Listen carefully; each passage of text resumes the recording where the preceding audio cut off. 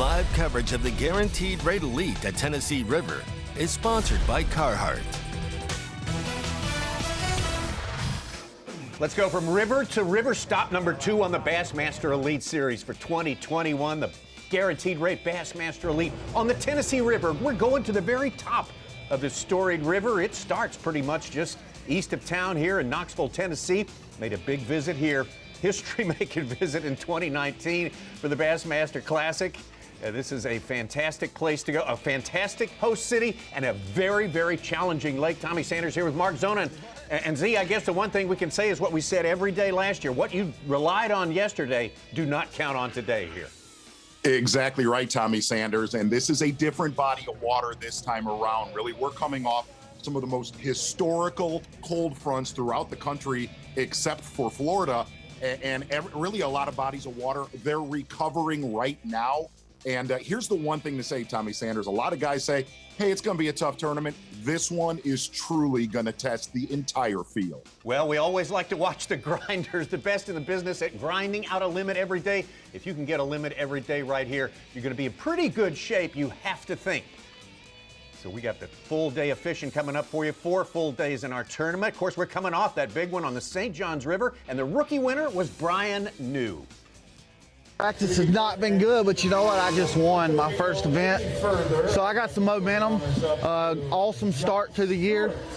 Financially, I'm good to go. I need to get some points now, and you know, I don't know. Hasn't been a great practice, but we're gonna go out there and we're gonna get after it and hopefully catch a bag. The last time I was idle in these waters was in 2019, almost the same week. And I was in contention to win the Bassmaster Classic, and here we are again idling by little different conditions. The water is maybe 5 feet lower than last time and almost 10 degrees colder than last time. So I'm going to touch some of that stuff I fished a couple years ago, but it's always dangerous fishing off history. So I'm going to fish off a little bit of history and just instinct and just knowing, you know, I've got these preconceived notions of these big giant ones on main river swings biting a swim bait or biting a shallow crankbait. So we're going to keep checking that kind of stuff. Got 2 different programs going, smallmouth on the main river and backwater largemouth.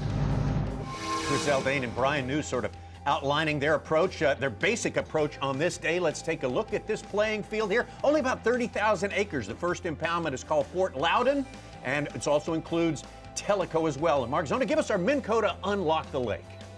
Exactly right, Tommy Sanders. And you're looking at Tellico down at the bottom of your screen. Let's call it, if you combine Tellico and Fort Loudoun, it's a big playing field, really between 90 to 100 miles. But what's different about this area of the Tennessee River, not quite as many creeks as you see, on Wheeler, Kentucky Lake.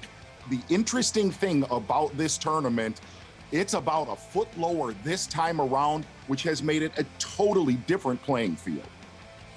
Well, we'll be watching this playing field all day long. How do these anglers handle this? Well, let's talk to one of the greatest anglers of all time. That would be our own Davey Height. So here we are, Knoxville, Tennessee, home of the 2019 Bassmaster Classics. The last time we were here, Tennessee River, but a very different section of the Tennessee River. We don't have the big arms, the big flats where you see so many people fish on the Tennessee River that we've so often fish there at Guntersville, Kentucky Lake, so forth, so on, Chick, all those places. So it's a different tournament because this section of the river, but it's also going to be a different tournament. But the water temperature, water level, a lot of water flowing, a lot of current.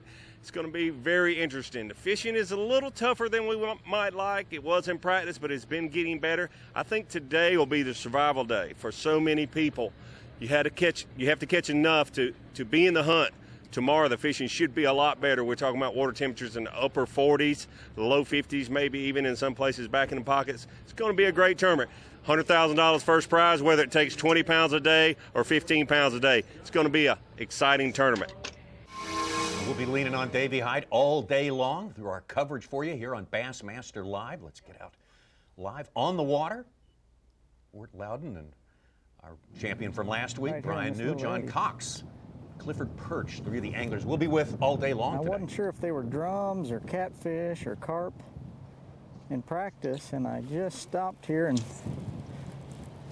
dropped down on, threw out there, you know, saw a couple rocks where it kind of broke the current, and caught about a 4-pound smallmouth right about the last 5 minutes of practicing yesterday. So, and that was right after I'd caught a 6-pounder in there. So although practice was really long and boring and hard, I had 10 pounds in about the last 20 minutes last night between 2 fish. So it gave me a little bit more encouragement that I could catch them, because I haven't been catching very many. But yeah, I had a 4-pound smallmouth here and a 6-pound largemouth just inside of here. So I'd like to redo that sometime today, tomorrow.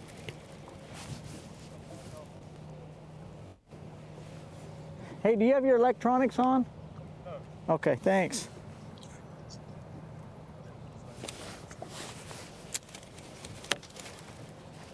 Where'd he go? I just saw him.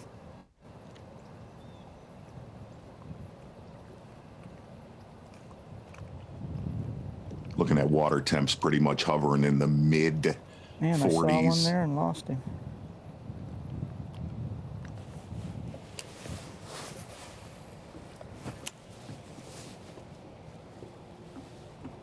A couple of anglers we talked to said some of the backs of the creeks and pockets, though, yesterday afternoon, they had a pretty big blow yesterday, about 20 to 30 miles an hour.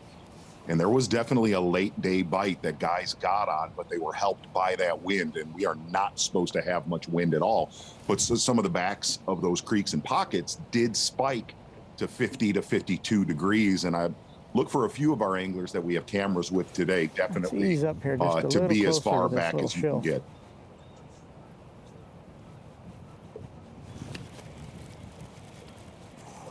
Clifford Perch, whom we just heard from, great classic here back in 2019. Had a great first day, 16 pounds and 11 ounces in it, right next to a bridge in one of these smaller type creeks that are common here. Yeah, and what's different, Tommy, this time around, talking to Clifford Perch, is he said, with this water being, you know, a foot to a foot and a half lower this time around, it was already shallow where he caught him in the classic. And he said, that is just not going to be a player, you know, this go.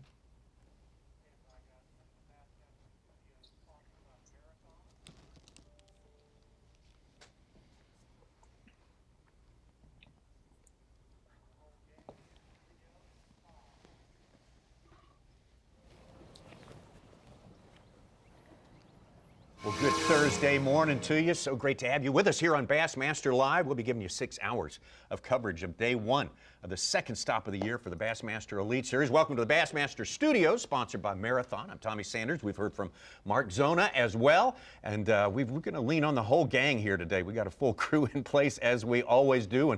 And Z, you know, temperatures, whatnot, the grind, do you look for somebody who's using the right technique? You look for somebody who's got a great history here? How do you go about what we inevitably do, is try to pick who's going to prosper on the first day?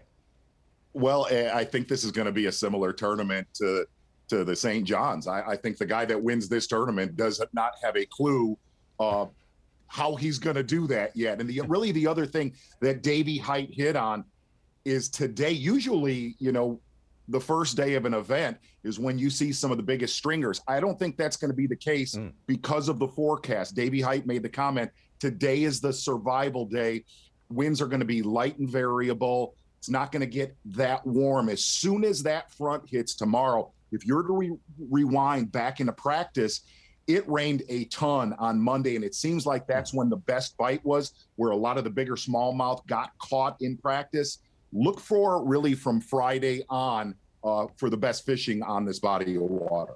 All right, we got a lot to look forward to during the course of this week, and especially the contributions of our other studio mates here, and then that would be Such and Ronnie. Ronnie Moore, you got a lot of categories to take care of. What are you focusing on this morning? Well, I think that the difference between Fort Loudoun and Tellico this week will be one that's going to be interesting to watch. Tellico being that clearer, deeper, probably a little bit cooler. Fort Loudoun being dirtier, shallower, has the tendency to warm up if that sun hits it in the backs of the pockets and whatnot.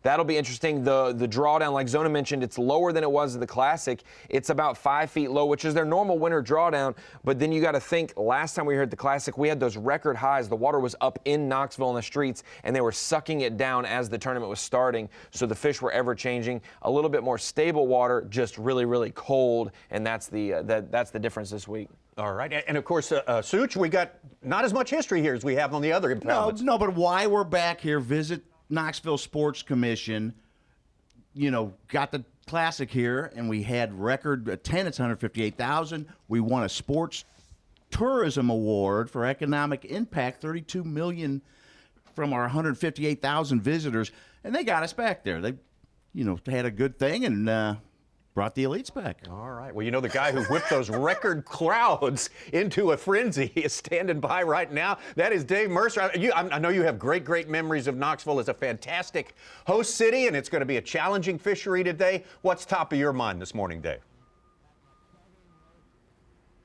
Guys, I mean, it's incredible to come back here. That Classic, so historic, such an amazing event. And whenever you return somewhere like that, I mean, you can't help but feel good. But the two most important things here is it's been a long time since I've, anglers, they sore mouth, they talk about fisheries all the time. They're like, I'm not going to catch them. I'll be lucky if I get a limit. I'm lucky if you get...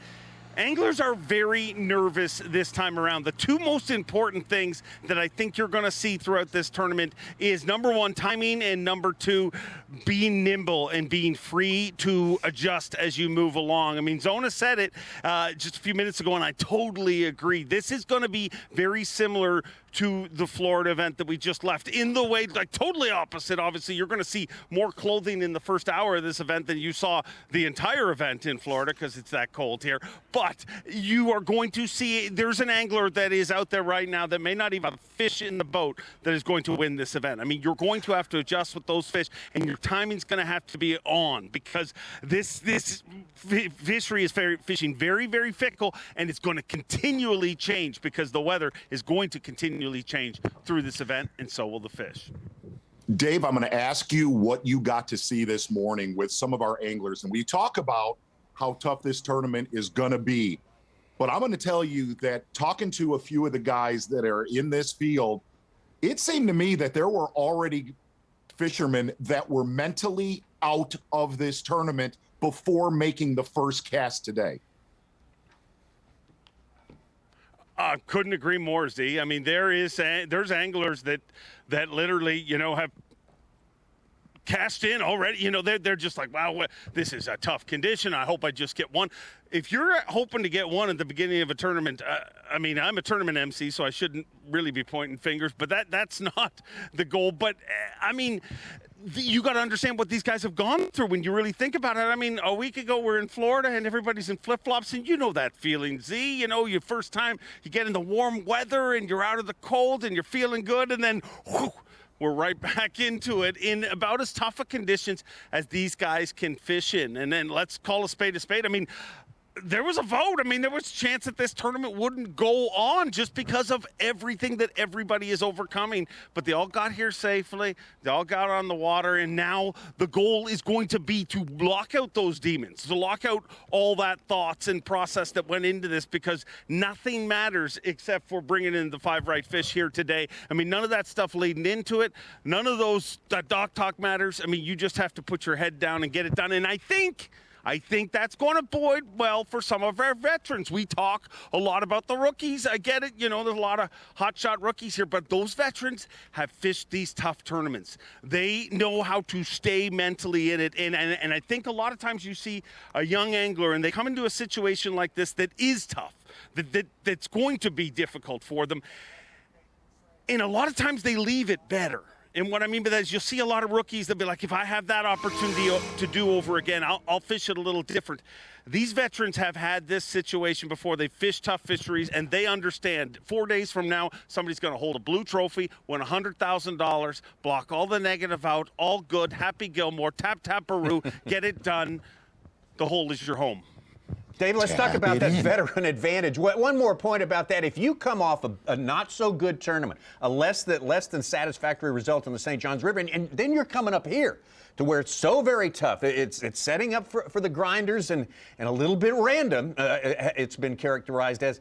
I mean, who's got the advantage there? I mean, obviously that veteran advantage is going to play in that situation, right?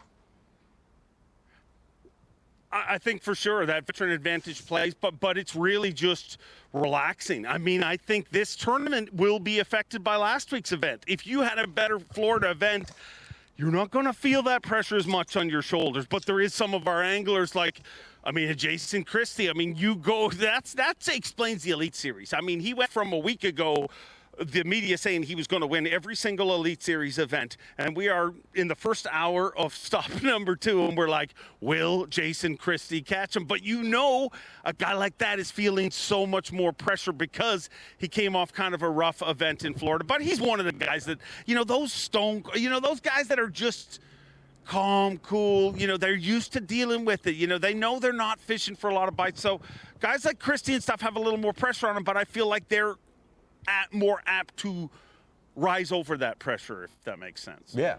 Dave, quick bit of housekeeping here. We got 2 different locations for our weigh-ins, right, over the 4 days, correct?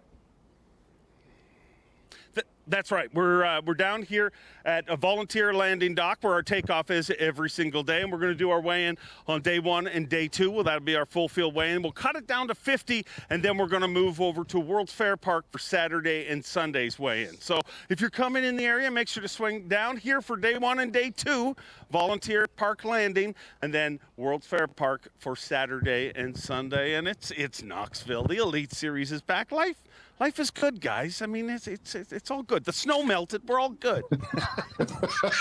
Thanks, Dave. Mercer. Yeah, Knoxville, delightful places we found out during the Classic there in 2019. Tommy, let me break down just a little bit when we come back. We're going to start dialing in really the differences between Fort Loudoun and Tellico. And like Ronnie Moore said, there are many differences to go through. All right, we look forward to all of that. Meanwhile, we've got 5.5 more hours coverage taking you up to that aforementioned weigh-in coming out. First day action here on Fort Loudoun and Tellico. Second stop on the Bassmaster Elite Series. The Guaranteed Rate Elite at Tennessee River is sponsored by Humminbird, Mercury, and by Nitro Boats.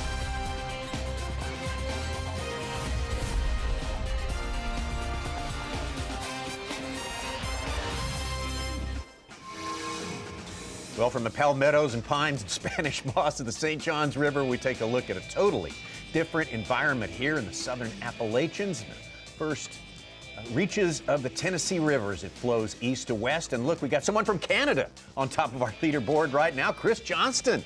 A couple of good ones in the boat so far.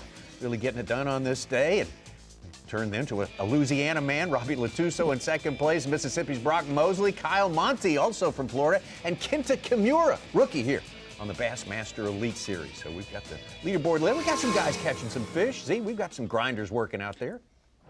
Exactly, and really the majority of our field, just looking at our maps right now where angles are at, Fort Loudoun's getting the majority of the attention, and going off of that Classic and learning as much as we did from Foe, seems like Fort Loudoun definitely the more consistent between Fort Loudoun and Tellico. These deeper pockets and wait for balls of shad to cruise through. Like if they're here, they'll tell you, they'll smoke it. I'm just throwing a little underspin swim bait right now. But it's not a matter of, trying to coax one to bite.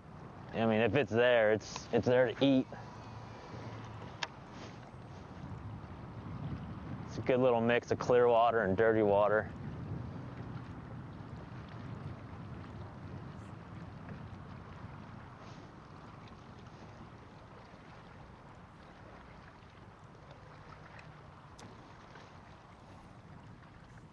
Like you said, Z, 15 anglers roughly in Tellico already, which with the way takeoff was and what time it is now, that is the full duration of their run. It normally takes about 45 minutes to get to the Narrows between Loudoun and Tellico.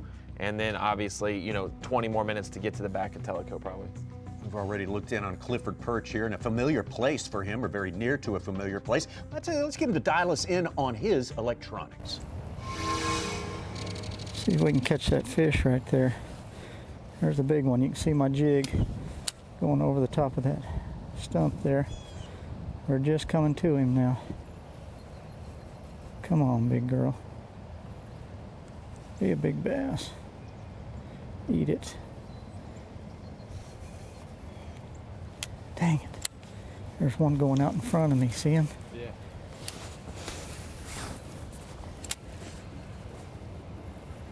They're kind of swimming. Oh, shoot, I fell right behind him. See him? Yeah, let's try that one on the bottom there.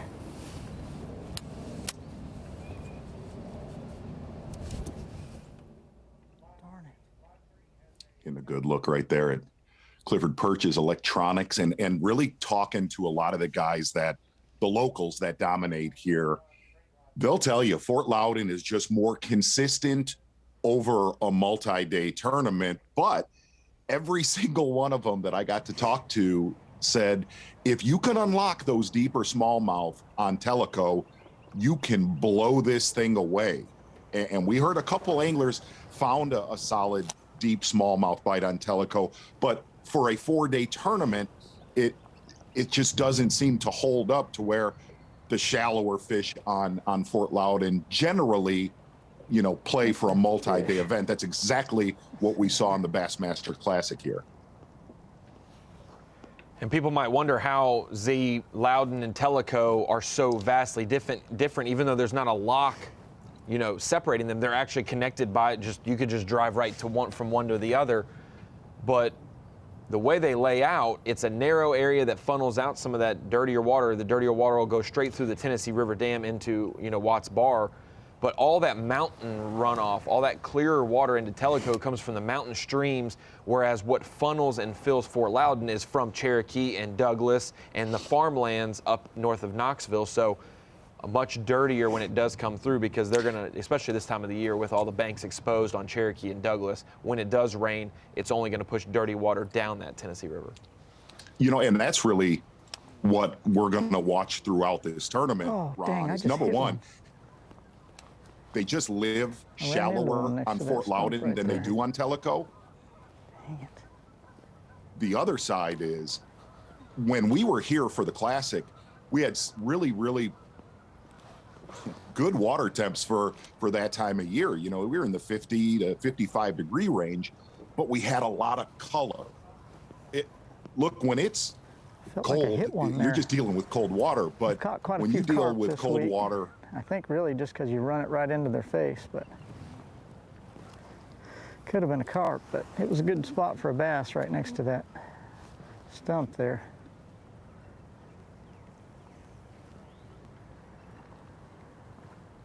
You know, what we're going to have to watch throughout this weekend, if we get a really good push, going to get up to Brian New right now, very shallow water. If we get some color with warmer water, this place will fire. Brian New coming from 6th place on the final day in the St. Johns River, knocking out 26 pounds and 4 ounces to, in dramatic fashion, take the first trophy of the year on the Bassmaster Elite Series. Jamming out. Yeah. As well on his way. I would be too. Yeah. Life is good, like he said. Financially, he's set. He needed that, and now it's just points-wise. But, hey, we talked about it the final day of the St. John's. Whoever caught 20 to 25 pounds was probably going to win it, and he was the only person to break that 20-pound mark with 26 on the final day. How about this guy? Pat Schlapper just took the lead. Our nation representative, yeah.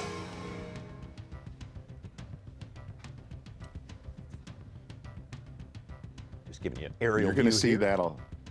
You're going to see that a lot today. Anglers getting as far back in these creeks and pockets. You know, the 3 major creeks that you're dealing with on Fort Loudoun: Sinking Creek, Turkey-ish Creek. Players in the 2019 Classic, we're going to see those exact same areas today. In fact, I think that's one of those areas, Tommy Sanders. You said 2 feet, 1 to 2 feet lower than than normal here? Yeah, and really, it's just, here's the biggest problem is the water being cold. Cold, muddy water sucks. Muddy, warmer water's good, and that's what we're hoping we see a little bit of before the end of this event. Yeah, before the Classic, we had really high water. Zaldane said it was 5 foot difference from last time. Look at that. Look at that. Little Fritz Side 5 Junior. I caught a freaking bass. Oh, that's so cool. I know he's 14. Holy cow, 14 he's inch 15 for and a largemouth. half. Oh, my Lord. Thank you, Jesus. I'm not going to zero. That was cool.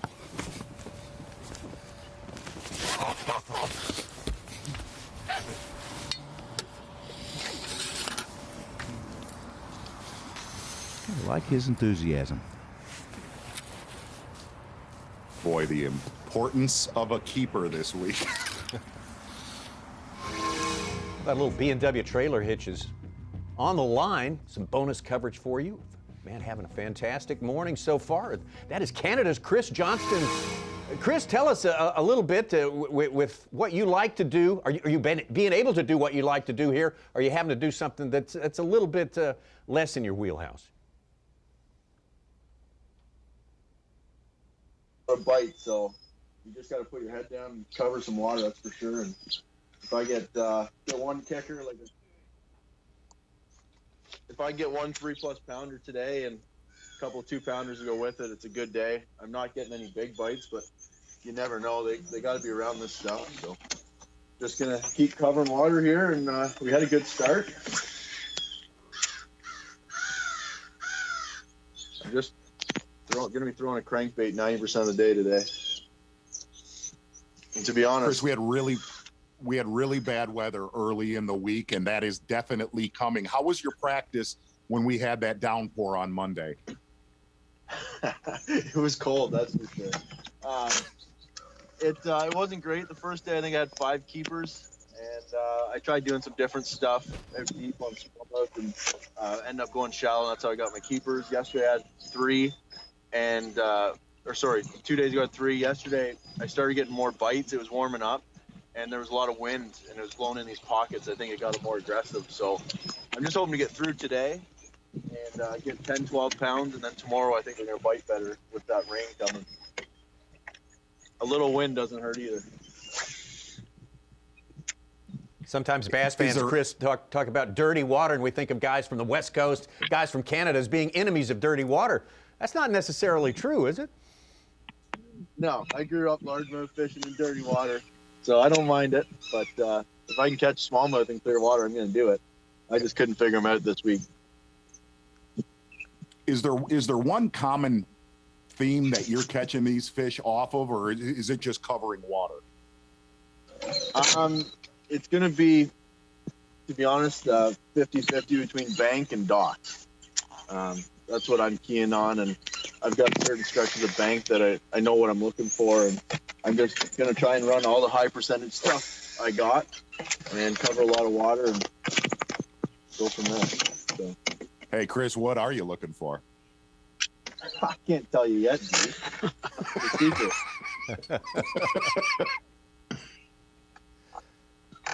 Are you going to have to open up some new places every day, Chris? Or are you just going to have to keep prowling around looking for new water, running new water every day? I bet 50% of the water I fish today will be new water. Yeah. And I'd like to get a limit and then really go looking for some new stuff, but we'll see.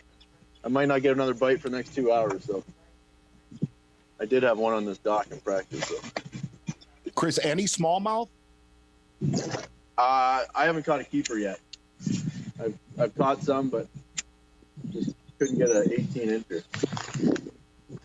Hey, Chris, good start. We'll keep our eye on it. Thanks for spending a little time with us. Chris Johnston out there with a really excellent start today. Steve Blocker, his marshal. We That's appreciate nice. that for the online bonus coverage there. Yeah, These are we keepers, appreciate nice. all that bonus coverage from all the marshals out here. There are They're good camera guys. Look and at that. They're their own producers. So we appreciate it. We'll be back to produce hopefully some bass. big fish results for you at some point during the day. We'll take a break and come back. Live coverage of the Guaranteed Rate Elite at Tennessee River is sponsored by Carhartt. Full field of 100 just getting started with our first day of competition here at the Guaranteed Rate Bassmaster Elite on the Tennessee River. There's one amateur pathway into the Elite Series. Pat Schlapper is the nation champion who made it in this time around. And the word on the street is this guy's got all the goods, too. And Pat Schlapper showing out for us a little bit today, taking over that lead right now, unofficially, according to Bass Track. Chris Johnston, whom we just visited with a few minutes ago, right behind him. Bob Downey, Bernie Schultz, the Floridian, coming up from Florida last week, or week before last, and having a good start today as well. That's the big fish of the day, 3 1/4 pound. All right. Once again, let's take a look at our champion from stop number 1, Brian New. Deeper, at the deepest point. And right here, I guess when they built this bridge, they dug it out because there's a 12-foot hole right there in front of us. And unfortunately, I got hung up on one of these rocks and had to get up here on top of it. But right here, as it comes up, it's just tons of rocks. You can see them. It's just mud over there, but there's a bunch of rock all down through here. And I just caught one, I lost one, and then I got hung up and I had to get on top of the juice, but I can see, I mean, there's a bunch of fish sitting there. I can see on my 360 and my live scope. Just, you know, it's been tough. They really don't want to bite, and I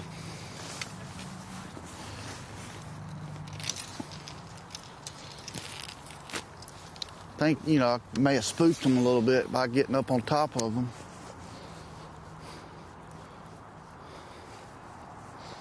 I was really wanting to run through the whole bait, all the baits, different options before I got on top of it and worked my way up to fish the culvert or the bridge.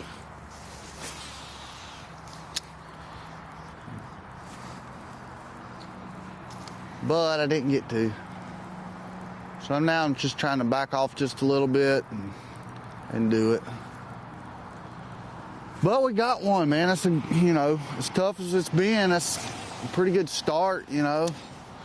At least I know I'm not going to zero, and you know, as tough as it has been, like if I don't get another bite today, and I still don't think I'm out of it, like I could catch a bag tomorrow and be in pretty dang good shape. But we'll worry about tomorrow. Today we're going to worry about today. It's Brian New talking about it. Proud of one fish, should be. If you've got one fish, you're in the top 20% of this field here right now. Exactly, and really listen to Brian New's excitement catching one keeper. That's going to kind of be the painting we're going to see all day here on day number 1 with these conditions. But Brian New made the comment. He made the comment at the St. Johns River looking at our Skeeter Boats rookie watch. We kind of learned Brian New definitely for real here on the Bassmaster Elite Series. And he made this comment, Tommy Sanders. I kept telling myself, man, that tournament on the St. Johns, it's just another tournament. He said, till I won. And he goes, no, it was not just another tournament. It was a special tournament. He's the special guy, of course, on top of that list you just mentioned there, the Skeeter Boats Bassmaster rookie watch. There's the rest of our, always a star-studded, it seems for the past few years, a star-studded field of rookies here. They've all got what it takes to be out here. Don't make any mistake about that. 6 of our 9 made the top 50 last week. 6 of our 9 rookies. Wow. That's outstanding. Very impressive. Get back on the water right now with Clifford Perch live.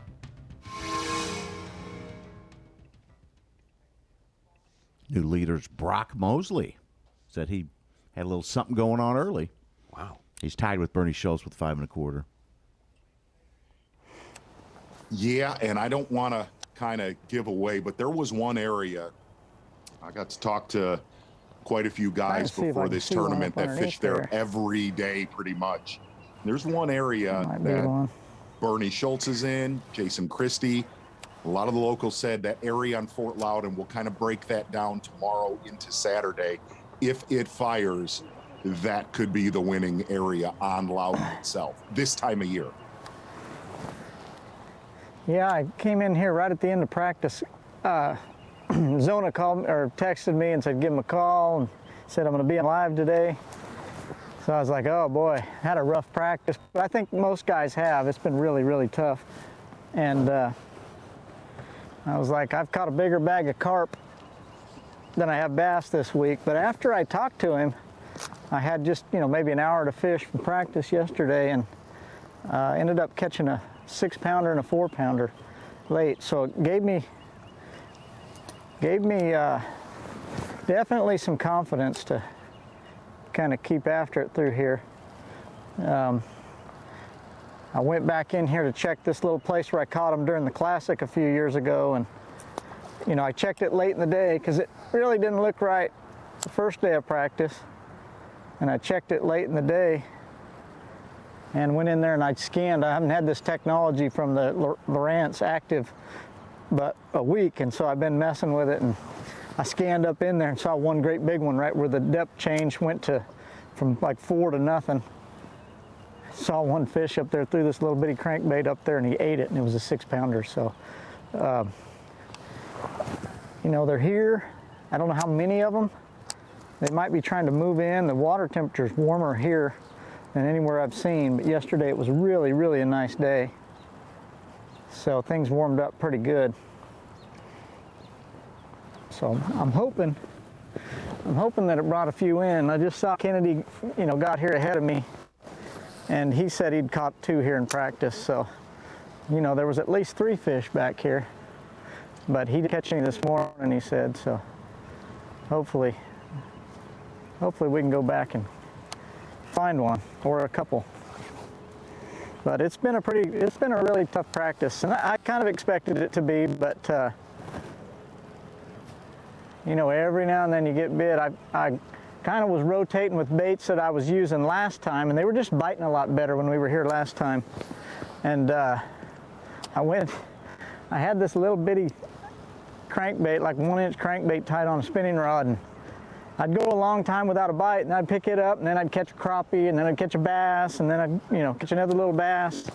So as much as I'd really not like to be throwing a 1-inch crankbait, it showed me that it will get bit when it goes by them. And as crucial as the bites will be this week, I'm going to be putting it to work quite a bit, I think. So at least until we get some more things going on. Live drone shot. The water's so cold that a lot of times it just takes a little bit tiny, subtle crankbait. A lot of guys are throwing the little 5 shad wrap, and this one's even a little bit smaller than that. It's just a little tiny, it's kind of a soft, tight wobble, no rattle, just a silent little dude sneaking through the water there. And they seem to like that red too, so that's pretty universal all through the South this time of year. Oh, look at that big wake one taking off. It's only like maybe 12, 14 inches deep right here. You can see that wake of something swimming off right there.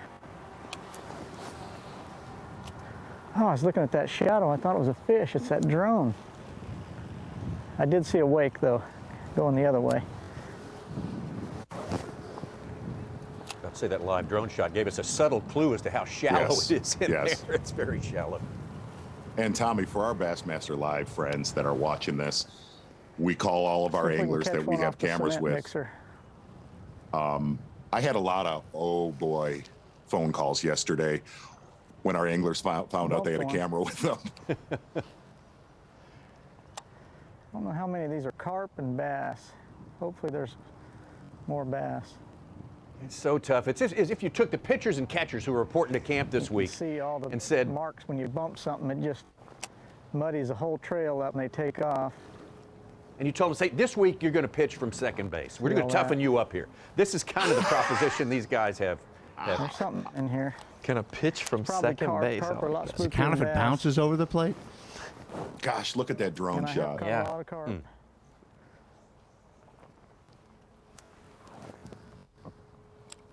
But this is going to be one of the, put it in football terms. We're going to get over to Brandon Lester right now with a really solid classic performance here back in 2019. But it's going to be one of those football games that, it's 6-9. Lester said that it was going to fish small this week in a pre-tournament interview he did with Steve Ray. He said, expect it to be tight. Where guys found fish, you should see multiple people, like Perch just said with Kennedy. They both caught fish in there, so they're both going to probably give it a try at some point. Well, if you gave the guys 5 field goals, I think they'd take it. 15 pounds. And really, Ronnie, what we talked about at the top of the show, what's different about Fort Loudoun and Tellico from other areas that we go to on the Tennessee River, there's just not as much backwater, creeks and pockets. Brandon Lester hooked up,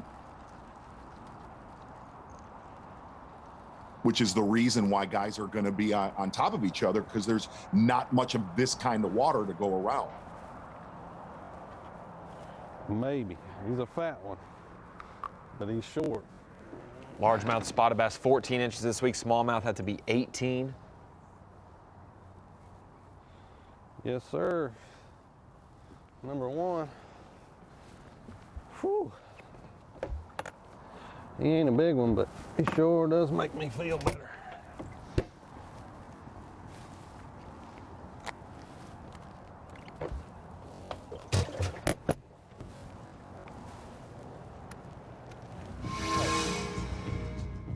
Brandon Lester, Keeper sixth right in the Classic here, 2019.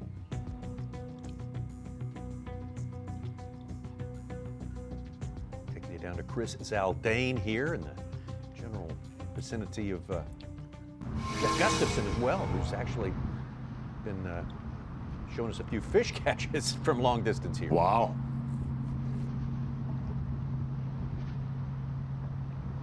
Two great smallmouth fishermen. The limit's gonna go a long way, dude. That's a good one. Yeah. And those are smallmouth too. 18-inch limit, like you said, Ron Moore. And we were told, keep your eye on Gustafson here on day number 1, already with 2 solid smallmouth in his live well.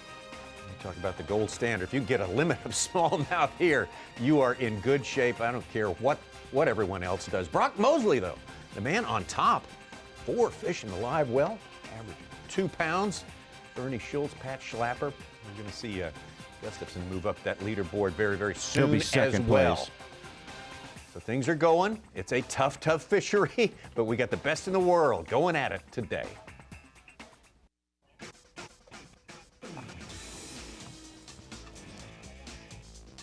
Guaranteed rate Bassmaster Elite on the Tennessee River. We are following the exploits on day 1 of Brian New, our first champion of the season down there in Florida this season, which is only 9 regular season events. It'll take us for multiple stops in Texas, multiple stops in New York this summer, and three events on this general body of water, the Tennessee River, throughout the course of this season. I think they're going to look a lot different throughout the year, too, Tommy. I think you're right. And really, hey, looking at Brian New, and we see guys like Brandon Lester solely targeting largemouth in the backs of creeks and pockets, to guys like Zaldane or Jeff Gustafson that are solely targeting the 18-inch or better smallmouth. They just live in totally different areas. The smallies are way more main lake oriented, to where this time of year, a lot of the largemouth that are being caught way back in the creeks and pockets. Well, the morning update is it's no different in my practices. This place is fishing really tough right now, and usually this time of year when the water's cold, the first thing in the morning is usually really good, and I'm trying to take advantage of that and run as much stuff as I can early, and then you usually have a big lull, and then it starts picking back up when the sun gets up late in the evening and warms it up. So, right now is a great time to be catching them. I just haven't had many bites. I mean, the first day of practice I caught 1 keeper, second day of practice I caught 2, third day of practice I caught 1, and it's it's just been tough, and you know, I don't know if I've just the way I practiced or what, but I know this place a little bit. I don't fish Loudoun very much. You know, I'm about an hour and 45 minutes northeast of here, and we fish Douglas and Cherokee a lot more, but this place is just fishing rough, and you know, they've got the spill gates open right now. There's a ton of current in the river, you know, and I'm trying to get stuff right now that's kind of like out of the current. Like this is probably the exact same place that Ott won the Classic at, and it's a historically great area. It's got big flats in here that sits kind of off the main channel away from the current, and what I'm trying to key on right now. I don't know how much those fish are wanting to fight, you know, all the floodgates being open, and you know, the cold water. It's 40. The warmest water I've seen so far in the mornings right today. It's the first day of practice, it was 42 out here, and now it's 45. So, you know, good thing is it's warming up. We're going to have a good evening with some good sunshine, and that should make for at least some fish catching. But yeah, I'm just telling you, I'm just trying to get a bite. I caught one short this morning.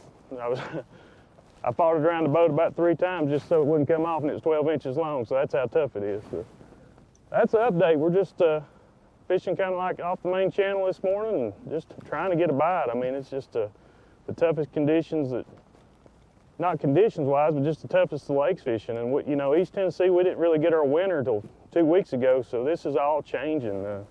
Water temperature's really cooled off. We've had a lot of rain here recently, and the floodgates are open, so a lot of negatives, but, you know, they're still going to catch them. Somebody's going to catch them, and we got to make adjustments today to do the same.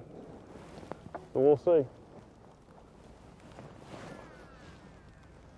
The update from David Mullins, who's from Mount Carmel, Tennessee, really just on the banks of the Holston River, which comes together with the French Broad, as he mentioned, to form this Tennessee River just a few miles east of here. Definitely a guy with some hometown knowledge, and boy, that's played before here. That's an understatement. Yeah, it does real good on Douglas and Cherokee, just upriver from here. And really kind of to touch on what I was talking about for our viewers that have not been to Fort Loudoun and Tellico, on these bodies of water, generally the smallmouth, they just live closer to the main lake. If you rewind to the Bassmaster Classic here in 2019, you don't see guys going up in pockets and catching a number of smallmouth. They're either on that main lake or within, say, 100 yards to 200 yards of that main lake. They kind of live there, feed there, spawn there, but they tend to get, if you rewind to that tournament, talking to a lot of the locals, when there's bad conditions, rain and wind, low ceiling, and color and current, those smallies, those shallower smallmouth definitely turn on. That is not what Jeff Gustafson's doing down near really the cut through between Fort Loudoun and Tellico. He's on a little bit different game. Seth Feider said last night, he said, man, you need to keep your eye on Gussie. He's figured out those deeper smallmouth, which generally is the X factor that you don't see happen here.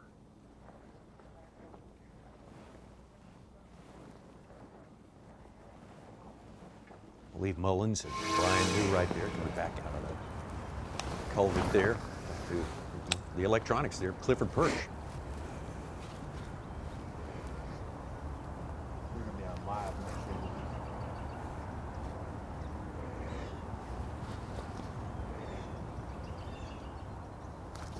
Got him.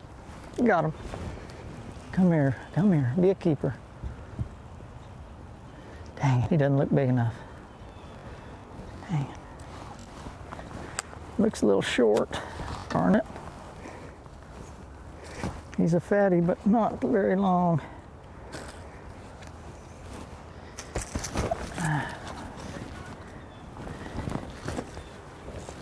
I don't think he's going to quite do it here. I saw him sitting over there. They kind of followed the glide, but I was hoping to get that one giant one. Has to be 14 inches for largemouth and spotted bass. I got the little guy. 18 on a smallmouth. That's a good smallmouth. Yeah, 5 of those, man. And Good there are times where you can only weigh in one 18-plus inch Yes. smallmouth, but not this week because it's early in the year. You can weigh in 5 at a certain point in the year. I bet he's 13. Only weigh in 1. 13.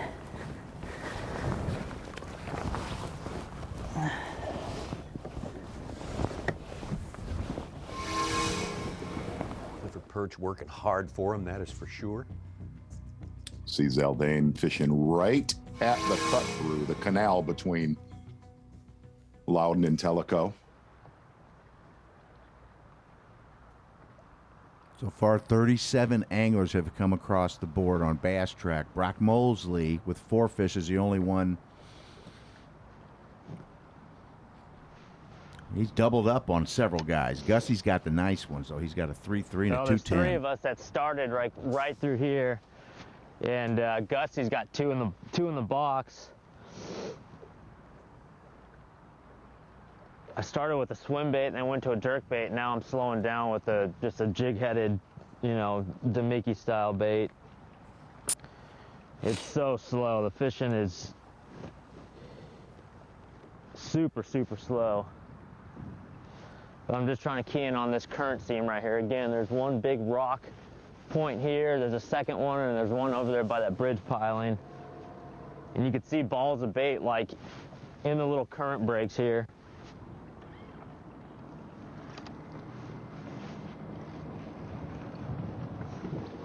I'm gonna alternate between a little swimmer and that small little fluke.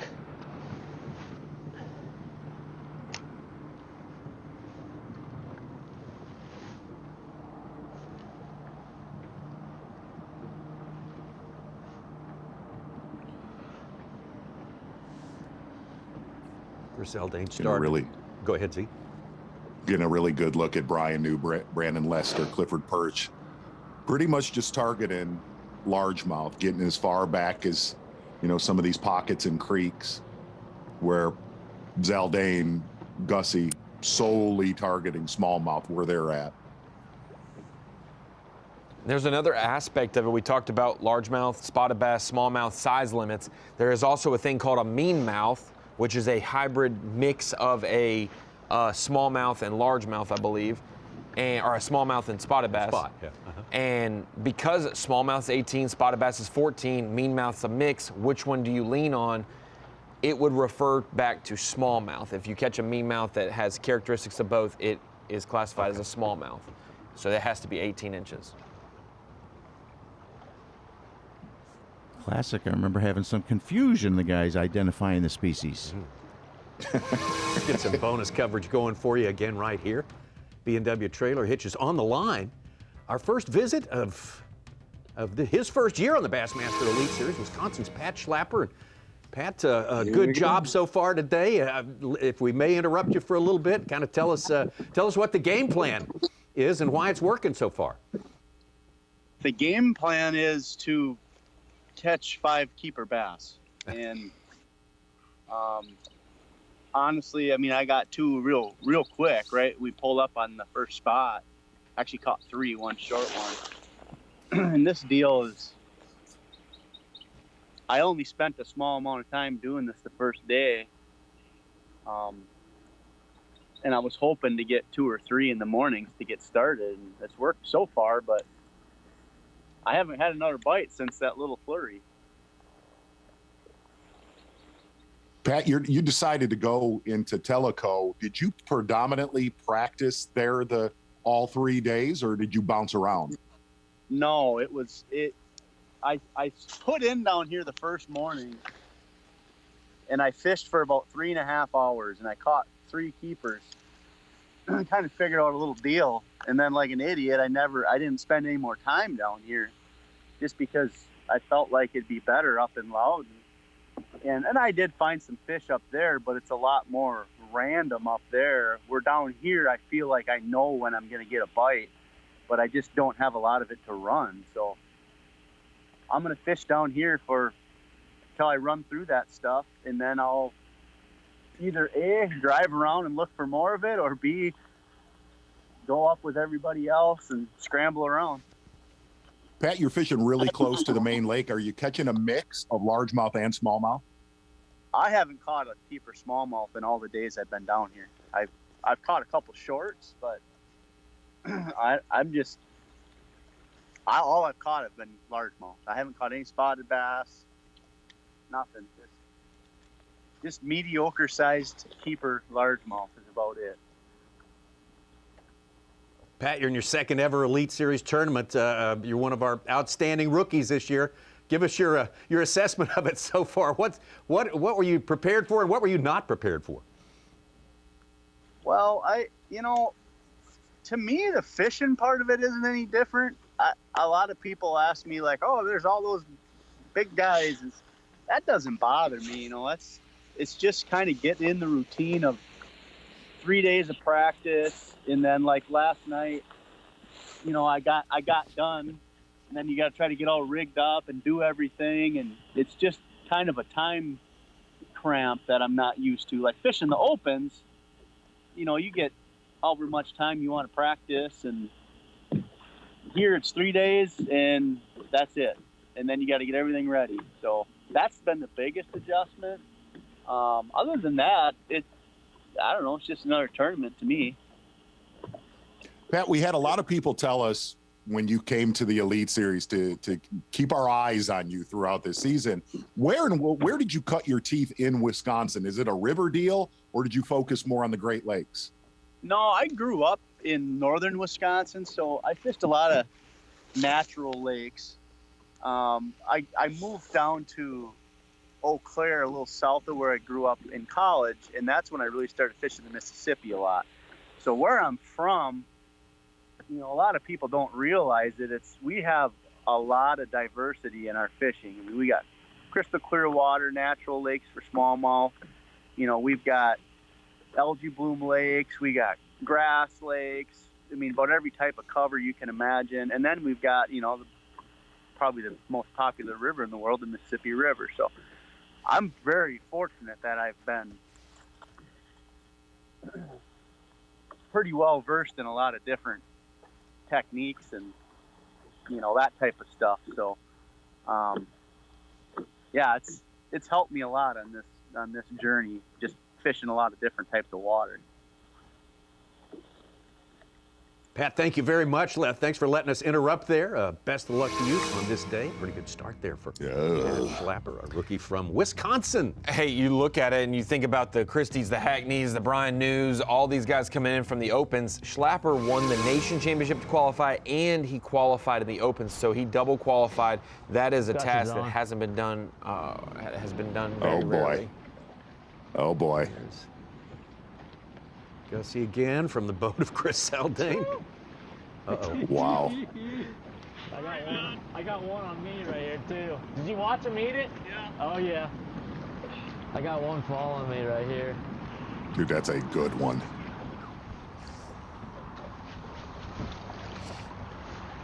It's a freaking giant. Probably 3.5, 3.10. They're just not heavy, I don't know. 20.5 inch. 3.5, they're just not heavy. He's got the lead. Gussie, our 8th lead change of the day. Okay, we go to the hills of Tennessee, the mountains of Tennessee, and we got 3 Canadians in our top, looks like top 15 right now. What other developments are on the way? Kind of getting things going here. We'll be right back. So proud to be bringing you this live coverage of the Guaranteed Rate Bassmaster Elite at the Tennessee River. There's a look at our unofficial leaderboard, bookended by a couple of Canadians and a Canadian in the middle. 3 of the top 10 from Canada here in the hills of Tennessee, East Tennessee here. And Tommy, a lot of guys that are used to cold water and cold weather, like Dave Mercer said earlier, and I am getting a couple texts. Our man Davey Height, he is definitely going to track Gussie down here in the next few minutes. All right, that sounds great. We've been getting some long-distance shots of him kind of loading the boat here, and as a result, he is the guy with a good lead at this point. Did you see the guy there, Z, on the leaderboard right there in 7th unofficially, Josh Streisner? I'm just wanting you to know. Remember, he was my rookie of the year. I'm just saying. Gussie's Top 20 fish last was the big of the day, a 310. Wow. You're a wizard, Ronnie. Not yet. Absolutely. Not yet. No way to put it. Ain't no other way to put it. Yet. Let's get out here, move up towards Knoxville, our fantastic host city. Look in on Clifford Perch again, place a lot of history for him. Really, really working hard. Got a couple of shorts out of here so far. And he's got a keeper as well. Said he caught a couple big ones late in practice yesterday. Not fishing too far from where he was at in the 2019 Classic. Mm-hmm.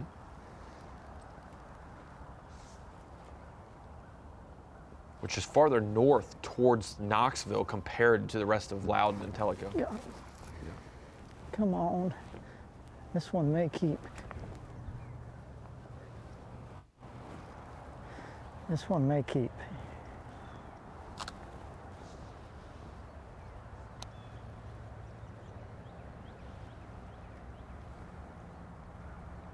I had him hooked in the mouth and he turned, and now I got him hooked in the side, but I don't think in the mouth.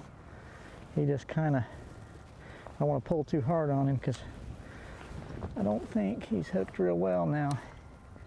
When I first saw him, he was hooked multiple places. Now he's just barely in the side. I don't want to pull too hard. Come here. Oh yeah, he's bigger than I thought he was. Definitely gonna keep. Come here. Ooh. I don't like pulling away from him. Let's turn him a little bit. Turn the other way there, dude. There we go. Come this way, come this way, come this way. Got him, got him. That'll work, that'll work. There we go. I thought it was like barely a 14-incher at first, but he's quite a bit better. At least he's a thick one. Nice fish. That's a nice fish. Thank you, Lord. I needed that one to get going this morning here. There we go. It's a pretty fish.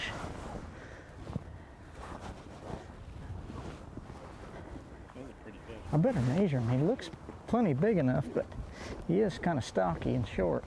Of the non-Tennessee anglers, he is by far the most seasoned with experience and skill here in past pro events, for sure. Yes, yes. Good keeper there, but you could tell the importance of a fish like that. Tommy, a little bit better than we kind of thought it'd be this morning. Like, we can work with this.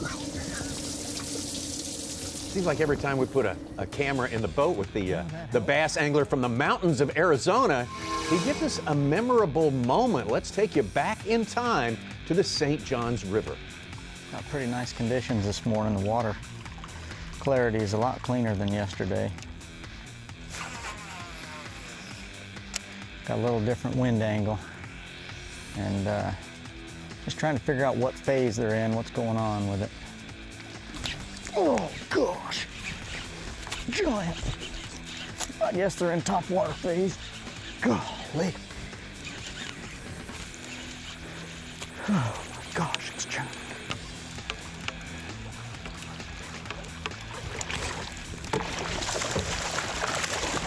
Golly. Oh God. Thank you, Lord. We may have figured out what phase they're in. I know what phase my heart's in. There's got to be a medical term for it, but that's pretty exciting. Whew. Thank you, Lord. The big one. That's what we call solid gold here on the Hit Parade for sure. You heard Gary Klaus say he remembered that fish catch. He was driving, didn't make the cut, said one of the best catches of that entire tournament. There was some pretty darn good catches. And Tommy, if you remember back to the 2019 Classic, we call Clifford the Golden Ram. Is that correct? I believe we, meaning you, did. Well, he's more like the sneaky ram because throughout that whole Classic, he never would tell us what he was catching him on. And even after that tournament, he said, no, I'm still not going to tell you. It's pretty clear right now. So it changes what you're able to do.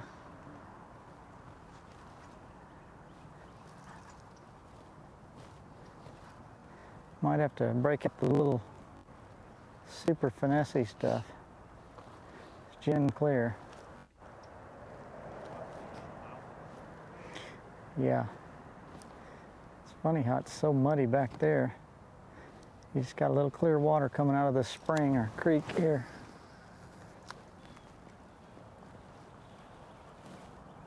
You can see it's not very deep. Starting to see a lot of boat traffic down there in that canal between Loudoun and Tellico right now. The old telegraph works pretty fast in this part of the country. It does. I talked to Casey Magnai and Mark Malden, who both so much history, Tommy, on this lake. Just got a text from Mark and said, there has been more 4-pound smallmouth caught where Zaldane and Gussie are than anywhere else on this body of water. Oh, what's that? What's that? What's going on? Look at this. Deeper, clearer down there towards the dam. They're chasing shad right there. Come on.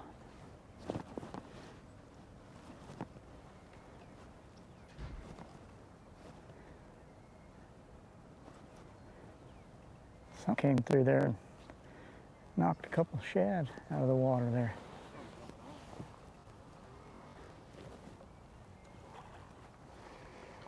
I feel like I need like a little tiny swim bait. It's just so clear. I can see really good now. Oh, there goes one. Oh my gosh. Dude, there's big shad right there. I need to get that glide back out. I just don't know if they're getting such a good look at it. Yeah, there's a bunch of really big shad right there.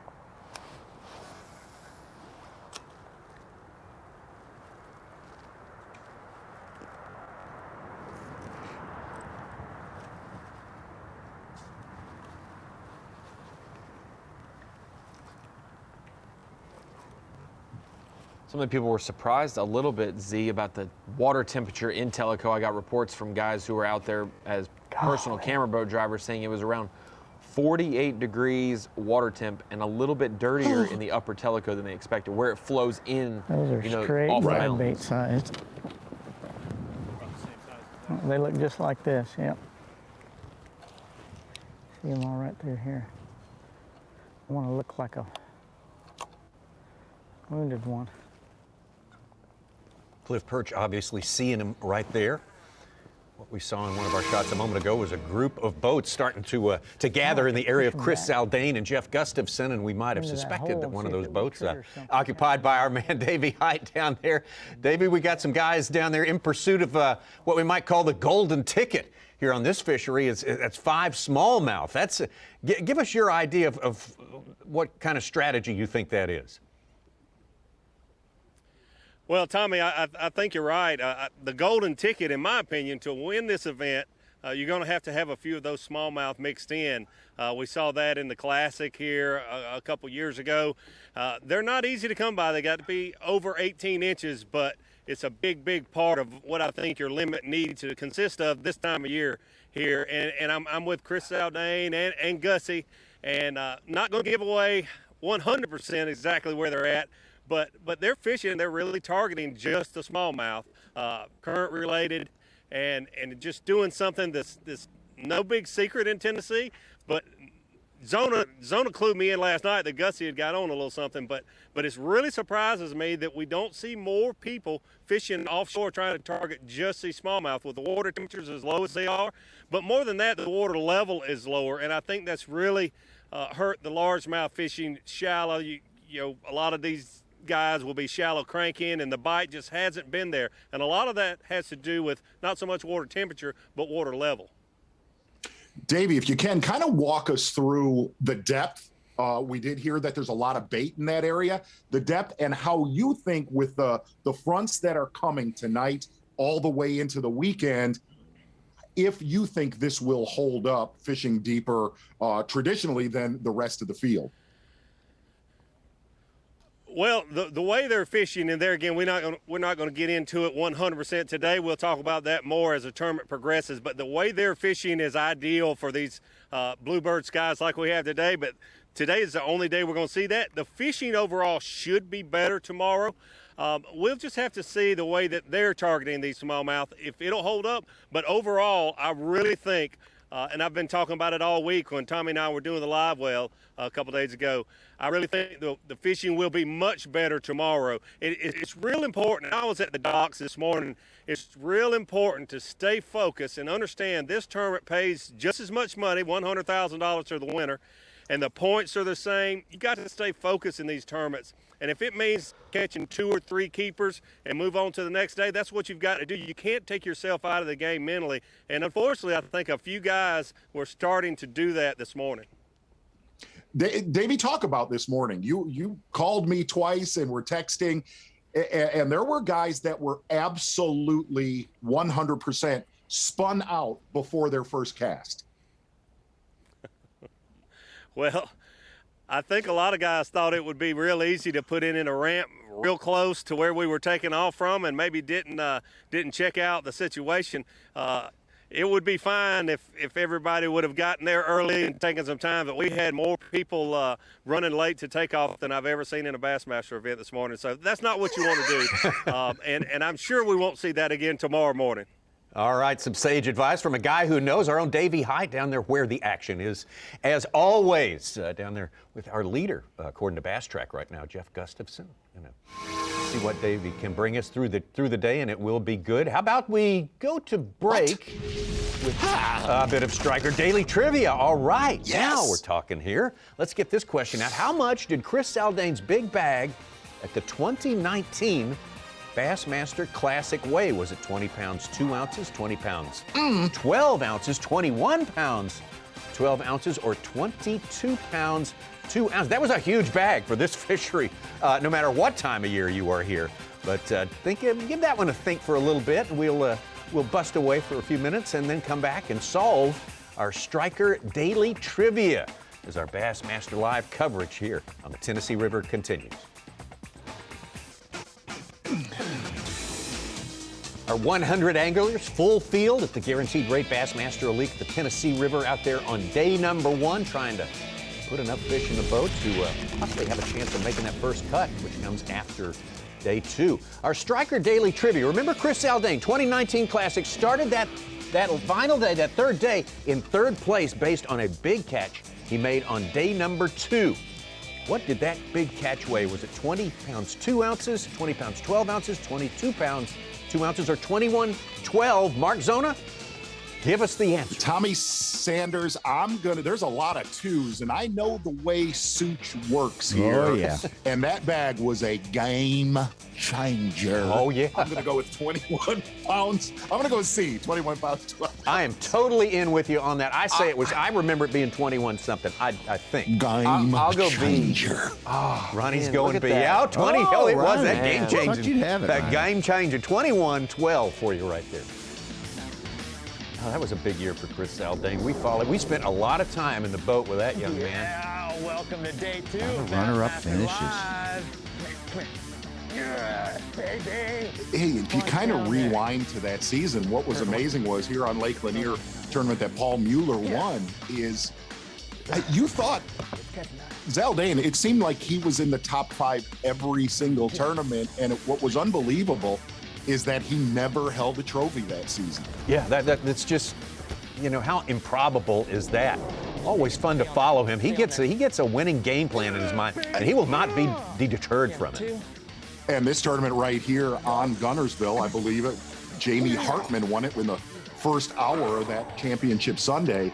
If there would have been another 30 minutes on the clock, Zaldane would have won that tournament. Oh, yeah, no doubt about it. Yes. Maybe another 7 minutes, Z. Yeah, exactly. And if you watch that whole season from Lanier into Gunnersville, he's a big fish player. The way that he fishes, you'd see him chucking the big spoon right there. But a lot of these tournaments, it's versatility, whether it's with real small swim baits, big oversized swim baits. When he comes to a tournament, he is there definitely to win.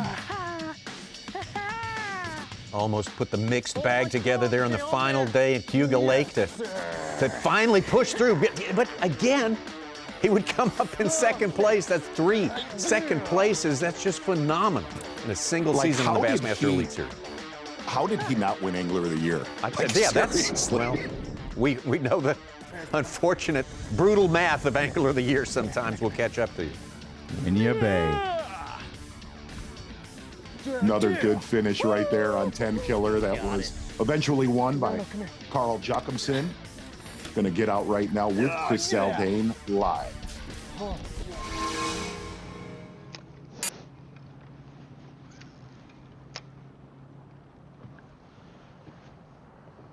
Yo. Yeah. Man, 2019, I fished angry, man. It was a season of changes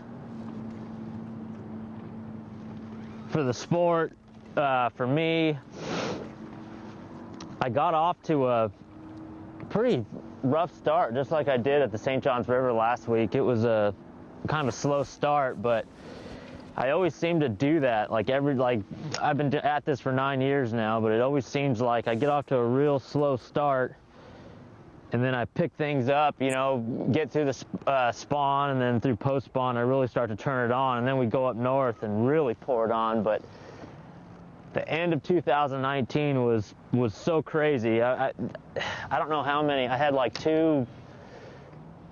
had 3 top 3s, 3 second place finishes. I think I had a 3rd, a 4th. I forget what it was exactly, but we were on a tear, man. Seems like everywhere we went, like every rod I picked up was just, I fished it with confidence and adapted every single day. From big spoons to swim baits to, finessing up north. It was all good, man. It's just sometimes those schedules really set up to, the way an angler likes fishing, and you see that in some of these guys that win the Angler of the Year. And I think I had one mishap. I think it was at Winyah Bay in South Carolina. If it wasn't for that mishap, I think I would have won AOY by a lot. But that's why we tour all around the country, and really, the guy who wins Angler of the Year, I mean, he's got to be so versatile. It just shows with our schedule. I mean, last week we were, catching spawning fish with 65-pound braid, and now we're doinking around in 40-degree water temps.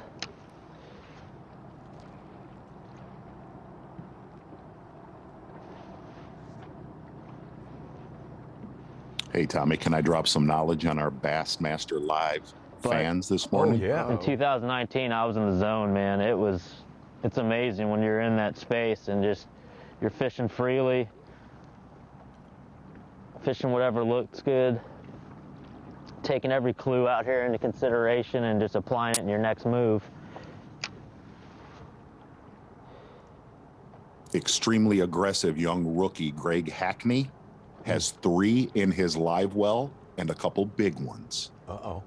That is some knowledge right yes, there. Sir. Yeah. Just got it off the water.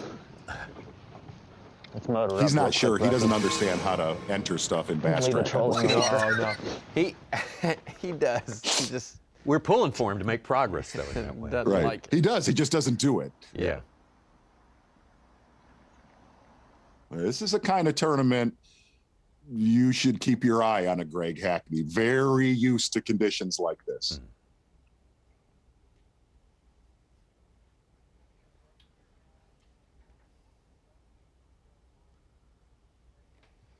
Look at another shallow water specialist there for sure from down south, John Cox. Yes. Heard from him early this morning for a minute or two. Still looking for his first keeper. Yeah, was not in the best spirits. He kind of actually laughed when we said we were putting a camera with him. And he said, man, I don't like cold water. And there is a lot of it right now on Fort Loudoun. It's kind of exclusively cold water there, but that's what everyone signed up for. Man, the guy who should know cold water, Canada's Jeff Gustafson. Another one? Oh my God, let's watch this. Again, this from the boat of Chris Zaldain.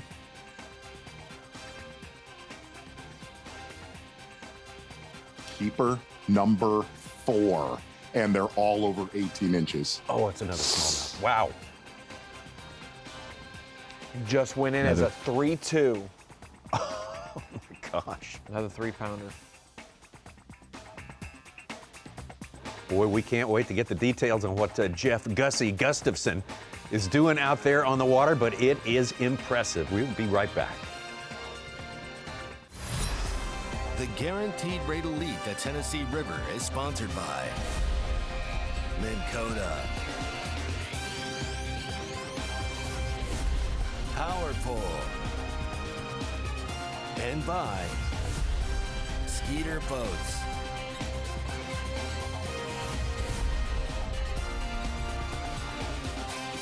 We're going to fish a lot of the Tennessee River this season, that is for sure. We're starting at the very top of it right there.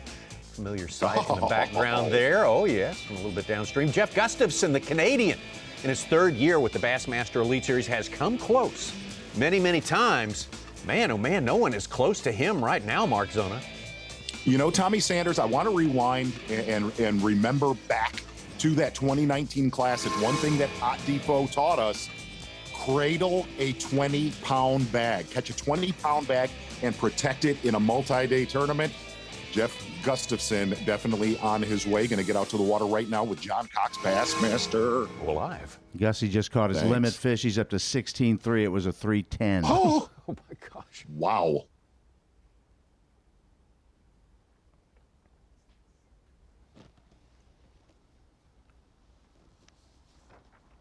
John Cox has won twice here on the Tennessee River. Speaking of this fabled waterway, both of them on Chickamauga. And he did win a professional event last year, early pre-spawn cold water with a crankbait. So he's not just a wacky rig during the spawn guy, but that is his favorite. And he's hooked up.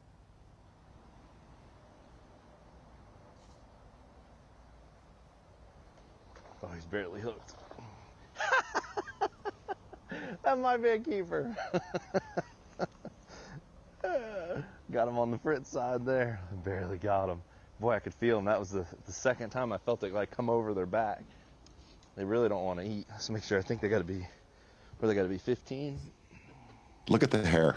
I know. It's phenomenal. No, got to be 14, John. Yeah. There we go. There's number 1. We ain't zeroing today. You know, if you walk into a gas station and see John Cox and you don't know him, you know what you say? There he is.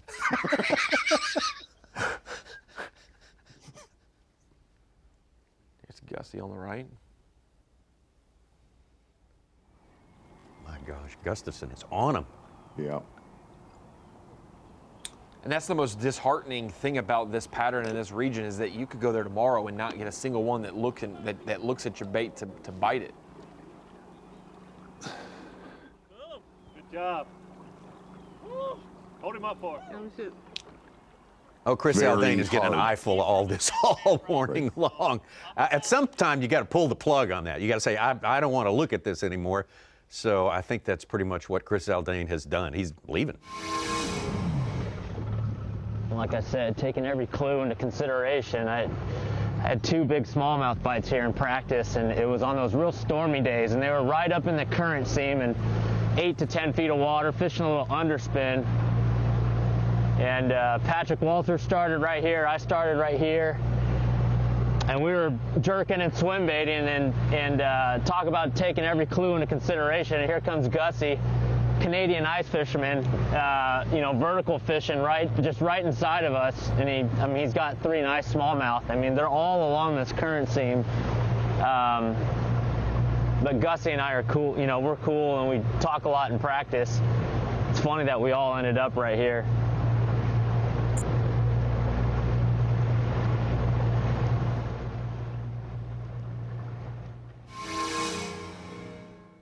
Now we're live in the boat with Jeff Gustafson. How long do you do this for? I mean, obviously every 18-inch smallmouth or better is going to be enormous in this tournament. how many of these do you sting on day one after you catch 5? Wow. Z, I feel like you got to catch as much as you can catch today because, like it is, it's the survival day. But tomorrow's weather, Saturday's weather, Sunday's weather, these fish might not even be here. And we've seen so many times guys catch them and lay off them, and then they never get back on them. It's one of those things. If you can have a 10-pound lead after day one, or an 8-pound lead.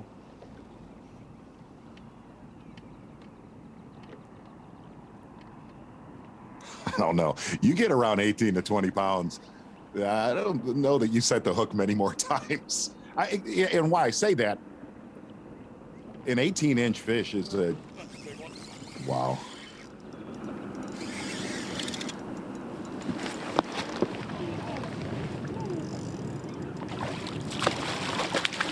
Another good one. Oh. Nice. That's awesome. And again, hats off to Seth Fighter. All right, I think we're going to get out of here. Tipping us off last night and saying, get near him on day number 1. He found him and he found out how to catch him. Here goes Z. He's going to call probably a 2.5 pounder with that one and get out of here. Wow. Oh, it's unreal.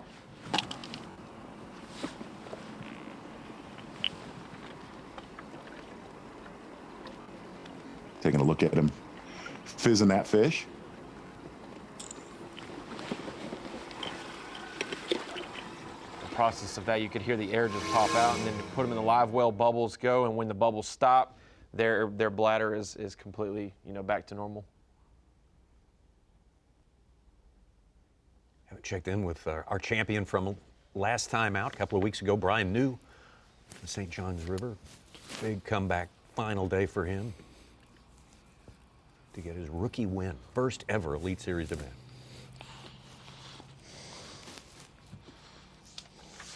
That's my story. You didn't know I could sing, did you? I can't. Except for when I'm in the truck driving by myself with the radio real loud. Then I can actually really sing good. Awesome. Awesome. Tommy, you'll find it interesting. Brian Will you guys New leave us idled alone? for 18 hours of practice, looking for isolated little rock veins. Thank you. He started on a community hole this morning, fishing right off of a bridge. But, we said he's best friends with Brian Thrift. And he said, look, man, this is my first time here. And all I really tried to find is stuff where they'll stop. They're obviously going to push back into these pockets and creeks to spawn. But I'm looking for little pre-spawn rock veins, areas like we saw Jesse Wiggins in the 2019 Bassmaster Classic. Yeah, that's right. Or here, yeah. No, here, yeah, absolutely. Yeah. Oh, he was in it Remember till that the last. I mean, till the last day. Yeah.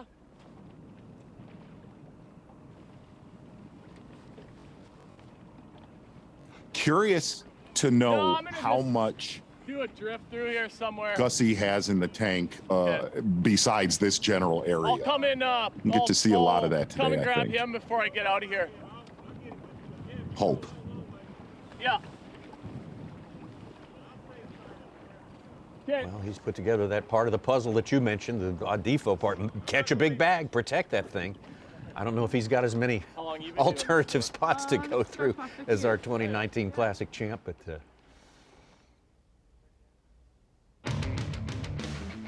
Oh. Not that music. Tommy Sanders, I'm going to tell number one, yes, please do, Ron. Your power pole replay of the day has been a Canadian Keewatin leopard or whatever Mercer says. I don't even know what it is. But he has put on a sick display so far today. We got the tip last night. Gussie was definitely on him, figured out some of the deeper, bigger smallmouth in between Fort Loudoun and Tellico. And he has put on a show. Davey Height got down there about an hour ago. Jeff Gustafson with 5 18-inch smallmouth or better in his live well. Tommy Sanders, that is the Power Pole replay of the day. Excellent. Did the music leave? Wait, where? No, it exactly. wasn't as forceful this time, the music. But really think about it. Think about Chris Zaldain. There's going to be your leader. By the end of the day, Gussie is going to lead this tournament. And I know that's very premature and early to talk about it. Poor Chris Zaldain got to watch a absolute throttling here this morning. There it is, unofficially for you. Jeff Gustafson just upgraded to just under now 17 pounds. We have it. He's upgraded even since that. Brock Mosley hanging in there. John Cruz making a big move up the leaderboard in the last 25 minutes, and another Canadian, Corey Johnston. They're in 4th place. Man, oh man. Jeff Gustafson in charge, living large here on Fort Loudoun Tellico.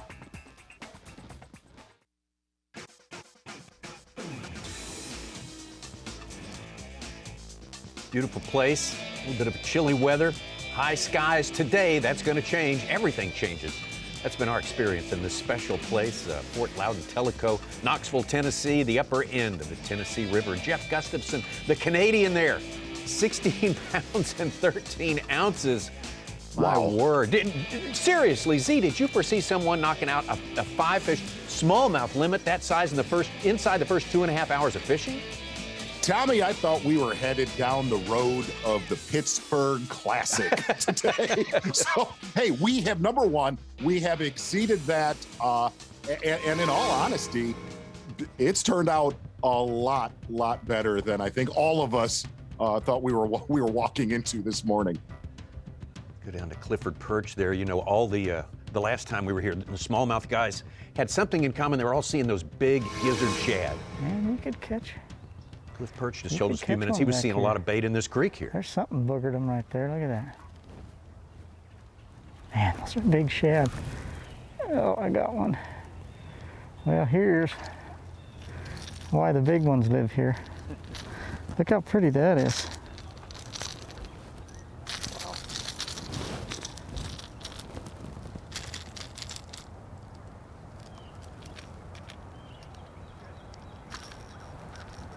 That's besides one of those bigger ones. That's kind of the average. I've seen some bigger. You can see not much different size-wise.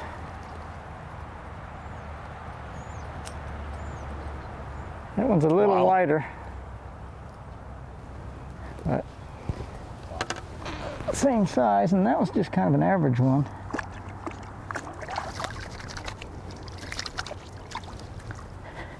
I've seen some bigger ones, so it tells you. See, they're all still right there.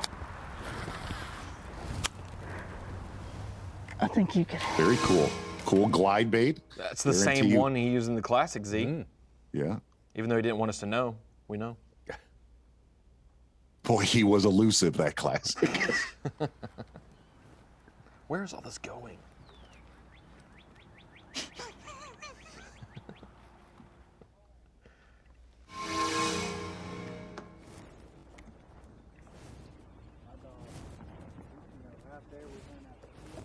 Yeah, right. Back over to David Mullins. Yeah. He knows what that means.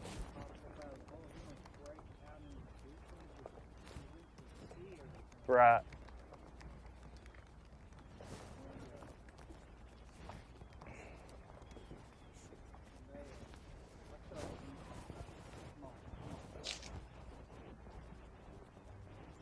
Hey, it's a largemouth. Hey, there's a keeper.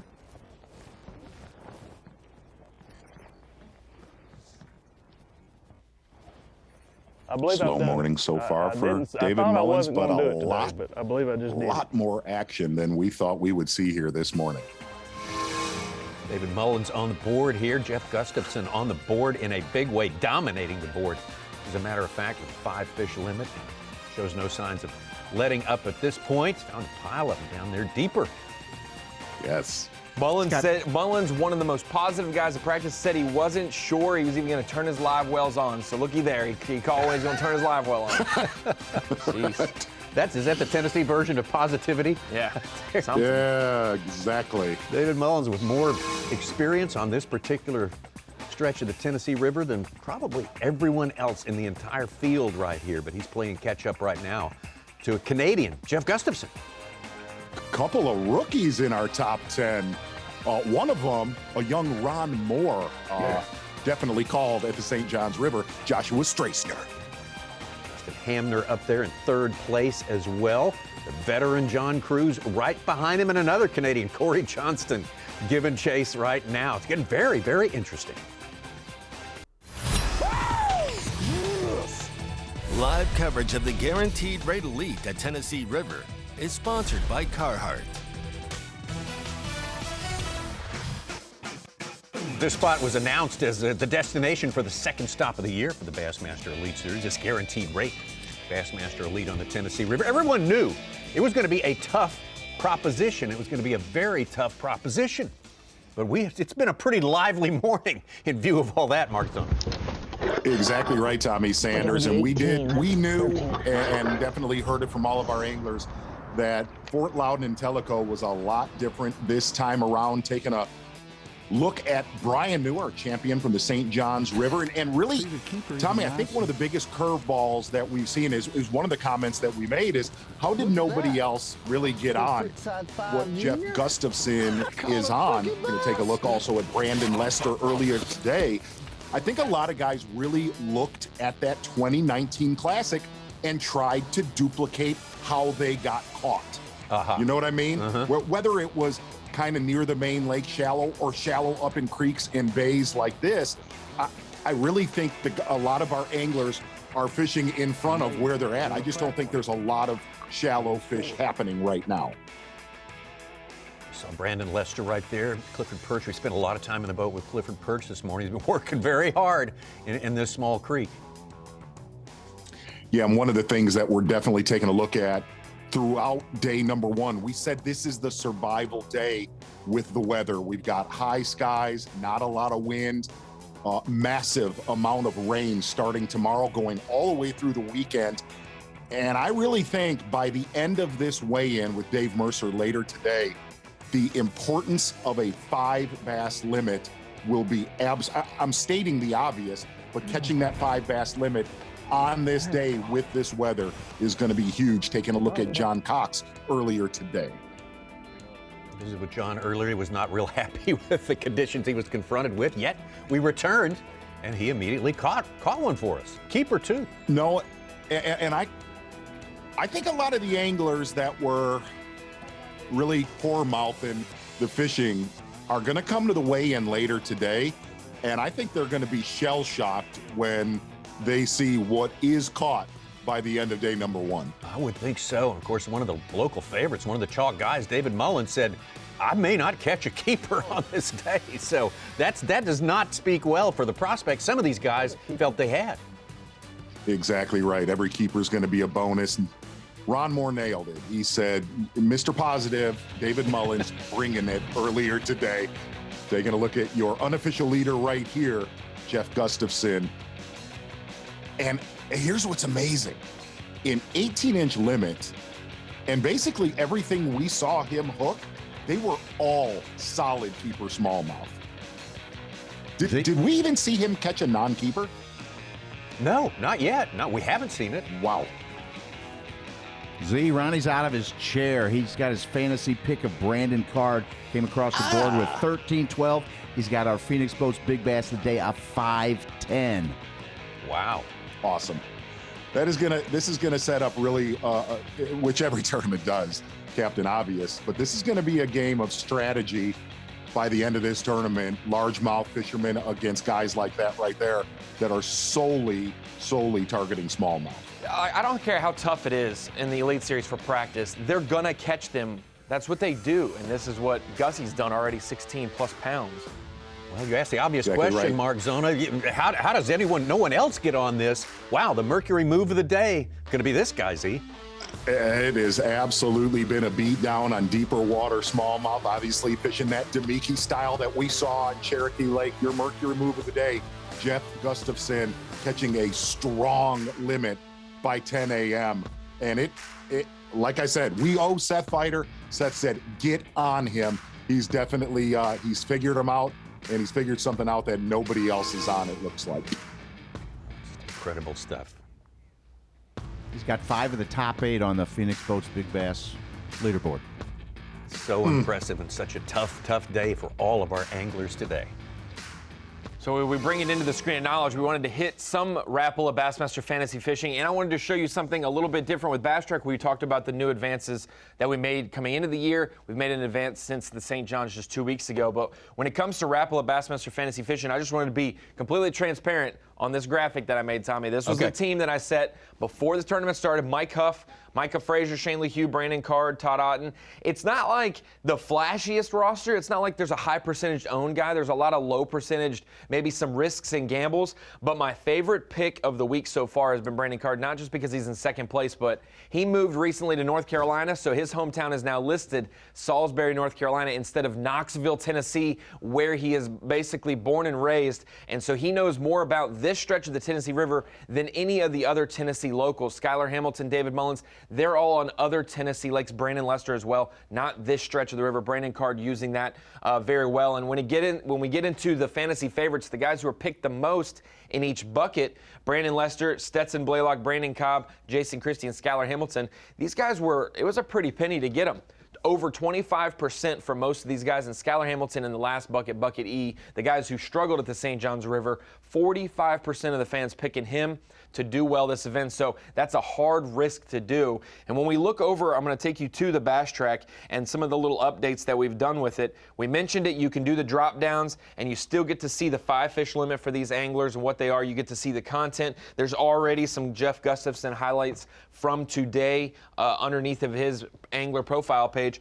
But here's another one. Up top, there's now an AOY tab, and basically on day 3, day 4 of this event, where a lot of the positions are locked, you're not just getting guys points for the first time. Everybody's weighed in a limit or weighed in fish and gotten points. You can now click the AOY tab and get an updated list of right now what the Angler of the Year situation looks like. Obviously, 20, 30, 40 guys haven't weighed a fish or put it in the live well yet, so they don't have points to their tally. But right now, Corey Johnston, Jeff Gustafson would be in the lead because of what they did at the St. John's and how well they're doing today. We do only have about 65 marshals or so, and then 6 cameramen, so about 30 guys that won't pop up because they don't have a marshal. Possibly they can input their own Bass Tracks, but. Hey, Ron, real quick, can you go back to that first page of your picks? And I want to take a look at the picture actually of you. Is that photo shot? What?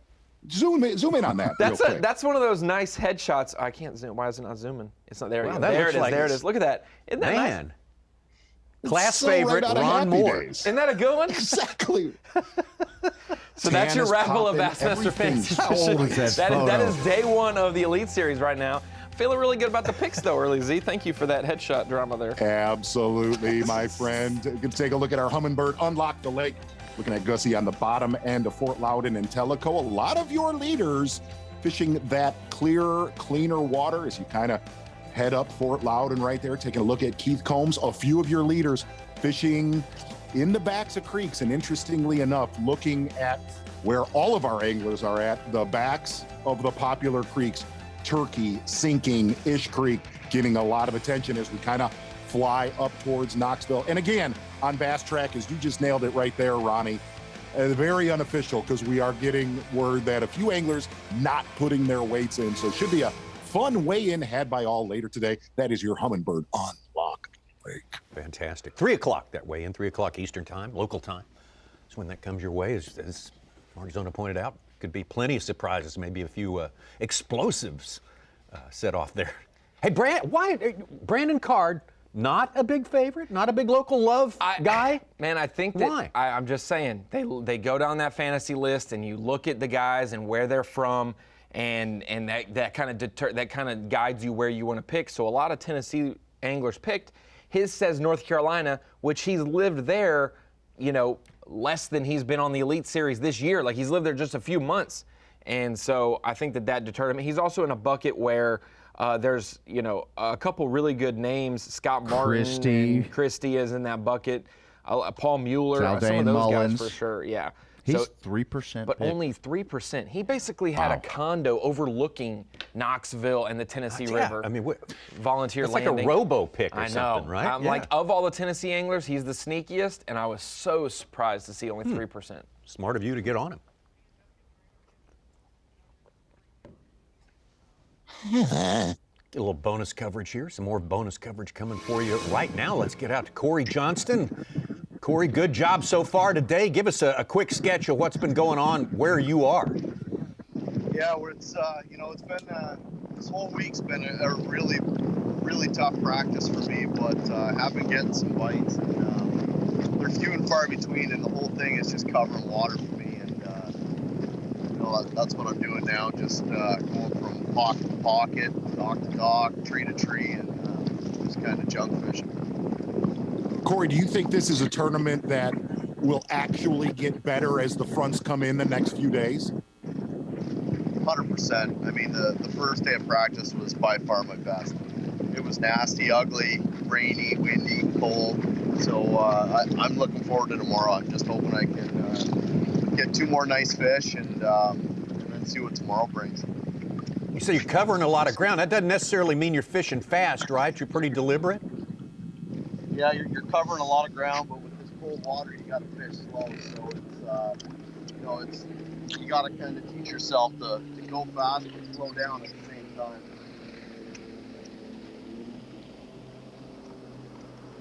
Are you looking to cover some new ground today, new water at any point today? You got plenty on your plate today to get through. I got plenty on my plate today. It's just a matter of trying to hit stuff that other guys aren't fishing. Like, I've pulled into this pocket and already, a boat ran out. My brother's in here, which I didn't know, and another boat just came in. So it's just a matter of, like I said, covering water and hopefully getting 2 more bites. And, I think 12 pounds a day is going to go a long way in this tournament. Any previous experience here, Corey? No, I've never been here before. It's just one of those spots where I back the boat in and go searching. But it's kind of how I like to fish. I like to fish shallow.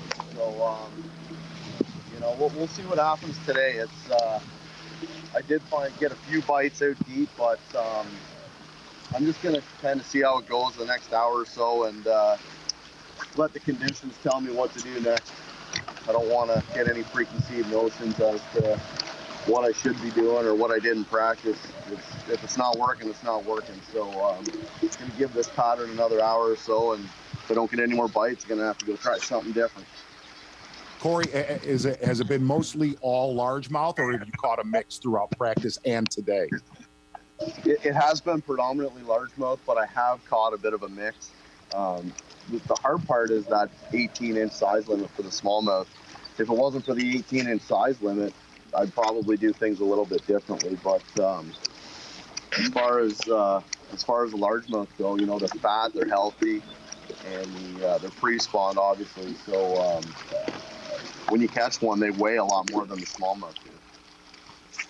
We look at that bank, Corey, and we can see very dramatically that the water is down. What does a lot lower water have to do when you're fishing a river system like this? What's the translation? Well, I mean, it definitely pushes the fish out more. There's a little bit more structure. You got to use your electronics a little bit more, I find, rather than just fishing and getting right up tight to the bank. These fish they're wanting to come. The warmer the water gets, the more these fish are pushing shallow. So they don't have as far to go, but it takes away a lot of the good structure as well when the water's down, like all these pilings up close and stuff like that. They're pulling out to the outside of this, and there's only certain sections where the water is actually deep enough to be able to fish this kind of stuff. And in certain instances, it's too deep because the drop's too sharp. So there's a lot of dead water. Corey, thanks so much, man. Good luck. I hope Absolutely. those next 2 come very soon. For Corey Johnston out there, getting off to a good start today. Sounds like that dog wanted to come shallow, too, as well. And Tommy, that was not Zachers. I promise. I swear to you, it was not. That was near Corey Johnston, not me. Let's revisit a big favorite here now. Striker Daily Trivia. Of course, it's a big favorite here. We had a really great question to start the day with. What are we going to now? Which elite angler made the Knoxville Ice Bears hockey team? Which elite angler made the... Okay, what's that? Jeff Gustafson? Was it Corey Johnston? Chris Johnston? Or was it our own Dave Mercer, which would be remarkable because he's not fishing technically on the Elite Series, but we'll let him count just for Knoxville Ice Bears hockey team. Think about it. Get out your Ice Bears record book and see which one of them. We'll be back with the answer.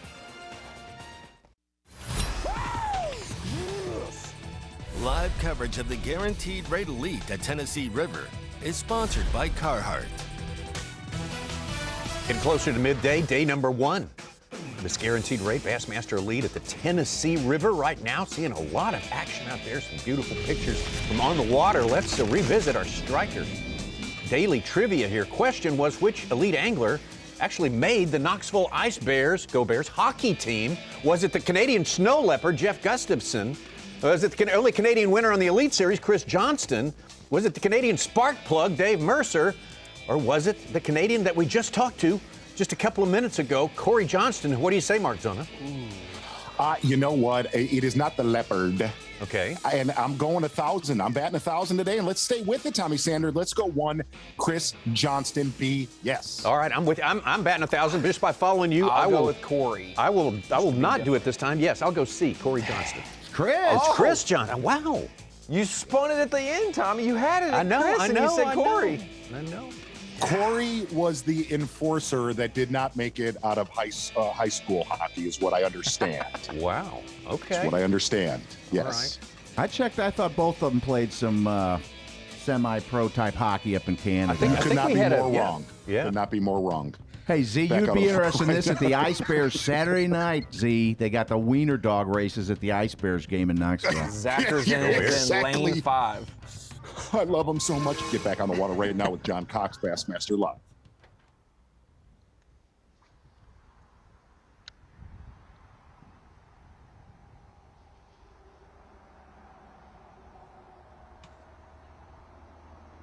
I think we actually had a picture of the classic trophy on the ice there at the Ice Bears Arena when I think it we was one did. of our shots. Yeah, it was one of our shots that we go to break on.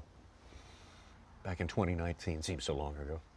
Oh, gosh, there's plenty of targets in Knoxville. Beautiful town. Oh, yeah. Pat Big Summit sports town. Trophy, yeah. World Fair. Her World's Fair. museum, yeah. The Sun Sphere. Oh, it might be number 2 there. Guys, barely getting it. So strange. The ice chest. I love the ice chest. So strange. He's close. I think we got this number 2. I thought he was about to pull another ruler out to check. 14-inch size limit, largemouth spotted bass, Boy, 18 on smallmouth. Ron, I'm I reeling love along the there, and challenge. it's almost like it just gets hung up, and then I'm like, oh, it's like they're not hitting it aggressive at all. They're just sitting there grabbing it. I'd like to challenge our Bassmaster Live friends that tuning in. How many limits do our viewers think are going to be weighed in today? What do you think on that, Ron?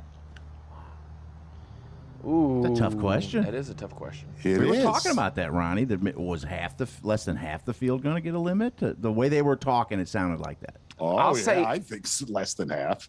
Oh, you do? Let's hear your number then. I'm going 22 limits. Wow. Wow, Ronnie had conversations with guys saying how many 20-pound bags we'll see this week. There's only 2 in the Classic. That's over 3 days. I'll say 43 limits. Wow. Wow. Huge difference in opinion. There's a big gap right there. Well, I tempered mine after you said 20-something. I just have this You know, supreme real- confidence in these guys that what they do in practice, they get a bite knowing it's tough and get out of there. Or they go and then experiment and they really cross off water and they hone in on the one place that they might have confidence in, or the two places, and they run it, and then they catch them, and they act surprised. But that's just how it goes no matter what. Like, we just see that everywhere. It almost seems like Gussie's just keeping an eye on his area right now, seeing who who comes in and out of there. And talking with Tom Abraham, we're going to show a Damiki Style Rig. It was interesting when it was won. The tournament was dominated with it on Cherokee. A lot of people's eyes were opened. That's been around in the fishing world. It's probably accounted for 300 million walleye throughout time. It's just a jig head minnow. But where it really excels, this is interesting, is number one, it's a total wintertime technique where it shines when fish tend to be bunched up. And the other thing that I've noticed, I shot a show, Ronnie, a few years ago with Keith Combs in Texas, of all places. It catches big ones. Like, you look at that little bait, like I said, we'll show it tomorrow. It absolutely catches, the alphas.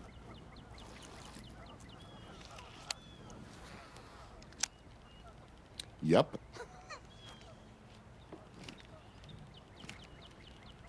I got a weird day one vibe with Gussie right now at Lanier when he caught a big bag of spotted bass don't down say by the that. dam. Don't. And we thought that he would do well, and he did well. And then open abyss, and then they just are gone. And I'm not saying that because I don't think Gussie's going to catch them.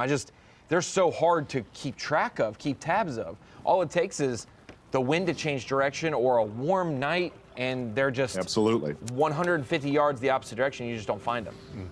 Or they look at your bait all day long and they don't bite it. Come on, fish. Make this a little easier.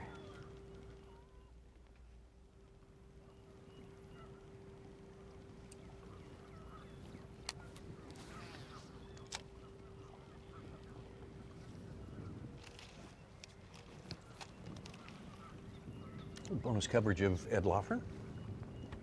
He's in 8th place. Having a good day.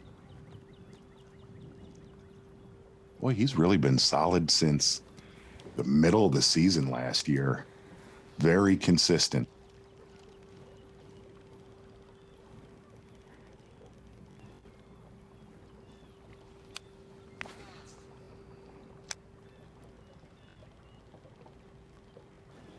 I'm not sure what those smallmouth do if this gets muddy out here on this deeper stuff.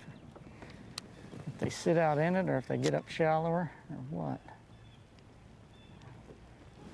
But we can't give them too long. He could be 10 miles away. They do move. Some of the best minds in bass fishing trying to figure it out, crack the code, see what's going on out there. Ed Loughran, as you say, he has proved himself to be one of the best minds in bass fishing just over the last 6 or 7 events. And really, this is going to be one of those typical late winter, early spring events.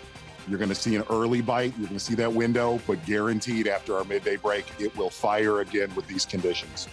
And if you don't like the conditions today, as we say, stick around for tomorrow. It's guaranteed to be different then. But we got plenty more today to come. Coverage continues this morning session on day one. The Guaranteed Rate Bassmaster Elite on the Tennessee River here. Fort Loudoun, Tellico, Brandon Lester had a great classic here in 2019, one of the Tennessee favorites. He's not from around here particularly. He's from way down in Fayetteville, Tennessee, closer to Guntersville or Wheeler, actually. Take a look at our TH Marine weather report. I'm sorry about that, T. I'm looking at high at 52 today, lows in the 40s. And actually, that is tomorrow. I totally jacked up that TH Marine weather watch. But here's the thing, gang, we have got some water coming. It is going to rain. They are predicting by Championship Sunday 2.5 to 3 inches of rain, which definitely is going to change the face of this event. That's your TH Marine weather. Excellent job, yeah. Thank you. Well done. And that's kind of the interesting thing, Z, is that rain that's going to come in, how heavy it is. it may not affect the watercolor in Tellico as much, but it could really muddy up the shallows on Loudoun, which could be great if the sun was shining, but with 3 more days of rain, it might not warm up that much. Does that extra chocolate milk or flow coming down the river hurt some of those shallow Fort Loudoun guys compared to the Tellico, where we might see that flip the script day 2 through 4? Ron, talking to every local that fishes here daily and that do very well here, and not only that, talking to guys that in practice, we had some brutal rain. Man, everybody seems to think the more rain we get, the better the bite's going to be. It's been pretty solid today, and you look at Brandon Lester fishing in the back of one of the very popular creeks on Fort Loudoun. I believe John Cox is hooked up, little fish. We see Brandon Lester fishing. These areas, the backs of these pockets, the backs of these major creeks, again, there's not a lot of creeks on Fort Loudoun itself. They're getting a lot of pressure today. A lot. I mean, they're getting throttled.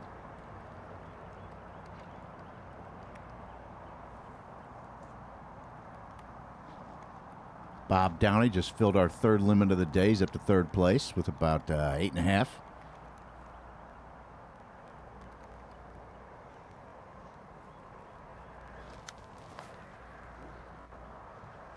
I got to ride with Brandon Lester on the final practice day for the 2019 Classic just to get a feel of how it was, and he wasn't as confident on what was going to happen day 1, and we saw that lower weight on day 1, but he got better and better, and then he finished in the top 6 by the time the final day of the Classic came around. Great 2020, only missed 2 cuts all season long, but boy, that Classic 2019, he was a favorite coming in, and he pretty much lived up to his billing.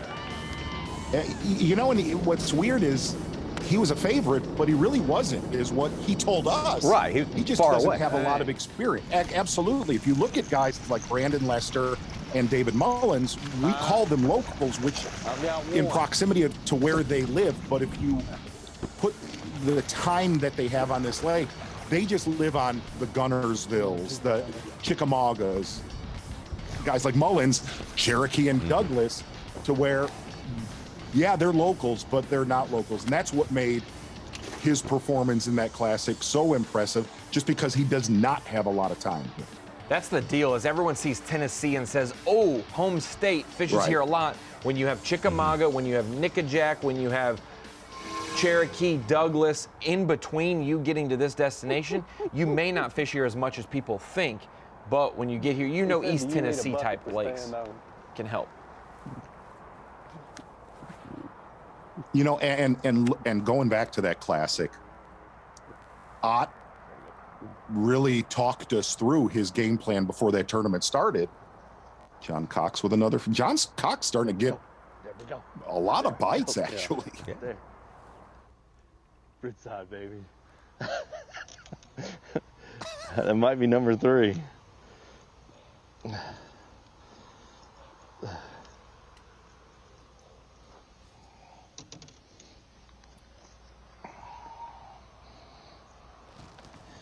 yeah. All day. Oh yeah. I feel like we might be doing some culling. I'm gonna go ahead and put floats on.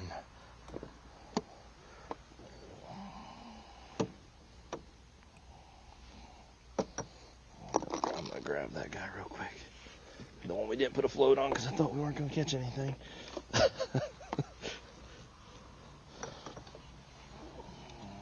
John actually wanted to talk more about his hair yesterday. Tommy Sanders told us that he's considering doing the Friar tuck. Oh, really? With his hair the next time. Doing the razor job on the for the skull cap. Yeah. Okay. Yes, the crown. The crown. Yeah. And he teased that he might do it on Bass Live if he didn't have a bass 3/4 of the way today, but nice. he doesn't does pop have in any of the holes in the fish anymore. We gotta so you're able to let them go and stay on that.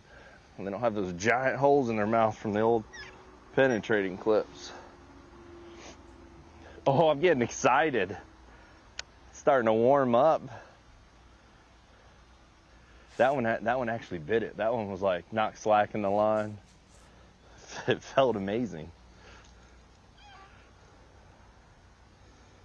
We're ahead of schedule.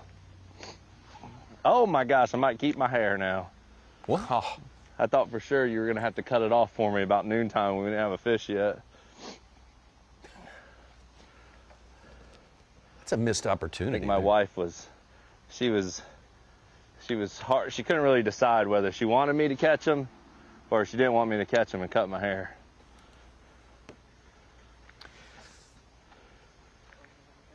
How about this, Z? Yeah, that's what I was gonna have Tommy. you do. I was gonna be like, hey man, can you just snip the back off for me? Because something's not working here. Just got a blog in that defending classic champ Hank Cherry has caught 14 bass today, but only 1 keeper. For a guy, that's the most numbers we've seen someone go through. Yeah. Without getting many Wow, keepers, long so shot, yeah. he could be one that if it starts to warm up, keepers start rolling into that area, and he's on. He's got the bait dialed in at least. You definitely get a good look at the different watercolors from way back in these creeks and pockets to out on the main river itself.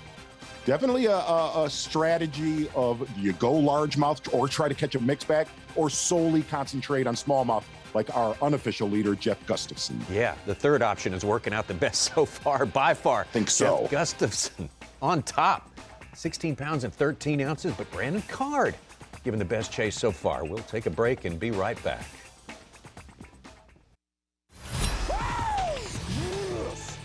Live coverage of the Guaranteed Rate Elite at Tennessee River is sponsored by Carhartt. Getting closer to the noontime break here at our event here on the Tennessee River, Fort Loudoun, Tellico. Next event in less than a month's time coming up, also on the Tennessee River, all the way almost to the other end, one shy of the other end, Pickwick Lake. We haven't been there in a little while with the Bassmaster Elite Series, Florence, Alabama, the host city. Looking forward to that, Z. Absolutely, Tommy Sanders. And our guy, Davey Height, a past champion on Pickwick. And I got to guarantee you that area where he won could definitely play again. Davey Height, just walk us through number one. What have you seen so far this morning? Well, Z, I appreciate the tip. You texted me last night saying keep an eye on Gussie, and you were 100% correct. So I've been fortunate enough to be with him most of the morning. And to hear so many people saying how tough it is, the conditions are bad, all those things, and that is true, but you always have to know as a tournament angler, there's fish to be caught. And Gussie has really got something going on. We'll save a little bit of that until tomorrow and Saturday and Sunday. But with the conditions changing, it'll be interesting to see if him fishing offshore will hold up with all this rain coming. But here's a good thing I want to talk to you about, because this happened to me several times in my career. You can start off with a good pattern, and as conditions change, you need to change up. And what Gussie has done, he has totally abandoned the offshore bite. He's got 5 really nice smallmouth. And he's fishing the bank. He's fishing shallower, targeting largemouth more now. And sometimes he might end up finding what ends up being the winning pattern on Sunday by having this extra time. The luxury of having 5 nice smallmouth in the live well gives him opportunity to go, as tournament anglers we say, go practicing, looking for backup patterns. Do you think by the time this tournament is said and done come Sunday that you're going to have to transition and have a mixed bag like we saw here in 2019? Or do you think, Davey Height, what he's doing right here could hold out for 4 days? That's a good one. Z, I said, that's a great question. I said coming into this event, I think it'll take a mixed bag. But what I saw Gussie do this morning, I mean, he should have had 5 fish an hour sooner than he did. He lost a couple fish. He made one move to another spot, and he put 3 in the boat in about 15 minutes. And a lot of that time was him fizzing those smallmouth that he was catching, 20-plus feet deep. So it'd be hard to bet against Gussie right now with the smallmouth. And I was able to see exactly what they were setting on and setting up on. But I still think, you know, being here in 19 and seeing that this place has really good smallmouth and largemouth, it's hard for me to think that it won't take a mixed bag. But there again, Gussie is fishing for largemouth now, and he may find something that really helps him on Saturday and Sunday when all this rain comes in. It'll definitely affect this lake in a big way if we do have the 2 to 3 inches of rain like they're calling for. David, we saw Chris Zaldain in that area. Was there other competitors around there too, or was it just those 2 competitors? It was basically just Zaldain and Gussie there in that one area. We had a few anglers come by, and obviously a lot of spectator boats had gathered around, and there were some other anglers looking, but really just those 2 keyed in on those deeper smallmouth, and it's really surprising to me because what they're doing, what Chris Zaldain's doing, obviously everyone saw it in the Classic here in 2019, but what Gussie's doing is no surprise for this part of the country, East Tennessee. I'm shocked that more people aren't doing that. I'm sure more people have tried it, but Gussie is right in his wheelhouse doing what he's doing. And, we've seen him lead tournaments. I think it was Lanier last year that he started out, had a great day, and then it just kind of fizzled away. I'm not so sure that'll happen for Gussie this week. I think he's on something really good, potentially the winter pattern. Why has Zaldain caught none? He's fishing right next to him and throughout the same areas that Gussie, and it, like you said, what Gussie's doing is not a secret. It's not, and all these anglers have great electronics. I mean, obviously Gussie is using his electronics, but he's on to something. I hate to dial into it too much right now. We will more, but Gussie he's looking for something a little different, and I don't think Zaldain is quite dialed in on that. Here's the other thing, and I'm just repeating what Gussie just told me. He said it was a little unfortunate. Chris was there throwing a swim bait, and I pulled up and, what I call tight lining. And then Zaldain started doing that. I mean, it's no big secret here. He had one rigged up on his front deck, but Gussie's got a few other little key things going on that we'll talk about later in the week. Davey, just circling back to what we were talking about when we came to you, Pickwick. Your history on Lake Pickwick, our next stop on the Bassmaster Elite Series, where you picked up your 8th Bassmaster win, as a matter of fact. What's your favorite memory from that place? What will you take away from that forever?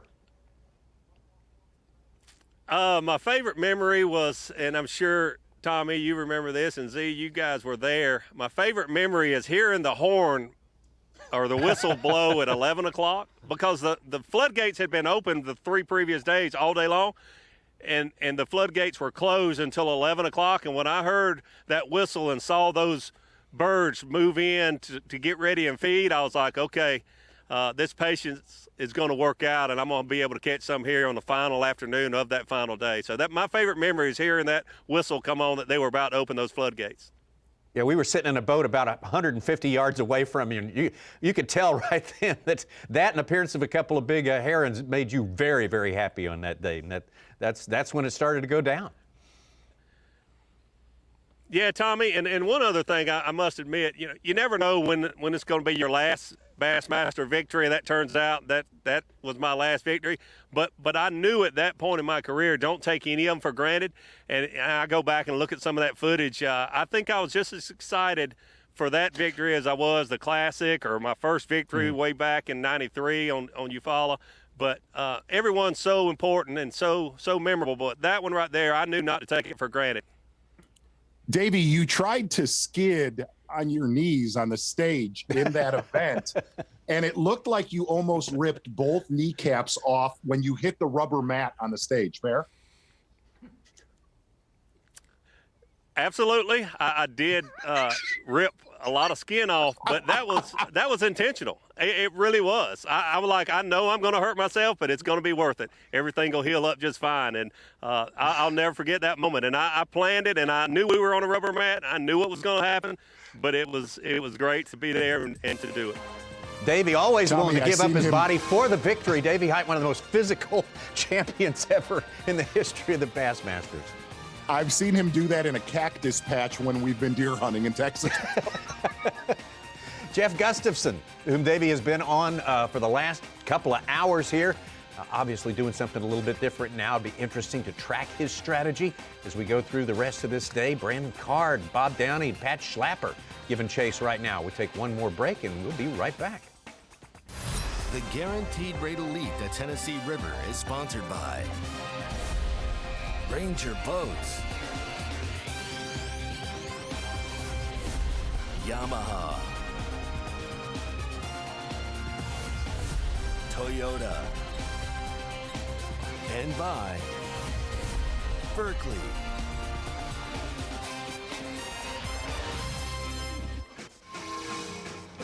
One of the best quote-unquote tough fishing mornings we've ever had here on Bassmaster Live. The expectations were not high for here in Knoxville and the Tennessee River, but man, it has been fantastic. Of course, we're expecting big things, big changes, of course, on the weekend, weather-wise and otherwise, and our new media home, our television home on the weekends, FS1, Fox Sports 1, both days, Saturday and Sunday. See it live right here, 8 a.m. Eastern Time. Should be a lot of fun, Saturday and Sunday as well. FS1, Fox Sports 1. Exactly, Tommy. And you know what? I definitely like to stay in my own lane, but I cannot get enough of that sick piano chord in that Bass University commercial with Ike and Ellie. I absolutely love it. Love those guys. Taking a look right now. There's pretty much everybody we have a camera on today. Great service. And like you said, Tommy Sanders, a lot better fit. We were convinced we may not see a fish catch today. It's always fun to be surprised that way. John Cox, who did not have big expectations for the day, sits there with 3 fish, 3 keepers in the live well. Right? God, look at that watercolor difference between perch and Cox. That's striking. Definitely have every shade of Right watercolor at the end here, of the because that's not rocks. even Come on. Tellico, which is, you can see 6 feet I down. think where those rocks meet the gravel will be a big one there. Steve Kennedy with a 4-pounder jumps into 3rd place. Got about 8.5 on the day. Boy, you could see him doing something strange, like a float and fly in Tellico or something, you There know? are a lot of them through here, but I don't know if it just hasn't warmed up enough yet to really drive them in, or if you just go buy 100 of them that just don't bite because it's cold. We I'm saw not Brandon sure, Lester but tight line some fish at it's Table a tough Rock one year. combination. Mine says it's 51 in here, but I think I've been reading about 3 degrees higher than Kennedy didn't go far everyone from else. Oh, Knoxville. there's something right there. What is that? Yeah, there's a few guys staying really close that are slowly creeping around their 5 bass limit. Right out of that shade on the rock. As long as we have more than 22. Only if it's more than, if it's only more than 22, you win? Is that the way that works? I think so. Okay. The price is right. If it's over, Kind goes of to Z. figured that was the way it was going to go. and again, a lot of our guys on Bass Track not online right now, so. Which some of them can't enter them, like Brandon Card doesn't have a marshal today, but he's entering his weights on his own like he did last year when we couldn't have observers, you know, marshals with COVID rules and stuff. Your Hackneys and Christies are they're not going to enter their stuff. They're just not going. They don't text their wives back. Well, I'm curious. See, when you say Hackney has big ones, what is a big one for? No, it River? was. Person that was on him said it was better than 3 pounds, which I'm going to go with. That's a big one right now. Dude. Man, who's got more big ones than anyone today, Jeff Gustafson. Man, getting after it today. There's our champ from last week. They proved you don't have to catch a giant in your bag to win. Absolutely. Everything over 3 pounds. Very solid day, Gustafson. Don't forget, we're going to take our customary hour break in the midday time. We will be back at noon Eastern time to bring you the final 3 hours of competition here on Fort Loudoun. Tellico here. 3 hours leading you right up to weigh-in time. So we'll take our break. See you in 1 hour. Here we go. Come this way. Come this way. Got it. That'll work. It's pretty fish.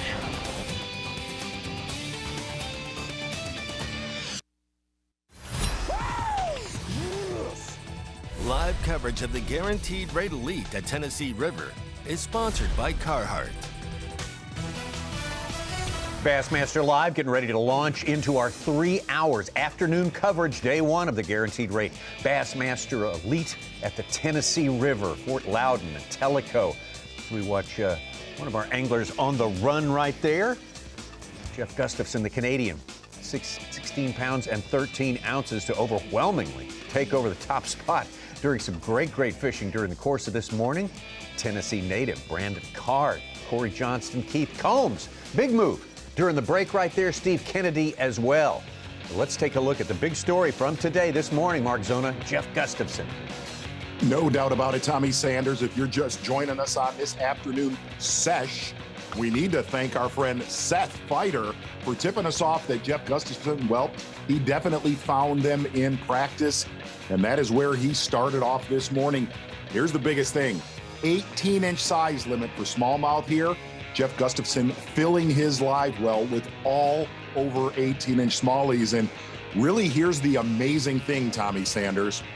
He did all of this damage in about 45 minutes to an hour, kind of stayed around that area, kept his eye, just kind of seeing who was coming through there, and he got out of Dodge. And I've been watching our maps, looking at other competitors. There has been nobody fishing there since the first hour and a half of competition.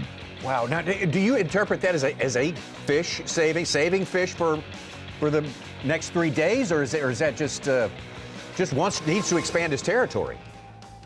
I really think, kind of looking at our Minn Kota unlock the lake.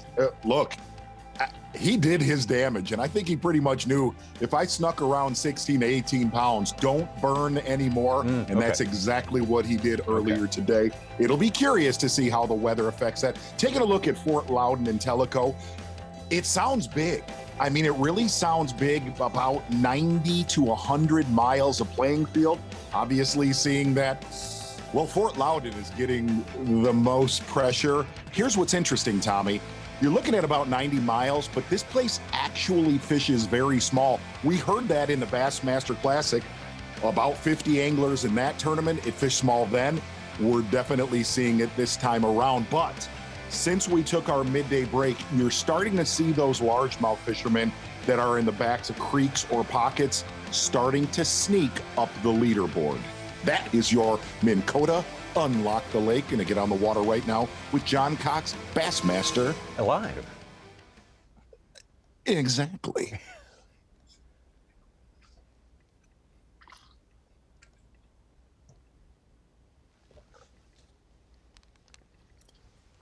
Had distribution earlier, about 15 anglers made that run initially to Tellico. Now there's about 20 there. So an additional 5 had made stops along the way at Loudoun before they got down. Huh. So fair.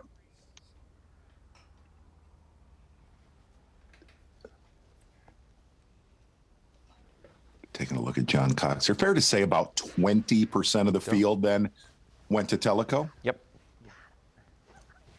That's number 5, baby. Look at that.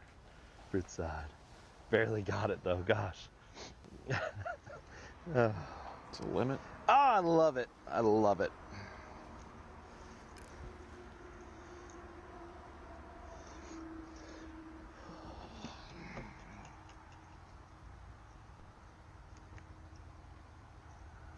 I was just wondering, I'm like, man, maybe I should go to the chartreuse one.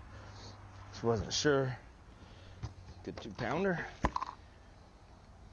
John Cox, his famous statement before the tournament, why would anybody pick me here? I hate cold water. I hate stuff like this. But man, oh man, despite the trepidations, he's come through in a big way. A limit is a precious thing today.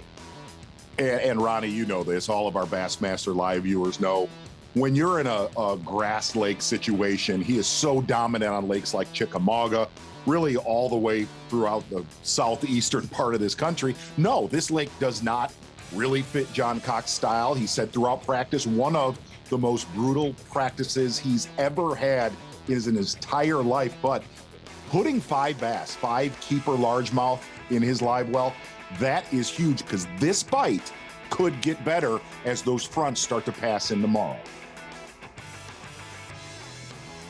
It's only the 5th angler to have a limit. There's about 11 guys with 4. Oh, we got a long way to go before we get to 22, I'd say, right? Or 43. Long way till 43. But it can be done. As Z mentioned, there's some guys creeping up there. Guys getting closer, fishing Fort Loudoun. And we're in the Bassmaster studio, sponsored by Marathon. I wanted to take you in. If you didn't join us in the first 3 hours, or even if you did and you missed it, there are some updates to Bass Track this year for 2021. We've kind of expanded it to give it some more numbers, to give you some more insight on each individual angler. And then also, since the St. John's just 2 weeks ago, we've added an AOY tab to Bass Track. But as we go through Bass Track, the guy on top, Jeff Gustafson, has been there for basically the entire morning after he had a great start. He's got 5 3+ pounders in there, 16 and change, probably 17 pounds right now. And you can check out the different, you can check out the Power Pole replay of the day. You can check out his early catches. A lot of the videos that we've already put of him on the website are already on his profile page, and you can check those out on Bass Track. One other thing that you can check out, the Big Bass, the Phoenix Boats Big Bass of the day. You can see that Brandon Card has that, a 5'10", Corey Johnston, a 4'2", Steve Kennedy, Ray Hanselman, both with 4s. Gussie has 3 of the top 10 biggest bass of the day so far. You can also hit the tab catch times right here, and that shows you the most recent catches, how basically in the last 3 minutes, 4 minutes that John Cox, we saw that catch. Mark Frazier, Drew Cook, Kenta Kamira all caught him. And I mentioned the AOY tab. It's up to date right now. So day one, it's very hard because half the field hadn't caught fish or they haven't registered on Bass Track. But it takes their previous finish at the St. John's and the points they earned with the unofficial points that they'd have right now on Bass Track. Obviously, those things become more official at weigh-in, and it shows you that. So unofficially right now at 12:06 Eastern time on day one of this event, Corey Johnston would be your Angler of the Year leader based on what he's done at St. John's and this morning. And one other thing I wanted to mention is for these guys, if you're not sure if your favorite angler has a marshal or not, we roughly have 65 guys with marshals, another 6 with cameramen, so about 25 to 30 anglers that might not have a marshal, but they can still input their fish on their own. Brandon Card is doing that. If you look over here on the right side of Bass Track, after all of their stats, their totals, what they've caught today, what's in their live well, even beside their AOY rank, it has a time, the updated catch time, and you can see every single one of these is filled with a catch time, meaning their marshal is inputting them or their phone just pinged in their pocket if they're doing it on their own. And there's only a couple guys down here that have not pinged a time at all, which tells me they don't have a marshal and they haven't inputted it themselves. So those zeros are much more stronger than the ones that say, they're the ones that are much more vague than the ones that say a time and are still on 0. The ones with a time and still on 0, they're probably bona fide zeros right now. All right, good stuff, man. Bass Track just getting more and more sophisticated. We take you down to Brandon Lester. Certainly one of the favorites here. Maybe not so much because he's a Tennessee guy, but because his good performance in the 2019 Bassmaster Classic. Yeah, and you could definitely tell Brandon Lester concentrating solely on largemouth. And he said today was going to be the survival day with the weather. As soon as the fronts come in, he said actually the best part of his practice was Monday when it rained so hard. Brandon Lester has dreamed of this, Tommy, his entire life. Get in here. In elementary school, I literally told my elementary school teachers, when I grow up, I want to be a professional bass fisherman. That was 3rd grade. I think I caught my first bass when I was 5 years old. Yeah, from the time that I understood that when you grew up, you had to do something to make money, to feed your family. From that time, I knew I wanted to be a pro bass fisherman, and I had a day job. I worked in a factory, and there's nothing wrong with that, but I'd much rather be here. Constant improvement throughout the career of Brandon Lester. Been out here several years now on the Bassmaster Elite Series. I think about 7 years, and man, great season last year, only 2 cuts missed. Lester's came so close. He's one of those guys that's been, if you look at his resume, he's been just so consistent at the top of the leaderboard in a lot of these events. At the Opens level, so many top 10s. At the Elite level, so many top 5s without getting that win. And that win is what separates you from maybe being one of the best to being a superstar. And he's came up close so many times. If he breaks through, that'll just increase his resume so much for what he's already done in his short career.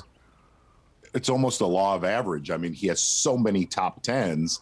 It's hard to comprehend that he has not won one of these yet. Yeah, certainly one of the best who hasn't won one, and plus he can catch them anywhere. 2 of his best finishes, St. Clair and the St. Lawrence River. So.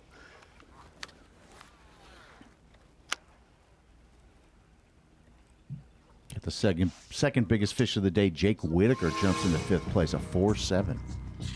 Wow. One of our movers during the course of this morning has certainly been Alabama Steve Kennedy. Some bonus coverage of Steve right now. And Steve, kind of clue us in on what you've been doing today. We always suspect it's something wild and crazy and different. Are we right? I don't know. It's changing by the hour, I think. But yeah, they kind of turned the water off compared to practice. I'm out here on these flats at the mouths of these creeks, just fishing isolated wood. And when I get a bite, he's a pretty good one, but it's a long time between bites. Steve, we had some really rough weather early in the week, early in practice, and we're going to have some more of that coming. How will this body of water change tomorrow going into the weekend? Obviously, the water will start flowing a lot harder. That's I'm not sure it's going to muddy the backs of the creeks. Anybody back there is going to have trouble, but it might set something up too. You don't know. But anyway, I don't fish here enough to really know, how it's going to. I don't know how to make the adjustments to do what I need to do here, but it's hello. We're back to fishing. No, talk to me. What's up? I don't know. It's gonna get muddy. It's gonna start flowing harder. What's happening right now? I'm sweating. That's what's happening. It got hot. Hello. I'm not getting any bites. So is there, I mean, places that look like this with those sorts of targets, those isolated pieces of woods? Is there plenty of that kind of environment to be in? Have you got miles of that to work over? No, not really. The key stuff is the mouths of the creek. So we got a slug of muddy water that came out of the creeks earlier in the week, and so the very backs right now are crystal clear. I can't get bit back there. And I can't get bit out on the river. So there's a quarter of a mile right here at the mouth of these creeks that got some mud on them. And I'm actually up pretty close to the ramp, so I got a lot of company. I've seen Perch and John Cox. Both of those guys have cameras with them. But so, no, there's not. There's lots of targets, but there's not a lot of places. Steve, I made the comment to Tommy earlier, you might be doing some oddball technique like a float and fly on a bluff down for smallies. Did you keep that kind of stuff honest throughout practice? I did, yes. I did it a fair amount the first day. I caught 2 15.5-inch fish. One of them was a smallmouth. One of them, I think, was a meanmouth. And, I mean, they're gorgeous fish, 2.5 pounds, but they don't keep. So, yes, I tried it. I could probably go do it. I may even go do it some tomorrow. I'll go try it because, I got a couple of places. And tomorrow I'll probably make a big run to Tellico because this is, I'm struggling. I've caught 2 good ones that, have kept me up here, but I'm not getting near the bites I got in practice, not even close. So I don't know if that's just they've been beat up, the water changed. Maybe it's going to turn on this afternoon with the sun. That's what I'm hoping for. I got that 4:30 flight today, so I'm hoping I get a couple of key fish in that last hour and a half. But I don't know. I'm struggling, dude. I'm telling you. Well, Steve, we'll let you struggle on. We appreciate it, all your time there. We wish you good luck and a limit when he comes back in. He talks about struggling. He often tells us he doesn't know exactly what's happening, but his winning record would suggest that there are many times when he knows exactly what's going on. Yeah, and I think Steve, he doesn't fish here as much as, a lot of the other areas on the Tennessee River. But Steve Kennedy knows how to win. He kind of comes across like he doesn't know what to do with his hands a lot on stage with Mercer. But if you look at, number one, we knew he would win this tournament right here on West Point where he grew up. But also, if you look at his career, man, he is a home run hitter. We've talked about how many tournaments where he just locks a big swim bait in his hand. And Steve Kennedy, if you looked at what he's done on the Bassmaster Elite Series, he hunts individual bass. Does that make sense? Ronnie, you and I have talked about it in studio, looking at his win and Dardanelle. A lot of those fish, he knew they were sitting there from seeing them throughout practice or as the tournament transpired. Whenever he sees an individual fish, I remember watching him, the Bassmaster Classic on Conroe a few years ago. Steve Kennedy is at the top of the standings. Very studious guy. He does more studying than you can ever imagine. He is into the science of it at every turn. Let's check in with Dave Mullins. Dude, we sat out there waiting to put in for an hour, and no, I got one. You got them? Got 3. I lost my second one, but I left my whole box up there because we were waiting to blast off so long. And the only 2 I had, I broke the bills on both of them. And I just borrowed one off of Randy Sullivan, and it's already broke. Like it was broken in the bottom. I don't care if it's Wakasaki or Lurgy Bone or whatever. I've been catching them on my new.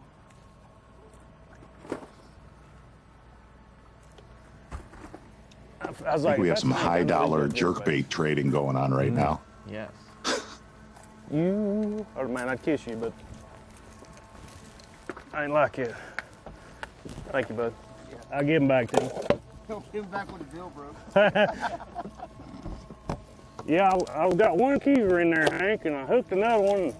It had the back hook, and that's it. I had my 4th one to the boat, hooked in the back. Didn't think it was that big of a swing. I think it was out of the water, one of the fat ones. Oh. There you go. No kidding. Thank you, brother. Yeah. Oh, yeah. I don't think anybody trusts me. No, heck, look at this place. I'm gonna ease back over to this other point.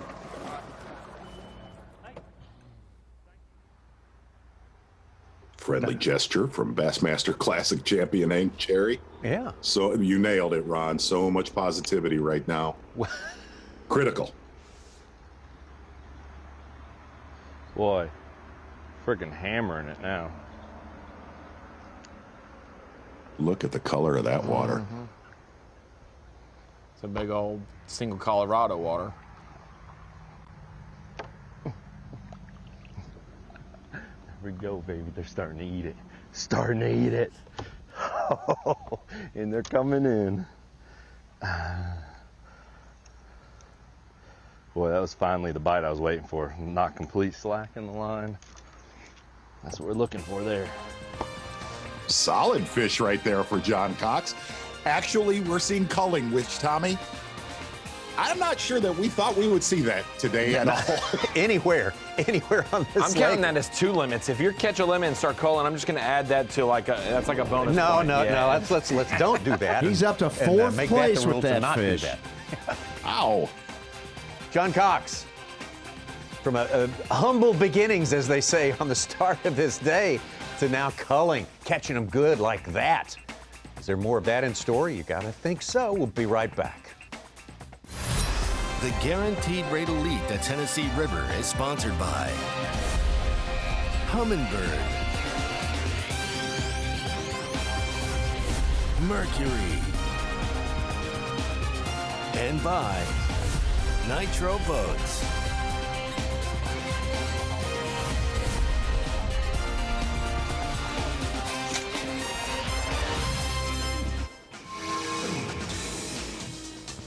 Bassmaster Elite at the Tennessee River, Guaranteed Rate Bassmaster Elite. Jeff Gustafson of Canada, still the man on top. Tennessee native Brandon Card and another Canadian, Corey Johnston, making a move up the leaderboard right there. We saw John Cox, who just started culling. He's had his limit for a good long while now. Keith Combs, big move as well.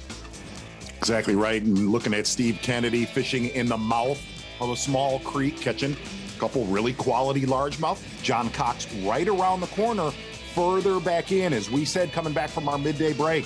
starting to see those largemouth guys, the guys that have completely ignored smallmouth, starting to rise up the leaderboard. Had our first event a week before last on the St. Johns River in Florida. Then came a week when everyone at this latitude from West Texas to East Tennessee had all of winter crammed into one not good, miserable week. And now, but everybody, all our 100 anglers are out there. Hats off to them for getting it together and just dealing with all the stuff he had to deal with last week and bringing fishing to all of the fans this week. Broke me off. And really, Tommy, one of the things that a good start or mid morning, and I just caught one here. Just fishing these little laydowns. I'm noticing more bait up shallow than there was in practice. And they're definitely hanging around laydowns. Just trying to target these, clay to bluff banks.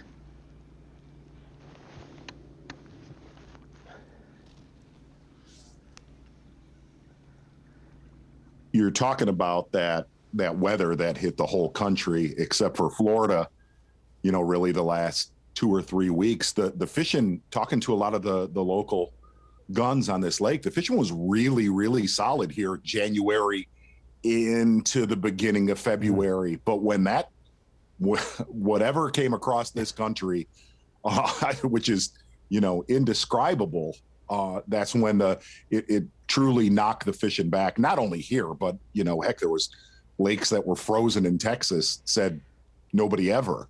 Yeah. And you're pleasantly happy with the fishing here today, because we were all scared coming in studio that we may not see, a half dozen keeper fish catches today. Yeah. Chris Zaldane, whom we just heard from on Bassmaster.com, wrote that, moving the Classic from here in a couple of weeks up until June may have actually been a move that salvages the fishing for the Classic, because Ray Roberts, just hit with a once in a century, 100-year cold weather event might have knocked it back enough to where, would have been nothing happening there. You can't say for sure, but he's of the opinion that far better now to have it in June than here next month. Normally, Z, we're talking about shad kill-offs and different things to kind of restart a fishery when it's really hot in the south, but we had a lot of shad kill-offs because of how cold it is. But a lot of people have talked about how good that's going to be for the fishery the next 4 or 5 months, with the fish being bigger, then they go into the spawn and they're healthier when they get through the spawn and get out for the post-spawn, and they all kind of move together. Like, I feel like this group of fish, for moving to the spawn, instead of it being a month-long process, it's going to push it back so much where these fish are going to have to go at the same time, and they're going to finish up the same time. So we could see a giant wave at Fork for the elite event or something like that. Yeah. Very, very possible. Very possible. Take a look at our TH Marine current condition, Tommy Sanders. There it is. We haven't seen a cloud in the sky all day. Current conditions 63 and sunny. Fantastic day. I know a little bit of wind would help these guys. And Ronnie, something you were talking about, Brandon Lester was the only angler that I spoke to that said, I had a good practice when it was raining and windy. And he saw in this exact creek right here, birds were diving everywhere. I bite so bad on that thing all day. Fixing to come unwound on him. A lot of shad were dying with the colder temperatures that we saw last week. And Brandon Lester said, look, when those fronts come in, if I could salvage today, when those fronts come in, I think I'm in good shape. But today was his scare.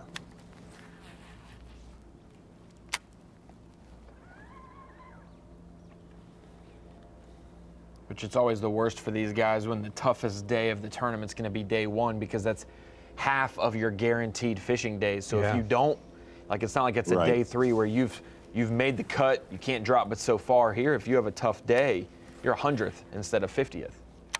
That was certainly the case in first tournament. Yep. Yeah, short day. Looking at your unofficial leader, Jeff Gustafson, obviously he knows something that, Chris Zaldane caught 0 keepers right next to him. Chris Haldane is one of the best smallmouth fishermen, not in this field. He's one of the best smallmouth fishermen I've ever seen.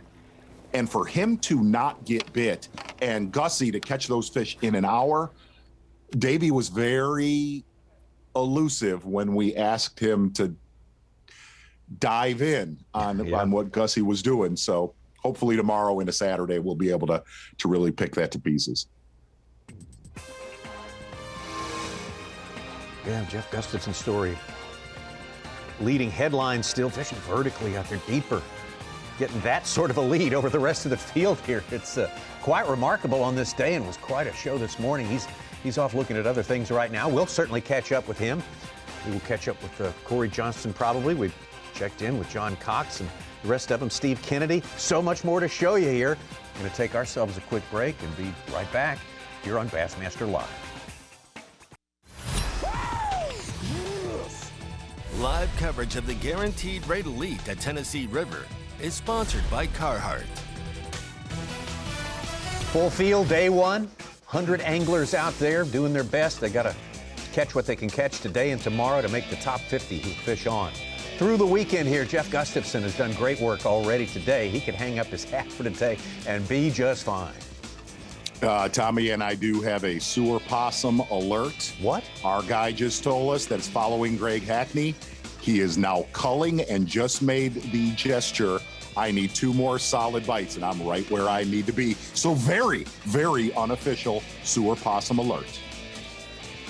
4th place right there. You see John Cox, whom we have spent some time with out there today. John Cox with a slow start, but not great expectations by any means, but we just saw him now culling. Got his limit, catching him steadily now. Oh, yeah. Taking a look at John Cox right off the main lake, Fort Loudoun. Well, guys, today's gone. I mean, I'm pleased with it. You know, we took off this morning. I was just hoping for 3 keepers, and we've caught 6 so far. So we got 2 okay ones, and then 3 small ones. But oh, here we go. Here, oh my gosh, it pulled off. Oh, but that felt like it was hooked in the tail. But yeah, I mean, it's warming up really good, so yeah, I don't know, maybe we'll catch some more. We should. The water temp's getting perfect. It's like, it's right at 57 right now, just turned 57. So it's warmed up 8 degrees since this morning. And yeah. So we'll see. We're just gonna hang out and see what lives in here. We haven't caught any great big ones yet. I feel like they should probably live in here, so we're fixing to find out. Well, John, as we say, started in the dark, the lower light, the colder temperatures and the colder water. We now learn 8 degrees colder this morning. And despite a couple of short ones, he was able to get one in the boat. Not too long into the day. Absolutely stunned that he just said it's 57-degree water. And we knew that some of the backs of these pockets would definitely be a player. But to see that water temp compared to where it was at earlier in the week, guys were talking the back of pockets maybe got up to 47 or 48 degrees. Solid day, though, for John Cox, fishing a Berkeley Fritz-side crankbait and slow and steady. I think he's pleasantly surprised with what's in his live well right now. Well, you got to expect that water's going to, I mean, there's not been a cloud in the sky all day, lots of radiation, and man, we're almost into March. It's going to warm just based on radiation.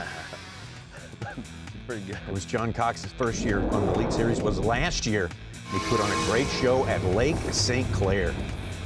Yeah, John Cox fishes about 465 events throughout the calendar year. But this tournament right here, I hate to say, looking at how consistent he was and where he caught him, fishing in the North Channel of Lake St. Clair, going into the last hour competition, we kind of thought John Cox put it away. And not only that, did it on smallmouth, Ron, fair to say, not his wheelhouse? not his wheelhouse. I think that's the spare tire underneath of his truck. Right. Third place would be his best finish for 2020. Man from Florida.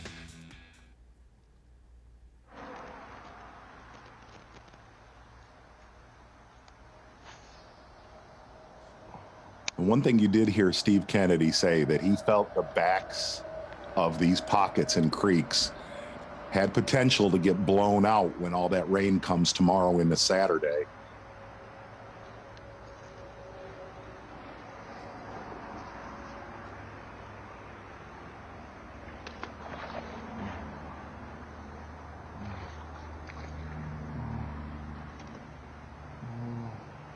I don't know if he'll call anything.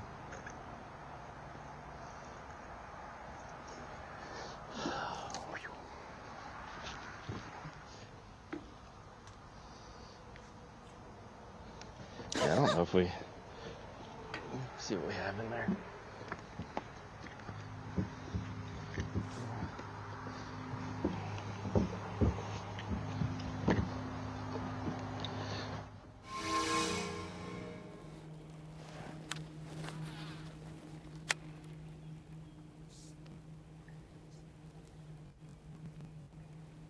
Drew Cook joins our group of 5 other anglers with limits. All He's right. about 17th with 7-11. Slowly getting there.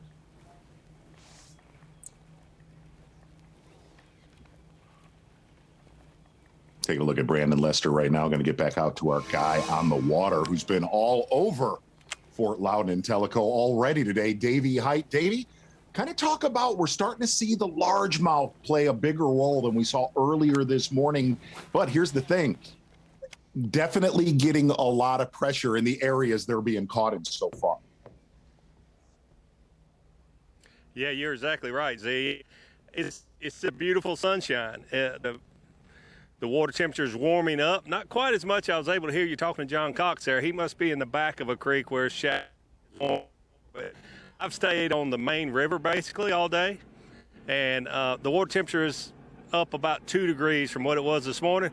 But you absolutely nailed it. These boat docks, Mad Herring going by there, these boat docks are getting a lot of pressure. I'm with Corey Johnston right now. He's got 4 in the live well, about 10, maybe 11 pounds. But they're getting a lot of pressure. But I really think the late weigh-in today could be a factor for the guys that are largemouth fishing. As that sun warms that water more and more, these guys are really focusing on the boat docks, looking for just the largemouth. Corey Johnson, no smallmouth. He said he had 4 largemouth. Davey, for somebody that's not been to Fort Loudoun and Tellico, compared to the other lakes on the Tennessee River, one of the reasons, and you talked about it this morning, as big as this place is, it fishes small because of the lack of creeks and pockets compared to the other areas we go. It does, and the water being a little lower this year, it makes it even fish smaller. You notice these boat docks, there's very few of them that have over about 3 feet of water on them. So the ones that do have a little bit of depth, all these anglers are really targeting those. When you go into one of just a few creeks along Tennessee River, is more river than lake to me. But when you do, there's have the docks or the shallow wood, the ones with a little bit more depth to them are the ones all these guys are targeting, and it's just an issue. I think they beat them up somewhat in practice. It'll be very interesting to see though if they let the lakes come up with this rain. Typically in a reservoir, when you have rains, if you have 2 or 3 inches of rain, they'll let the lakes come up at least a little bit. But here they might just keep the. We might not see the rise in water, but I think if we see the water level rise, the largemouth could be a big factor.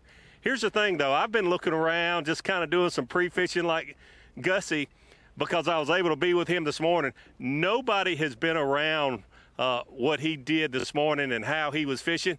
And I could be wrong, but I didn't think coming in that just smallmouth could win this event, you'd have to mix in some largemouth. You got to keep your eye on a Greg Hackney that I've heard is catching a few fish today, doing quite well. But Gussie's got something pretty special going on, and I don't see it going away anytime soon. And, you know, these boat docks are getting fished multiple times a day by multiple anglers. What Gussie's got going on, I've been in sight of it most of the day. I've not seen anyone there. Wow. One other thing, you see guys like Brandon Lesser, another angler, Corey Johnston, really playing the law of average, getting back in these creeks and in these pockets, chasing largemouth down. Do you feel with what is coming at us, which we've not had a tournament where we've had 2 to 3 inches of rain, and we're going to get that. Does that favor the largemouth guys instead of somebody like Gussie, who looks like he's solely targeting smallmouth? I do, Z, if they let the water come up with that warm rain. But like I mentioned, if the water doesn't rise, I don't know that it'll help the largemouth very much. They could bring it up 6 inches, maybe even a foot with that much rain, but it's just a matter of whether they do that or not. What Gussie is doing, those fish they're just living there. He's found some stuff using his Humminbird 360 Mega that is pretty special. It's pretty special. And he caught 3 of those fish, his last 3, when he said, "Let me get out of here." I'm telling you, it was in like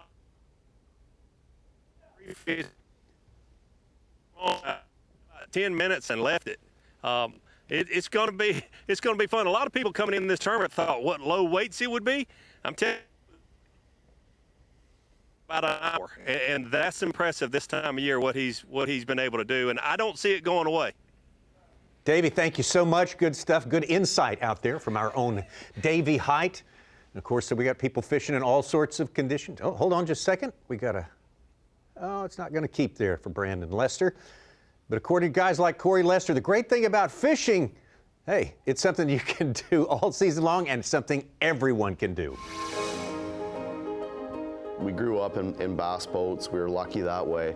And, you know, it's the competitive drive that I love about this sport, where every day is different, everything changes, and it's one of those things that anyone can do it. It doesn't matter if you're young, old, male, female, it don't matter. You can go out there, you can do it from an aluminum boat, you can do it from a glass boat. I was always saying to my parents, you know, I want to fish the Bassmaster Elite Series, especially watching the Bassmaster Classic every year.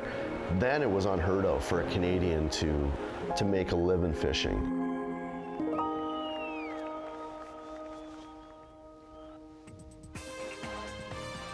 Corey Johnston living the dream right there, absolutely. He's doing very well. So's his brother.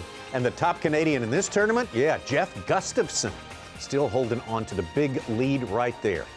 It is something that everyone can do, but not everyone can do it at this level, and that's why we're with them all day long for 4 solid days here on the Bassmaster Elite Series. Got plenty more to come, about 2.5, well, a little over 2 hours of fishing left here in Fort Loudoun and Tellico, and we will bring the rest of it to you after we take a break, so we will be right back.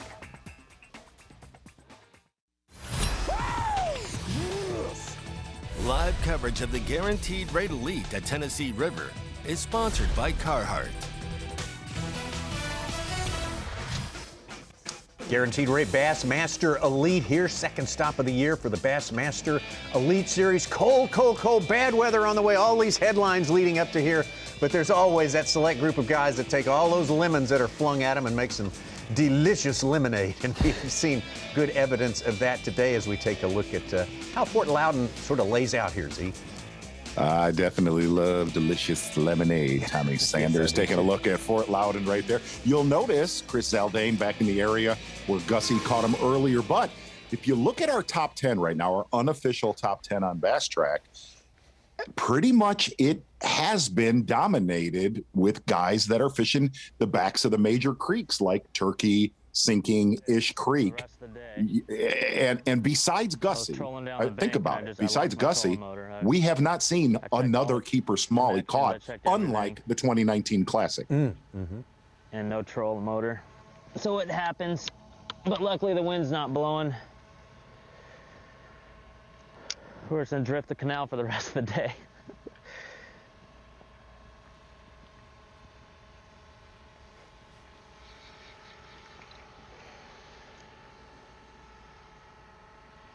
few anglers, Z, having their day cut short because of mechanical issues. Have them either in process of fixing them or sideline them. Chris Grow with an update about that. Safely with the service crews.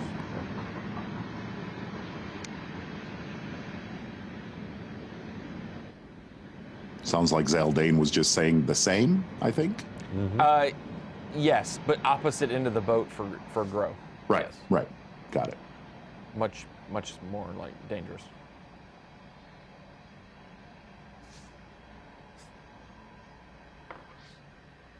Now, Ronnie, most of our guys who finished down in Florida went home to where the bad weather was and then came back. Did they leave their boats in Florida, or did they bring them up there to Tennessee before they made their way home? Some of the guys definitely stayed in the southeast. They might have left Florida, but they definitely took their rigs with them. Some of them enjoyed the Sunshine State for a little bit more, but the ones who went home to Texas to be with their families to make sure their houses and everything were okay, I'm pretty sure they had their rig in tow and everything. So it was tricky. Wow. It was tricky getting back to get here. Pretty nasty.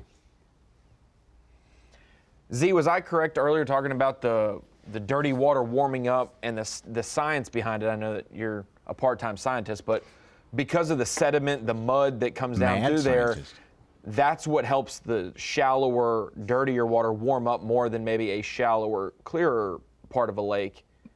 But then it also is the opposite. When it gets really cold, it's a terrible place to be. Here's the best. This is just 101. And cold, muddy water, bad. Warm, muddy water, better. It's the only, you look at it like this. If you remember the Lake Martin tournament years ago, one angler got on that warmer, muddy water bite up the river. And I remember Trip Weldon saying there's no way that tournament could be won in one spot. Takahiro Mori blew it away, but it was not a cold, muddy water situation. I think we're going to be in pretty good shape throughout this weekend, because it's not going to be, in the teens and the 20s, and then we're going to get a bad rain, and it's just going to be dumping cold, muddy water in here. I think it's going to remain. I honestly think today's going to be the worst bite of this event, which has not been that bad. Oh, after Friday, see, the lowest it's going to get over the weekend is Sunday morning, like at 51. The cloud cover is going to keep some heat in there. There's also another side to that. Is you heard Steve Kennedy say he thinks some of the water can get too muddy. Yep. You know what I mean? There's a very fine line to where it's muddy and fishable, or it's blown out and trashed. That it's yet to see how much rain this lake is going to pull by Sunday. There's areas like John Cox is fishing right there that may not be fishable by Saturday or Sunday. There'll be some guys that aren't on camera tomorrow that are maybe in Tellico, that as that rain comes, some of the Loudoun places are not as productive, but the rain and the runoffs in Tellico maybe dingy it up enough where it kind of turns on that side of the lake. Give them a few more shallow opportunities on Tellico. But I will tell you, Ronnie,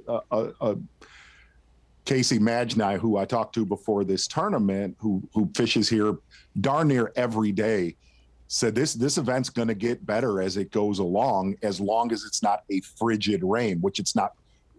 Looking at our TH Marine weather report, it's not supposed to be that. Yeah, just like a status quo. The same temperature it is now, that's what the rain, it's not nothing super warm, but nothing dropping off. I'm curious to see if somebody can, if you rewind to that 2019 Classic, there was so many good smallmouth caught on Fort Loudoun on the main lake or within 100 yards in. You rarely see those smallmouth getting caught on this lake, way up in a creek. It's mostly just a largemouth gig. Very interested to see if that bite throughout this event fires like we saw in that Classic.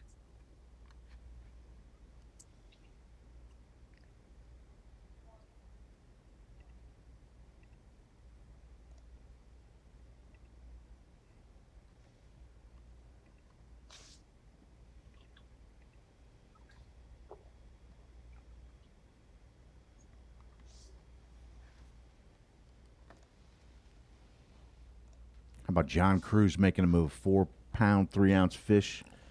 Culls him up to a little bit over 12 pounds and puts him in third place. Wow. And you mentioned it last week, Z, or 2 weeks ago at the last event, St. John's River, about how much you love Bass Track and how much more precise it is this year because of the anglers. I did not say that. The anglers are incentivized to be more accurate in their predictions. Well, Brad Watley was the most accurate last week and was rewarded at the St. John's for being pinpoint on his weight. So, I think as we have it right now, Greg Hackney is the worst at his Bass Track. Yes, I've actually inquired on, like, if I entered weights for him manually, will I accidentally win him that 1 or not? And that's, I will not. So, you know, and if you remember in that classic, as much as we covered Ott, and he said his game plan was flawless. He said, I need to catch a 20-pound bag and protect it. Remember that time he said, I just need to protect. Yeah. I got to catch one 20-pound bag, and then I can cradle around it, work around that. And I really thought about that tournament before we went live. The last few days, I got to talk to Ott a little bit about how he thought this tournament was going to lay out. It's not like, granted, he had the most knowledge of this fishery, but it's not like he blew that tournament away. If he doesn't get thrown that bone from Poche, does he even win that classic? Hot tip on a marina kind of made the difference for him, you know? I mean, it was much closer than you might think. Yeah, he had half the weight on day 2, 10 pounds. Was that speak to the volatility of the fishery and what he has to fish? My insiders, Z, you have your guys that you've called. Jordan Burdett's went to UT and fished in Knoxville a lot, lives right there. And he's actually a camera boat driver for Brandon Polinick right now. And he said, I said, which one's more reliable right now, Tellico or Fort Loudon? And he said, I wouldn't say reliable is a word you'd use for either one because it's this way in the spring. It's here one day, gone the next. And we saw that in the Classic with Ott, the guy who knows the most about this place. Yeah, my favorite comment leading up was Ray Hanselman. He said, I found a pattern here. It's called randomness. Yeah.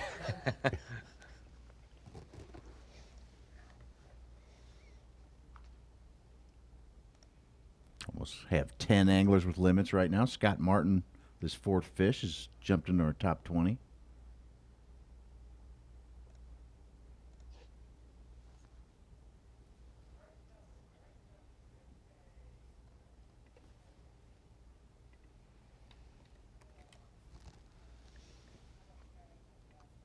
That is amazing, though, with John Cox saying that water's starting to approach 60 degrees. I really did not think we'd see that. And it'll obviously drop back some in the evenings a little bit, and then if there's sun the next day or whatever, then it picks back up. But and it continues to grow and build. But it'll drop back every night, barring what the lows are each night.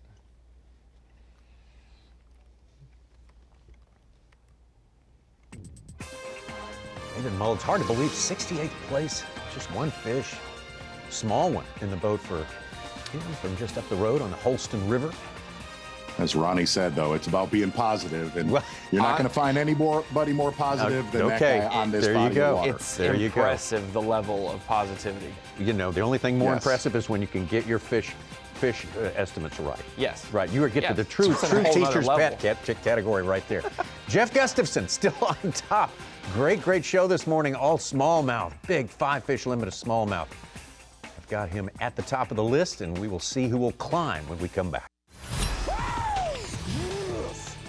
Live coverage of the Guaranteed Rate Elite at Tennessee River is sponsored by Carhartt.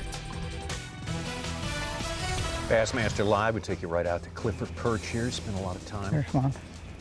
And he's hooked up. Come on, be a bass.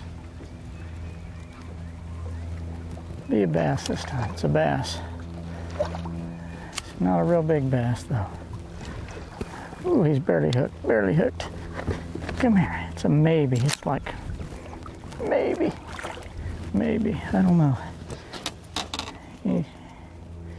He looks close, but he doesn't look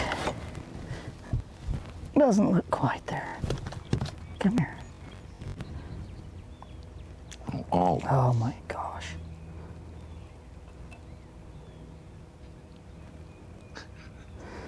He's about 14 or 13 3/4. 13 5/8 maybe. Clifford Perch, the angler from Arizona, been performing at a high level for a long time, and when he's not on the water, you can be sure he can be found out in the woods. He enjoys this life. This one may keep. There we go. Come this way, come this way, come this way.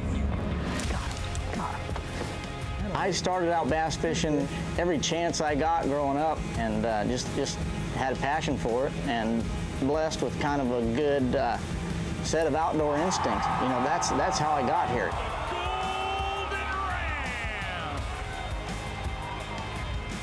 Oh, yeah. The Golden Ram. You hear Dave Mercer there. That's exactly I've right. forgotten. For the first time in his Elite Series career, he did not qualify for the Classic in 2020. A tougher year, and he really didn't do well up north. That was the surprising thing. He didn't maximize his northern capabilities. So his first setback on not making the Classic, but otherwise he's had a stellar Elite Series career. Oh, yeah. Had 7 in a row the last year. Usually he's a lot of people don't. World-class hunting guide. Oh, absolutely. Very sought after. Elk hunting, yes. That is strange. Usually he's a shoe-in for a solid finish on the St. Lawrence, and that surprised me this year. Just barely missed the cut at the St. John's a couple of weeks ago, and he's looking to make up for that this week. Needs a couple more fish to get a little bit of cushion there. Outside of hunting season, Z, he lists his hobbies as shed hunting, and he's shown off truck bed full of them to us. Which is still related to hunting. But I've looked at some photos, the last 3 or 4 years. Bowman's passed some stuff on. I mean, incredible hunting guide. Not like, he part-times it for a week or two. When he leaves the Elite Series, he is on a mountain. And they're really not waste too much time. We better get to the bridge where it's got some deep water and check, and then get back out.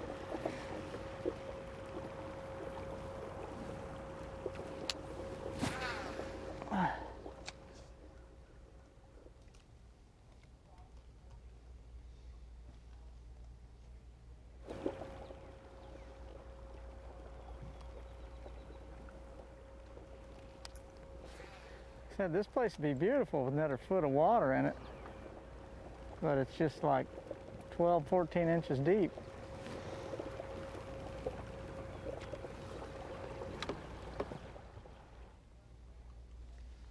You know what Perch did in college, Z? He was a heli-tac wildland firefighter. He would rappel out of helicopters. Wow. Man. That's the stuff you lead with, Such. Absolutely. Not the shed hunting. About he's jumping out of helicopters into fire. He's rappelling. Talk about striker trivia.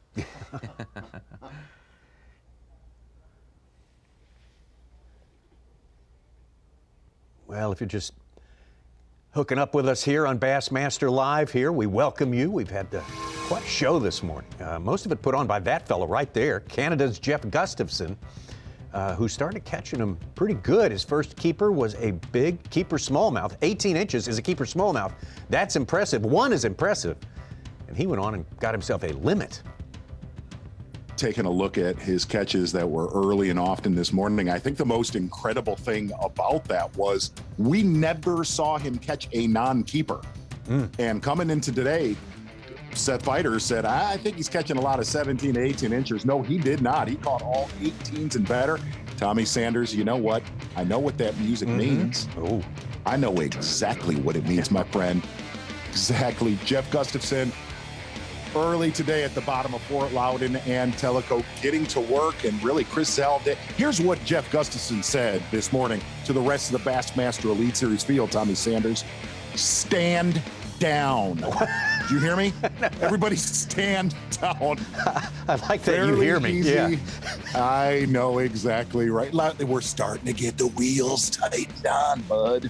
Oh, boy. Jeff Gustafson early and often, and he has a very solid stringer. And I'm going to say, after seeing him catch that one right there, I think we're a wee bit light on his late. Gussie, you are the power pole replay of the day, my friend. And here's the thing. That is, I said at St. John's all day, that'll never hold. No, today that will guaranteed that's going to hold.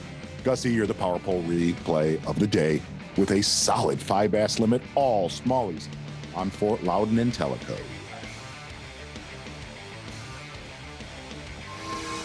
Yes. Going out here, get a little bonus coverage for you here. Getting out to Scott Martin. We've caught up with him. Situated right about there. And Scott, tell us a little bit about the lay of the land there and how it's gone for you today. Well, today's been I would consider it patience. Today's been patience. Practice was pretty difficult. Didn't get a lot of bites, but I felt like there was some fish in a few areas. So I have fished about as slow as I've ever fished in my life today. But, you know, I've got 4 decent keepers, but I'm fishing good. I lost a big smallmouth earlier and another decent keeper on a crankbait. So I'm making good decisions.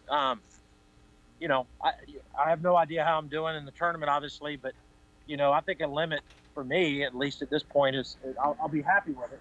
If I can get a couple of those big smallmouth to bite this afternoon, it could be a little interesting.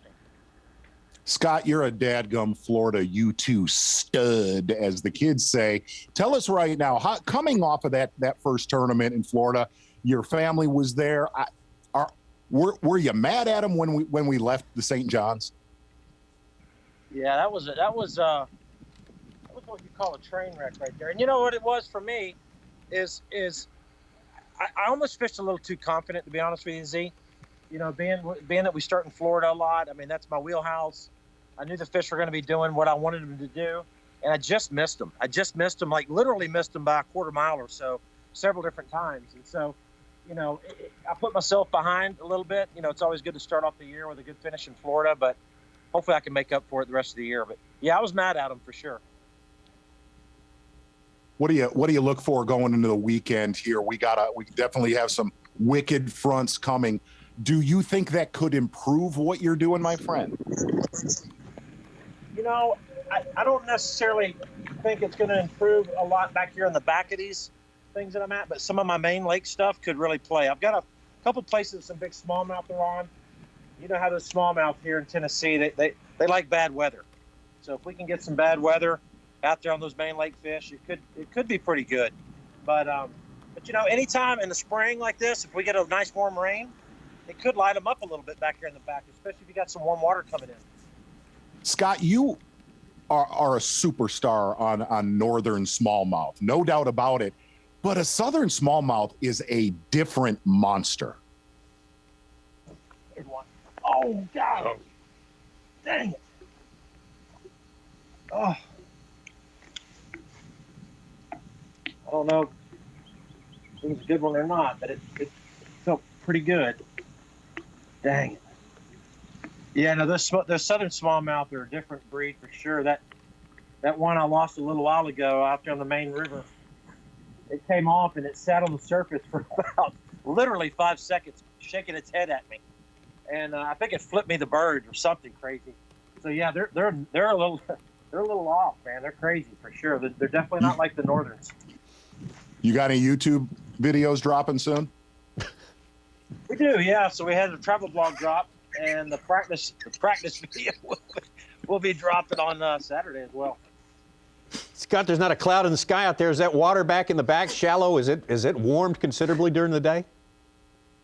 Yeah, it is. You know, the water temperature, a lot of the places I fished today are mid-50s, and that's what I'm kind of targeting back here. Obviously, I'm fishing some rocks right now. Majority of my fish today, I just got in this little pocket here, but a couple places I stopped before, you know, had some rock, and that's kind of what I'm keying on. You know, this time of the year, early spring, the first time this water warms up, which is what we're dealing with now, these rocks warm up quick, and those fish a lot of times will gravitate to that rock and just warm themselves up. So you got a window of a couple days before everything kind of acclimates that you can catch those fish on rock pretty good. Good stuff, Scott. Thank you very much for the info. Yes. Thanks for spending a little time with us. We'll let you go about catching that one right there. Scott Martin Killing it. Yeah. Thank you, Tommy. Absolutely nailing it. You pulled this out of the ditch on that one. Thank you, Tommy. What's that? No. What? Love hanging with Scott. Burn up a lake with it. John Cruz, big move up the leaderboard. Speaking of the veterans who have done big things in the past, Brandon Card, the native of this area, and Jeff Gustafson, definitely not a native of this area, from Keewatin, Ontario, extreme Western Ontario, is on top. We'll take a quick break and be right back. Live coverage of the Guaranteed Rate Elite at Tennessee River is sponsored by Carhartt. Getting into the last 2 hours of fishing time. The day goes very, very fast every one of these days. And all 9 tournaments of the Bassmaster Elite Series goes by very, very quickly. And you're trying to get as much work done today and tomorrow so you can make that cut, make it to the weekend here. And of course, boy, if you could get 10 pounds a day, I think you're looking good to get to the week. I think you're a shoo-in for the weekend. It's I'm gonna take a look at Jeff Gustafson here before too long. Take a look back at what he did this morning, and maybe we can catch up with what he's doing here later today. Got a lot of stories cooking out there, though. Chris Aldane's still looking for his first keeper. Slow, stunned Yeah. with Chris Zaldane so far today. Really, really am. I was listening to Ronnie's, he was talking about adjusted angler of the year standings. We'll get into that in a second. They're going to ask about it. They want to know what's underneath the hat. What's going on with your hair? Oh my gosh, guys, we were going to cut my hair today because I didn't think we were going to catch anything.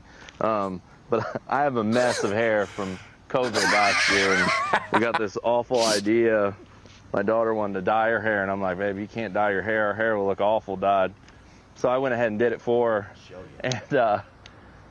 And then we did okay on the St. John, so we were just going to ride it out. I mean, we're already this far, and I mean, they're kind of biting for us today, so I think we're at least going to keep it. We'll have to see how tomorrow goes, but I'm thrilled with how today's been going. I struggled so bad in practice, and even like this area, I only had one bite in here. But we're just grinding away. This way, I mean, there's got to be some big ones in here, so I just feel like any cast, we're going to get one of those great big ones. But I was definitely ready to chop it all off.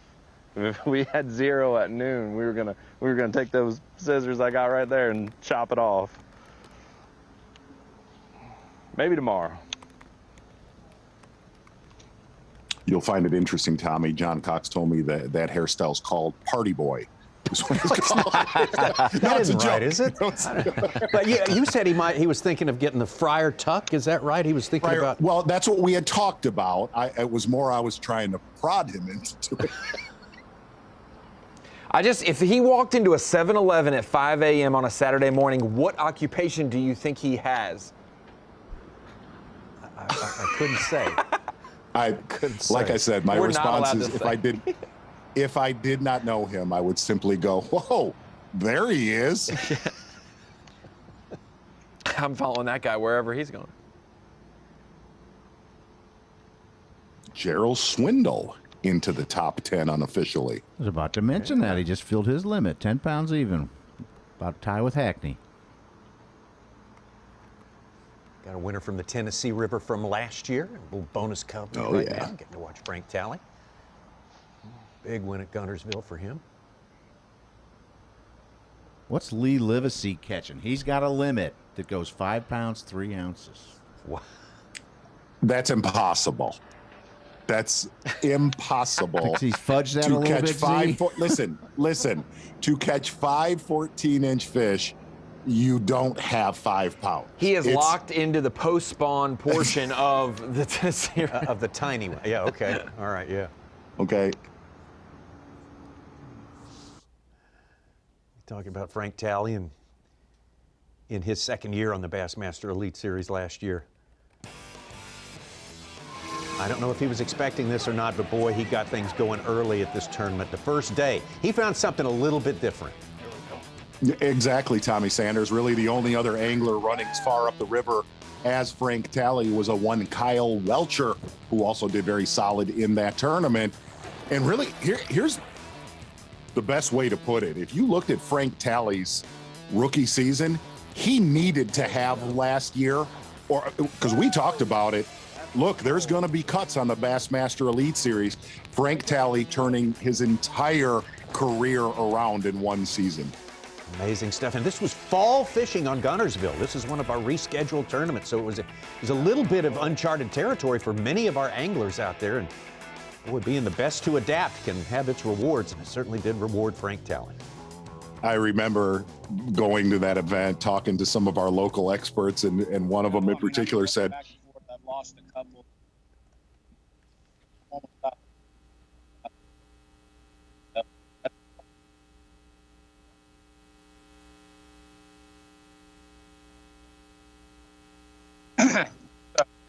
couple of opportunities. A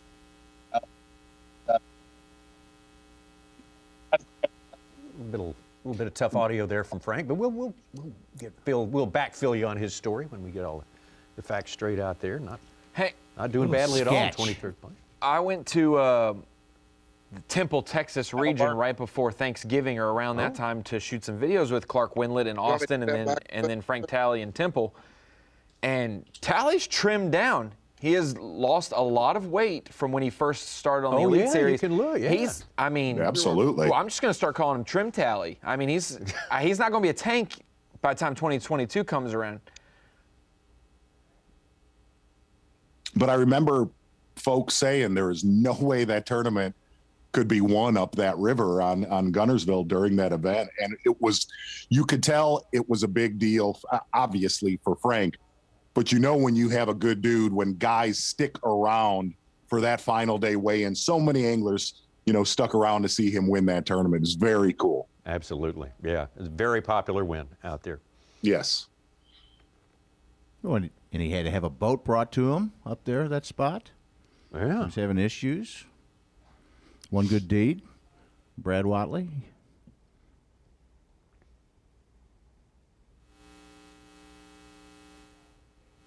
See, I thought somebody told him to just be yourself and just fish your strengths, and that's what turned his season around. Was it Blaylock running it? That's what he credited, for sure.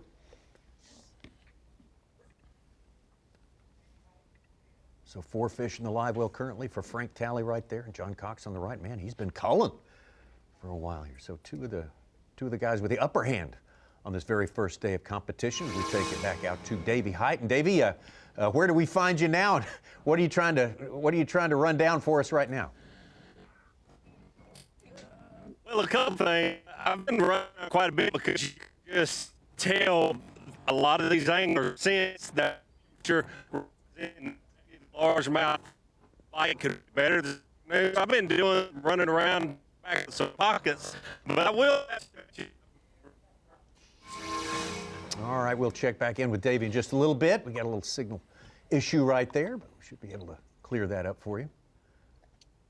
I feel like he was fixing to drop some good info on us right there. Always does. You heard Cox say that, man, there's got to be a couple big ones in here in the backs of a lot of these pockets that we've been, whether it's been with John Cox or Brandon Lester, Corey Johnston. Is the bigger females have been pretty absent today. A lot more bites than we were expecting, but you feel with that water warming, getting in that 55 to 60 degree range, it's a matter of time till one or two of them start to show up. I can't hear you. Okay. Can you hear what he's saying? I said, okay. Can you hear what he's saying?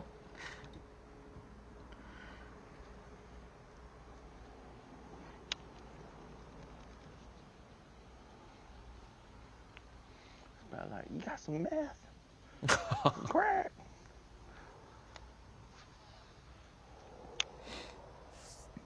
I was lucky enough to tape a show with John Cox a couple years ago, and I know I talked to you about this, Tommy. Mm-hmm.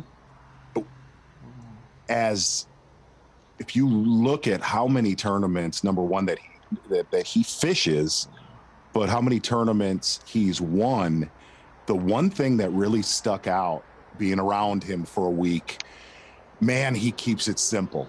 There's so much versatility. You always hear you need to be versatile, blah, blah, blah, and, to survive on the Elite Series. He doesn't live by that. What I'm saying is there's a lot of tournaments that we go to where I always say your right-hand shoulder's talking to you. If you're up fishing shallow, your shoulders say, man, I got to check deep. I got to go. John doesn't do that. He's going to fish his way, win, lose, or draw. And I think that's a massive, massive benefit to an angler like that. I mean, heck, half the tournaments he fishes, he doesn't even put electronics on. He just goes. And I think that's where you hear those inner voices. Gosh, should I go fish brush piles? Man, should I go shallow and fish docks? No, let me go check a ledge. John doesn't have those voices in his head. He's going to go out. He's going to fish shallow his way and not deviate from that. And it shows in his record. What I'm saying, he's never tormented by voices to do other things than what's in his wheelhouse. He just seems like a really happy, stress-free kind of guy. I mean, you never know really what every person goes through every minute of every day, but he certainly is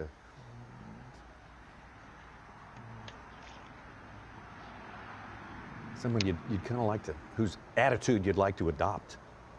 I was thinking the most positive guys on tour, and I kind of put Carl Jacobson and Chad Pipkins up there, and I guess Cox too. Z, you got any nominations? I'm gonna be all right. If I don't catch Just somebody, happy. I'll still be all right. I would put Mullins up there, definitely. Guys, what? I was being serious. Yeah, there's a difference here. I don't know. So Brian New, I think I'd lump him into the optimist category. Certainly was last week, and he had reason to be an optimist last week. Here whipping this week, and guess what? It's Thursday, and that means saluda rice and pot roast. So these bass ain't eating too good for me, but I'm gonna eat good tonight. I promise you that. The best meal to ever be made on the face of this earth. And I get to have it tonight. Saluda rice and pot roast. I wonder if that was the celebratory meal 2 weeks ago on Sunday night after I knew won his very first entry into the Bassmaster Elite Series on the final day. Just going big ones only. No limit, just go after the big ones. We made the comment early that morning, whoever caught a 25-pound bag, they're probably going to hold that trophy, and Brian New did exactly that. And we got to talk about it actually throughout that event. You saw he was the real deal fishing the Bassmaster Opens last year. A flawless performance with his biggest stringer on day number 4, Championship Sunday.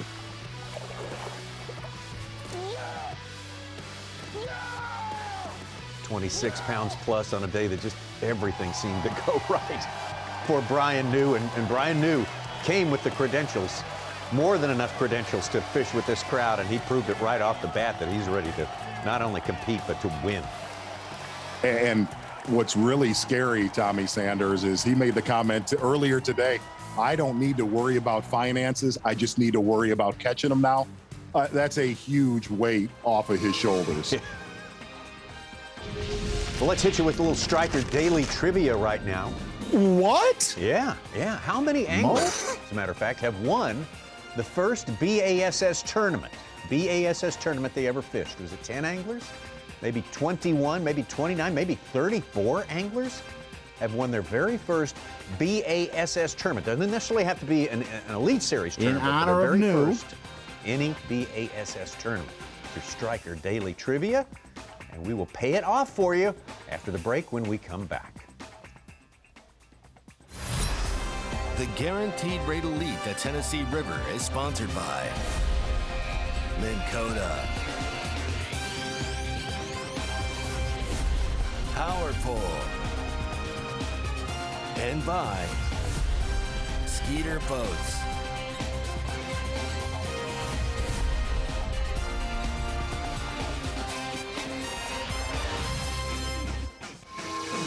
Last hour, hour and a half of fishing time for these 100 anglers out here at the Guaranteed Rate Bassmaster Elite on the Tennessee River, the upper stretches of the Tennessee River. Striker Daily Trivia, we left you with a question about how many anglers have won the first B.A.S.S tournament they ever fished? Was it 10, 21, 29, or 34, Z? Boy, this is going to be a tough one to crack, Tommy, and I'm afraid I'm going to lose my 100% batting average. I don't know. Dart throw, 29C. I'll go B21, Tommy. I'll take the top. I'll take 34. I'll go for 34, although it's never deep. It's never deep. Look at that. This is in honor of New, who actually won last year's Kissimmee Open for his first B.A.S.S. I'm losing my lead.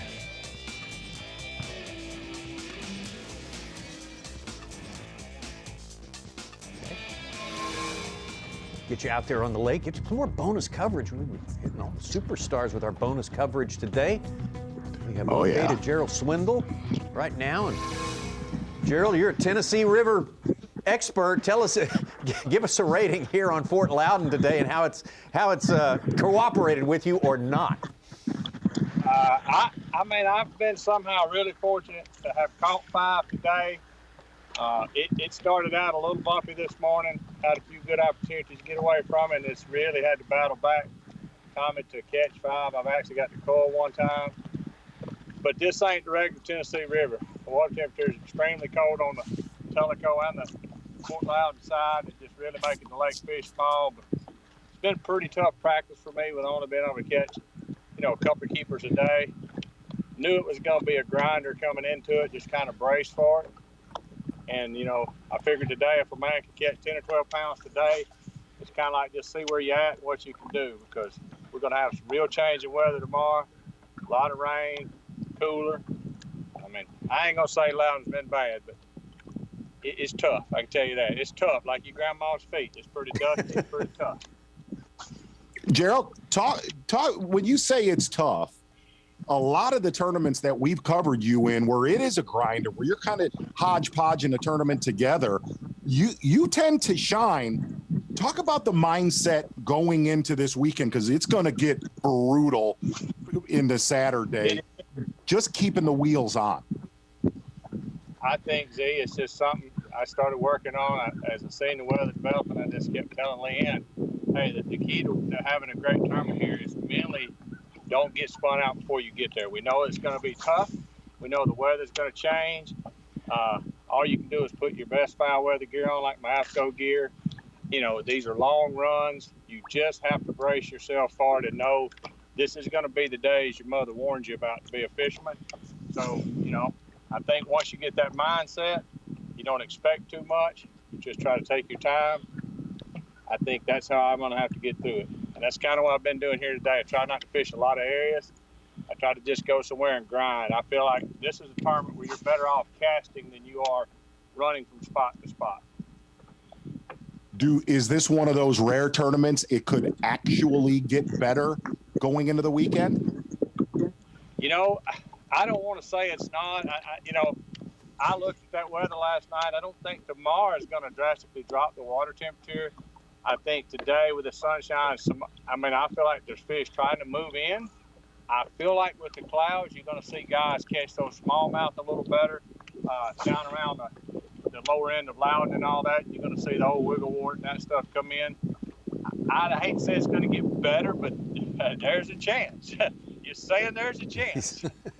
You're saying there's a chance. Have you hit any place today, Gerald, that you will be able to use tomorrow, or is it just clean slate, just start over?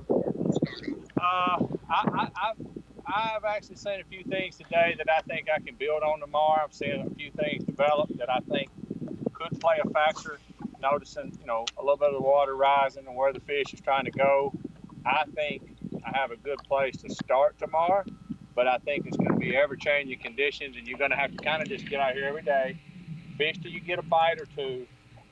Try not, like Jonah said, try not to let the wheels come off. This morning, it would have been real easy to do, because the first bite I had this morning was a really, really nice one, and I lost him. And then I tried to boat flip a 3-pounder and broke it off in the air. So, it would have been real easy to see the wheels just fall off.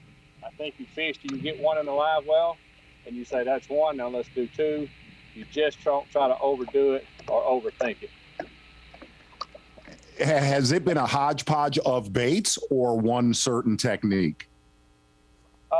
I'm shallow cranking everything from the Auto G, DT6, some old school handmade, the flat sides. This is where flat-sided crankbaits were actually invented. This is it. This is home of what everybody calls homemade flat sides is right here. So I've still got some of those old baits, and they're just really trying to stick with baits with not a huge amount of vibration that run no deeper than 5 or 6 foot. Something in a crawfish pattern and just kind of cover water. Gerald, good work and good results for you today. Yes. Congratulations on that. We're going to let you fish on. And Gerald Swindle spent plenty of his time on this Tennessee River, and like he says, this is not typical Tennessee River fishing. This is special, little bit adverse conditions Tennessee River fishing today.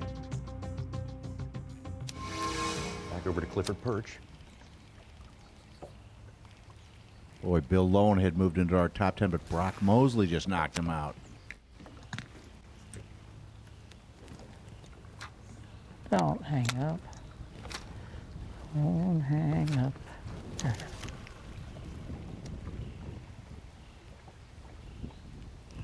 There he is. Gosh, right after being hung up. Maybe. He's not much bigger than the other ones. But if he's a 1/4 inch or 1/8 of an inch bigger, it's all that matters.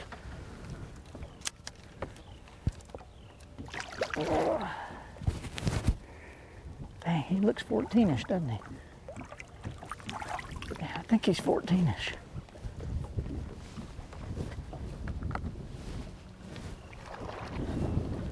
I think he's gonna go, you? I think he's gonna go.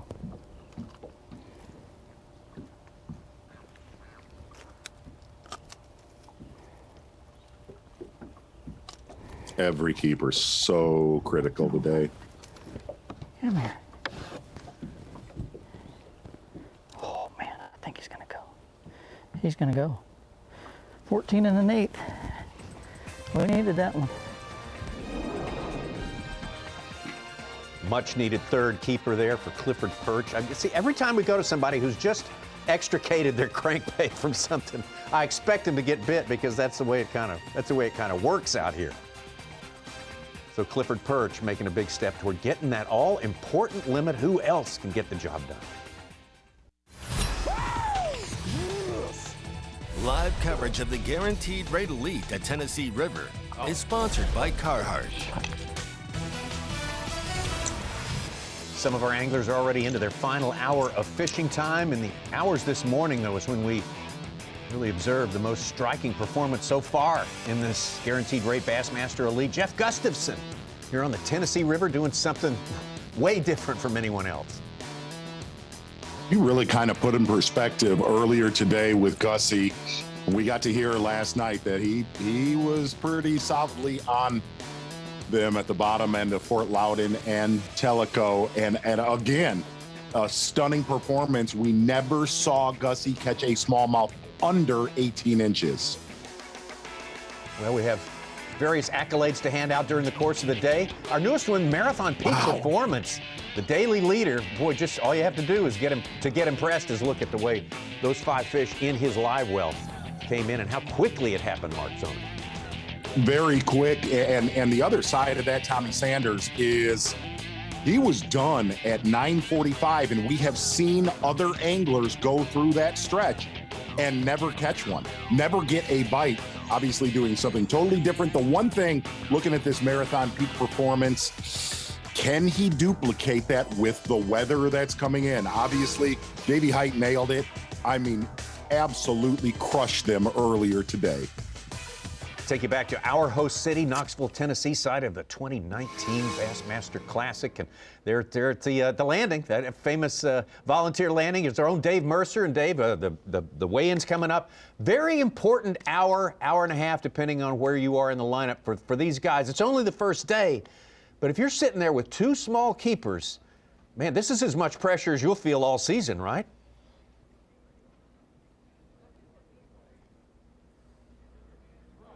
It really is, and let's talk about the ones that won't be sitting there with 2 small keepers, the ones I won't see today. I mean, there's going to be a good number of them that don't catch fish today, guys, and that's going to make this tournament exciting tomorrow. You know, you're going to have a lot of people that need to catch that fish tomorrow, and it's crazy. You know, before the event even started, Hank Cherry this morning told me, he said, I honestly feel that there'll be at least 30 guys that do not catch a fish today. So we'll find out. But, I mean, a pressure cooker for everybody but Gussie. Wow. Well, did Gussie surprise you today? I mean, that was a phenomenal performance there in a very short amount of time. I guess you've seen him work before. You know what he's capable of.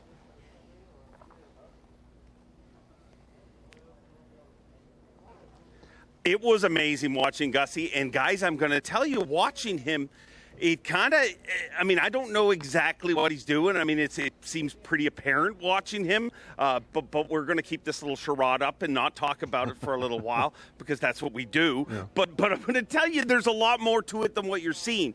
Gussie grew up 2 major tournaments that Gussie fished that are in northern. I've explained this a bunch of times, but when everybody groups us as Canadians, you look in Ontario and you assume we all live beside each other. Gussie lives 20-something hours north of me. But there is a whole circuit of tournaments up there, individual tournaments that are run by community events, but they're big, big events. And one of them is the Fort Francis Bass Championship, which happens in, on Rainy Lake. And I'm watching the way he fishes.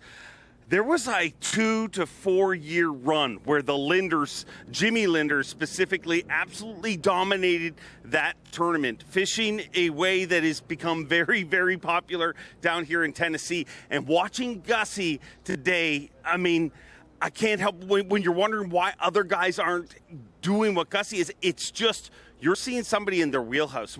If he's doing exactly what it looks like to me that he's doing, I mean, this is something he has literally spent hundreds, if not thousands of hours of his life doing. And that's the cool thing. I mean, when you see a guy like Carl Jacobin in contention, and you see stuff he brings from Australia, and then you see stuff, we test these guys all across the country. And one of the coolest things to me is seeing these guys when they're in their wheelhouse. The question is, though, while everybody in Canada's getting ready to have a party on Sunday for Gussie, I mean, this is a river. This is the Tennessee River, and it has taught us over and over again, just when you think you've got it dialed, it teaches you that you have nothing, because it is constantly changing. But awesome to watch Gussie this morning. Dave, obviously, this is going to be one of the toughest Bassmaster Elite Series events we have had in a very long time.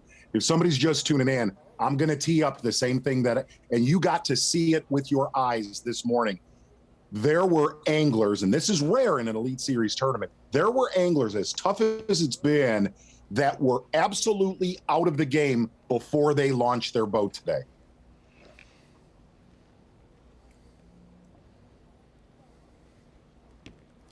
There definitely was. I mean, you saw anglers walking around it, and that is that's the amazing thing about our field. If you look at our field, let's call a spade a spade. You look at the level of experience on some of these guys versus the level of experience of some of the anglers that fished here a few years ago. You're seeing some of those things stand out. And what I mean by that is you see a Greg Hackney, you see a Gerald Swindle. They know, even though I'm 3-4 hours into this event and I have not had a bite. I mean, Gerald Swindle and Greg Hackney both fished, I believe, the Pittsburgh Classic. They know about tough fisheries, but they also sat there and watched KVD win $100 million or $500,000 there. So, I mean, they know that somebody's going to win it. So that's what I was talking about this morning. I mean, you see some of those guys, and that is the worst thing. You see it time after time where, I mean, the last time and it's not always in stingy fisheries. I mean, I remember seeing it the first time we came to Waddington, and how many guys just really removed themselves from the tournament because it was so unfamiliar and it was so different. And this isn't a judgment con. But when you saw them walking around the dock this morning, you definitely saw there was some people who were dialed in and ready to go to war because they knew that is exactly what this was going to be today, a war on the Tennessee River, and stay focused throughout the entire day. And there was a bunch of them that were fallen for the dock talk, let's say it. Well, was it mostly the younger anglers that were spun out?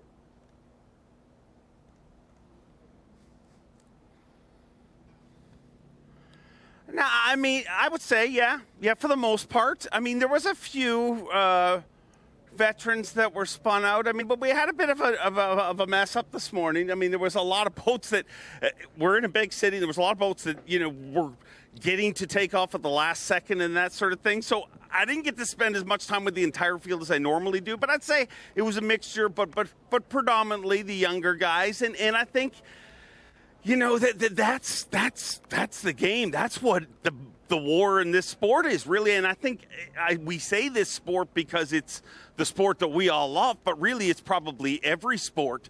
That is the battle. I mean, you get into it, and that early success is the easiest success to have. But it's all the distractions and everything that comes with it. And some of these anglers are seeing some of those distractions right now. And what I mean by that is distractions from media, distractions from people saying, was this tournament going to happen? Should this tournament happen? And when you fall into that, you know, Jason Christie, I guess, is a prime example. What did Jason Christie do after the last event? He went to Florida. He stayed in Florida. He put his head down. He fished, and he focused on that. He actually made a comment this morning that he didn't even know what's going on in the world because he's just been fishing. And really, you're going to see that mental toughness is going to win this event by the end of it, you know. And who knows? Maybe Gussie will spend an hour each morning and walk away with the event. I'd love to see that. But you're going to see some major moves in our Angler of the Year leaderboard and some sways. But it's watch these anglers, the ones that you see distracted. And now's when it gets tough, guys. You know that as the day moves on. And today I'll say would be easier because as you're standing out here as an angler, I'm like, wow, I want to fish right now. The way it feels, you know that feeling, you know, like when you walk outside of your office and you're like, I need to be on the lake. Well, that's the kind of day. So I think that our entire field is going to be very focused here. But tomorrow, when the weather rolls in, when things get a little tougher, it's those, you know, those lacks in concentration that are going to make a huge difference in this event, if you ask me. Dave, thank you very much. Our own Dave Mercer will be holding court, also known as the weigh-in at that beautiful volunteer landing there, right there, Riverside, and at 3 o'clock Eastern time, right here on Bassmaster.com. Tommy Sanders, though, I hate to say this, I'm going to call Dave out. He said Jason Christie stayed around and fished in Florida. Not a bad gig, right? No, yeah, that's suffering. if you looked at a 10-day forecast, hey, good call, bud. Yes, I'm going to punish myself with sunny and 75. Yeah, I'll do it if no one else will. Yeah, it was miserable where he lives. I can guarantee you that. Oklahoma was not a fun place to be. Fun place to be, though, here on the Tennessee River. What did you see behind Dave? The people in the shirt sleeves? Dave was right. It does feel like a pre-spring sort of little warming trend in the middle of the afternoon. Going to be a beautiful weigh-in, as we say again, coming up about 3 p.m. Eastern time. Tommy, we're on Bassmaster.com. We're already at 15+ limits. Already at 15 anglers, at least with a limit on Bass Track. Wow. And 80 guys have halfway fished. there. You're more than halfway there. We'll keep our eye on that and all the other important stats as we take a quick break and be right back. Live coverage of the Guaranteed Rate Elite at Tennessee River is sponsored by Carhartt. Into our last hour of fishing for the 100 anglers. Man, oh man, tomorrow is so important. You got to be in the top 50 if you want to fish on the weekend here. Right at the top of the leaderboard, 2 really great performances. Let's include John Cruz as well. These guys really pulling away from everyone else here, but just a little bit, you know, not terminally away from everyone else. Ray Hanselman, big move up the leaderboard. Bob Downey has been on and off that board all day. Corey Johnston, very determined, very deliberate. Covered as much ground, as much water as he said he could, and just not giving up. I mean, you've said it, Mark Zona, Dave Mercer said it, Swindle said as well. You just got to keep your head down. You got to keep going. You can't let yourself get spun out by this thing. As we take in, well, a little bit of extra coverage, a little bonus coverage from Jamie Hartman, a former winner here on the Tennessee River, Lake Guntersville. Jamie, can you hear us? Yes, sir. Hey, tell us how your day's going so far, and what time of the day for you seemed to work the best. It's tough, buddy. I mean, it's really, really, really, really tough. I can't express to you how tough it's been today. I've had my opportunities many times over to have my 5 fish, and I'm only sitting on 3. But man, are they biting finicky today? They are eating it, dropping it. I was pitching a jig, they pop it, not hold on to it. And I'm sitting on 1 fish, and I just got to my wits' end. I got bumped twice. So I went in the box and got this thing out, and I've been catching them so super slow with it, though. And when they bite it, they get it. I've caught 3 shorts and 2 keepers, but it is a grind. And just running out of water to fish. Jamie, we've covered you on Cherokee Lake above where we're at right here. Have you been able to duplicate that at all the way you caught them on Cherokee years ago here, or not at all? Not at all, no. I've actually been up there for 4 or 5 days before practice started here, just to get into that kind of how the fish are acting in the cold water and whatnot. I don't do a lot of this stuff, so I went up there and practiced, and I thought I figured it out a little bit, and I did, and I brought it here, and I had a decent practice. Yesterday was pretty darn good. I thought I figured something out. Had 6 keepers like nothing yesterday, and I fished overfished today really, really bad, and I should have slowed down. I did with a jig, but they wouldn't commit to it. They just kept popping it. So I went to a shaky head, and they are eating it, but I can't get around them. I can't even get on a stretch where there isn't any boats. So, like I said, man, somebody who catches them is going to earn it for sure, or have something all to themselves. Only largemouth, or are you catching a mix? I have not caught a smallmouth all practice or today. Not a single bite for a smallmouth. So I don't know. Supposedly they live here. Why do you think that bite is so tentative for at least your main baits you were putting in front of them? The water was moving good yesterday, real good, and today it's very stagnant. I think it just started moving here just a little bit ago. So it may help this last hour bite, but it isn't helping me. But I'm kind of tucked in here right now, so. And there we go, I'm snagged up. Right on the perfect stretch, too. Well, Jamie, we'll let you fish on here, and Jamie says he may be running out of places to fish for today. I hope that's not the case. I hope we can find someplace else. Maybe some places like he fished a little farther down on the Tennessee River, like here at Lake Guntersville. And really, Tommy Sanders, I don't think anybody saw that final day coming. Yes, we were manufacturing, a big comeback, and he actually got it done. Really landing on the mother lode that final day. Great top water bite and made slow upgrades. And it was one of the roughest weigh-ins we have ever seen at Lake Guntersville as far as weather. From there on to Cayuga Lake, where again, he just a slow, steady climb throughout the tournament sealed the deal on Championship Sunday. Magic year of 2019, where there were a couple of anglers that won more than one tournament in the same season. So Jamie Hartman out there trying to get something going, and Davey, we think of all these guys out here in Jamie Hartman's position with 2 little ones, maybe 3 little ones. What goes through your mind with less than an hour to fish right now? Do you just kind of go back to where you caught the 2 little ones and try that place again?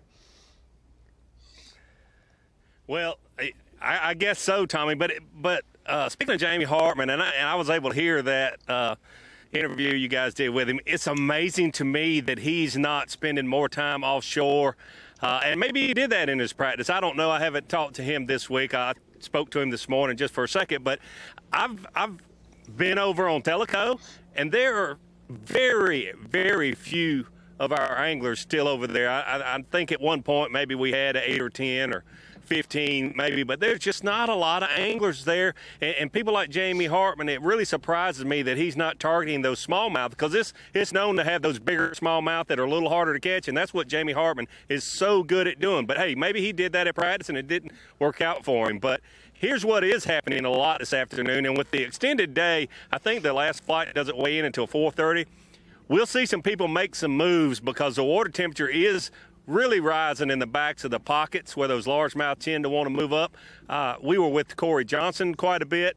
He is running and gunning and then fishing slow, if you can imagine that. But that's what he's doing, and he's made a good day of not a very good practice. The thing that I'm real curious about, the nastier weather, the clouds or rain should help the smallmouth. And in the 19 Classic, I was with the eventual winner for his one official day of practice out Defoe, and a lot of his fish came just off the river but shallow.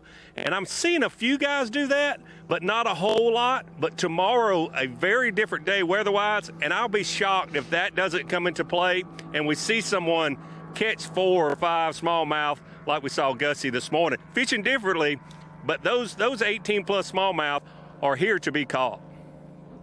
Davey, for somebody that's not fished the Tennessee River, especially this body of water, Fort Loudoun and Tellico, if you've not been there, today we've heard from so many anglers that they're not moving water. They're not moving water where they were pulling yesterday. Obviously, they're going to have to pull a little bit of water tomorrow into Saturday with all the rain coming. Talk about how these fish are truly on a light switch compared to other bodies of water that we go to.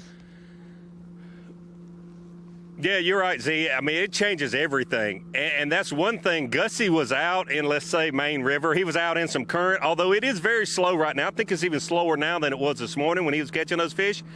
But Gussie said, I just can't imagine why, up north, these smallmouth would never be in this current with this water temperature. He said when it's mid-40s, which it was when I was around him this morning, like 45 degrees where he was fishing, they would never be in this current.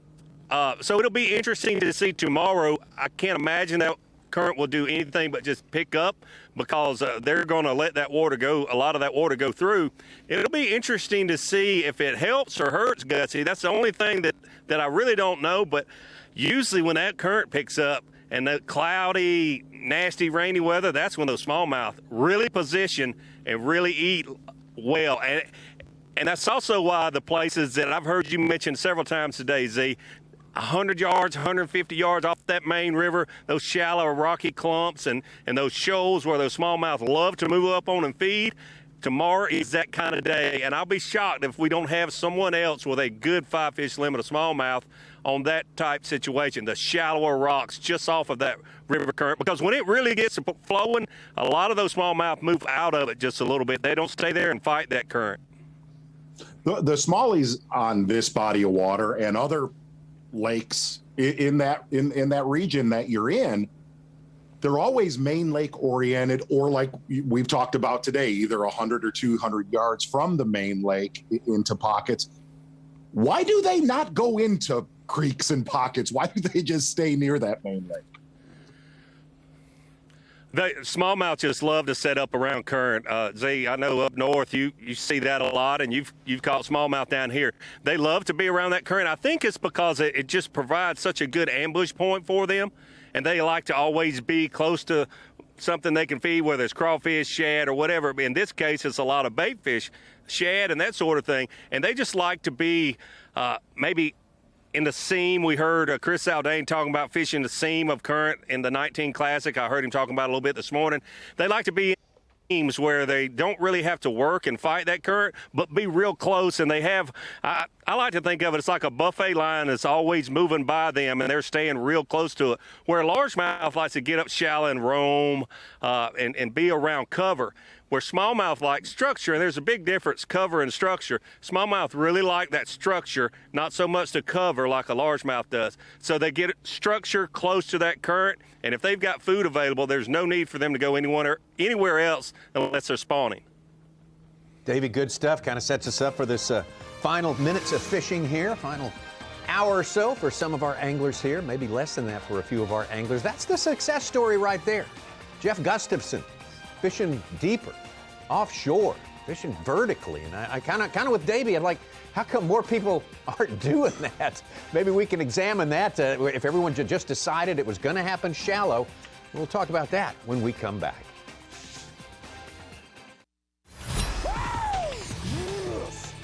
Live coverage of the Guaranteed Rate Elite at Tennessee River is sponsored by Carhartt.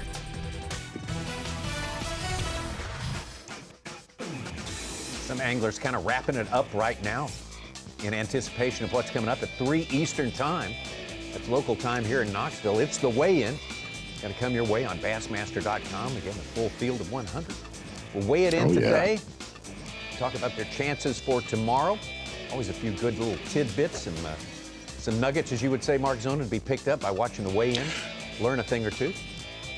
Absolutely, Tommy Sanders. And I'll tell you something, tomorrow's going to be a really interesting day with the guys that we have cameras with, because I think the way that the unofficial leaders have caught them on Bass Track, I think it's going to be all over the map on day 2.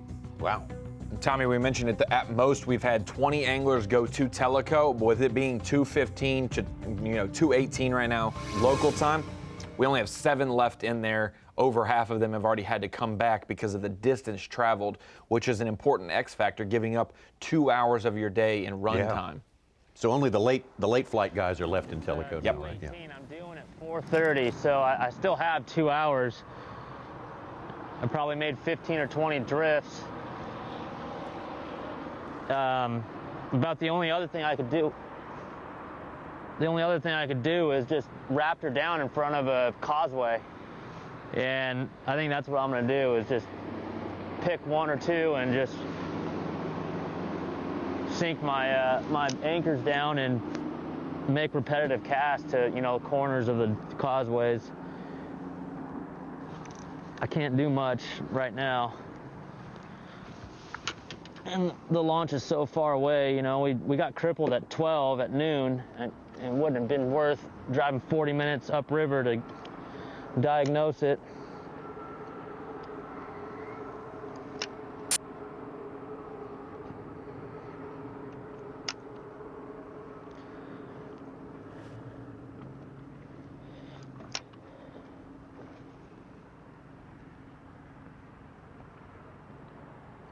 Here's a development Z. Steve Kennedy and Mark Menendez are tied for 4th with about 11.5. Kennedy only has 4 fish. Menendez just caught a 4 1/4. Frustrating day, man.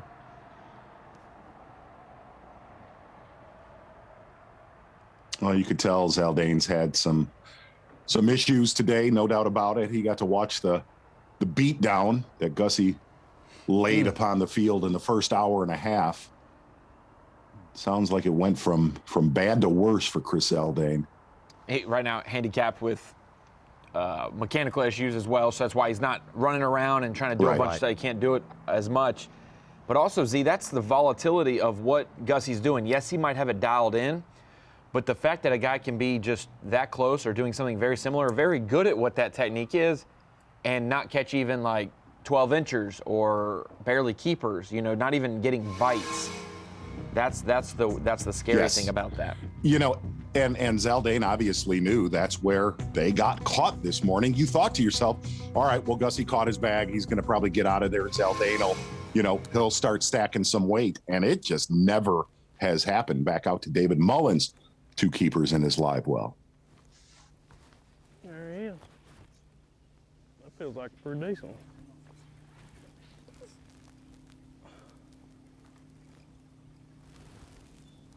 That's a dang smallmouth. You believe in that? After we just talked about that.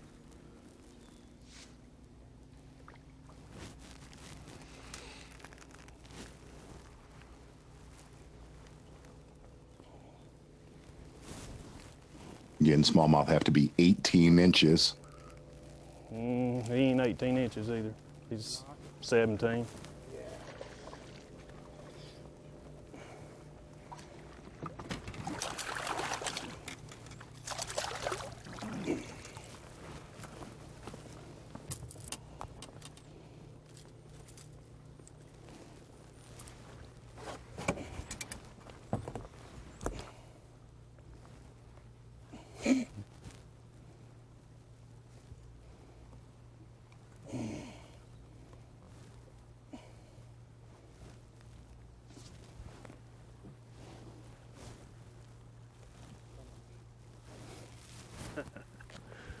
believe he'll go. That's the power of positive thinking. I believe he'll go. Let's see. Mouth closed. Get your mouth closed. Mouth closed.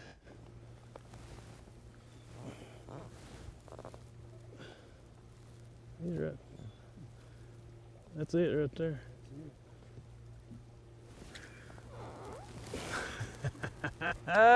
Keep some of that, Jay.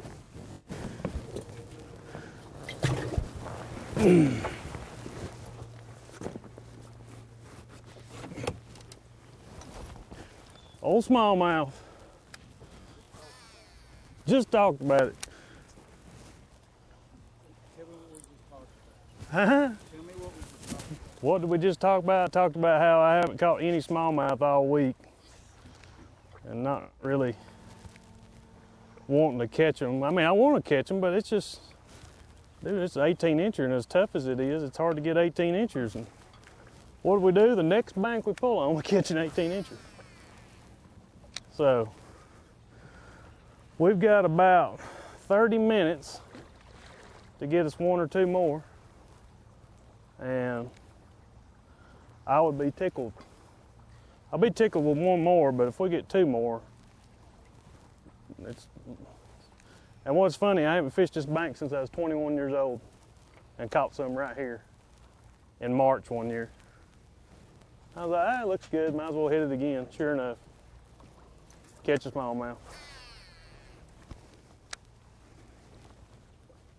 Z, the weird dilemma as well is that you could get a limit of fish and have a line burner 18-inch smallmouth, and then it's time to cull, and do you get rid of a 14-inch largemouth that is a for sure keeper, or one that may shrink up and not hit 18, but you're going to release your third biggest or second biggest fish, but it barely, you know, that's... Where do you get this negative energy from? It's the vibes. It's the vibes.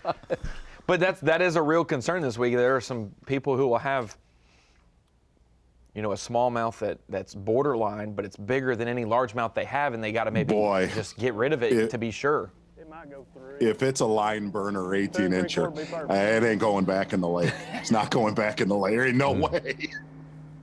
That was a big fish right there for David Absolutely. Mullins. Yeah. Big in the scheme of things.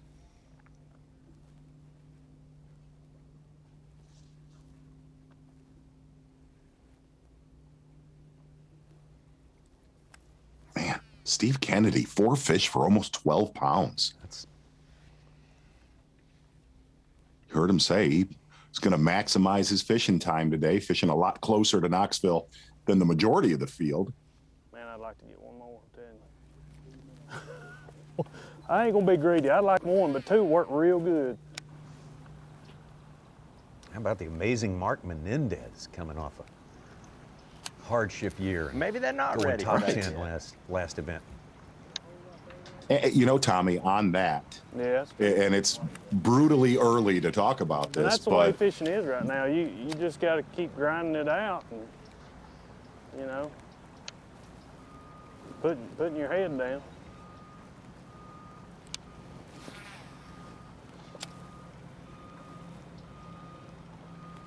It's going to be a very interesting top 5 in Angler of the Year standings at the end of today. Yeah. I just wish they were biting the crankbait better than what they are. I love throwing crankbait. That's the problem with old river smallmouth. So how about this, Z? With how tough of a St. John's Chris Zaldain had, a perennial AOY contender every year, as tough as St. John's was, and getting 0 points right now today with 0 fish caught, 96th unofficially in AOY. Wow. And the people below him, 2 of them do not have marshals today. One of them didn't fish the first event, and the other one had mechanical issues at 10 a.m. this morning and has not been on the water since. He needs to get mad at him again. Yeah. Which is what he said this morning.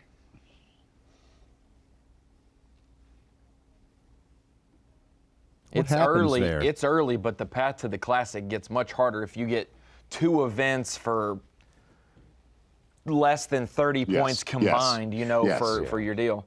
And it's not like past years where 100 points for first place, and you only had 88 guys. So if you got last and you caught a fish, you get 12 points. Here, if you get last, it's 1 point if you catch a fish. You know, it's not like there's it's 100 even.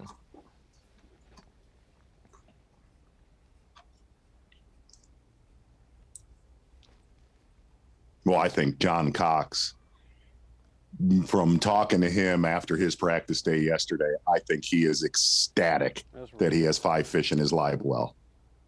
He's just doing the exact opposite of what happened to him the last tournament. He had huge expectations, right? And it just, nothing happened on that first day, and it's just the reverse of that this time around. Well, just like we heard, you know, we threw a dart this morning.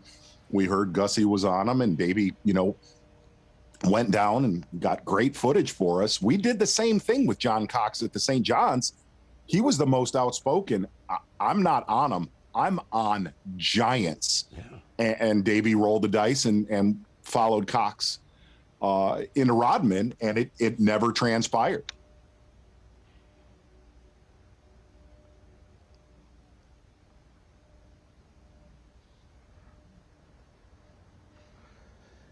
Boy, he is a magical piece of work. That here. Everything is working, man. Yeah, it's... I just wish he'd go for the Friar Tuck. That would be good. Solid morning for John Cox. Berkeley, Fritz side crankbait, not fishing too far from Knoxville. Like Steve Kennedy, just fishing right around the corner, getting it done. Did not start off very fast. But in about 90 minutes to 2 hours, mid-morning, which we thought would be the slowest time of the day, water temperature going up, John Cox getting it done. Nice, solid limit at his live well. He said they were getting it better with each passing keeper, really grabbing onto his bait there, and went from being skeptical to being a believer, I guess, in the course of the morning. And anybody with a limit right now is looking really, really good. John Cox is among that group. And we have a chance to check in with John when we come back. There is a little fishing time left. We'll take our quick break and return. Live coverage of the Guaranteed Rate Elite at Tennessee River is sponsored by Carhartt. Into our last 30 minutes of Bassmaster live here on the upper reaches of the Tennessee River. Kind of gets formed by the confluence of two rivers just east of Knoxville, and this is the first impoundment here, Fort Loudoun. Also fishing Tellico. It connects down before you get to the dam. Jeff Gustafson on top. We're going to take a look at our leaderboard, go a little deeper into it, Mark Zona. And of course, the big story, the big success, Jeff Gustafson on top. You know, and I really think Dave Mercer absolutely nailed it when he said, as tough as it was throughout practice, a lot of the younger guys were just spun out. If you look at that top 10, Tommy Sanders, there's a lot of veterans. There's a lot of time on the water in that top 10.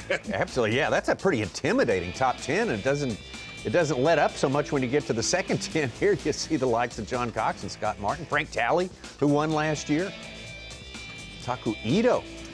Didn't hear from him too much down in Florida, but he's making a stand here on day number 1. 21st through 30th. Clark Wendland, another solid tournament for him.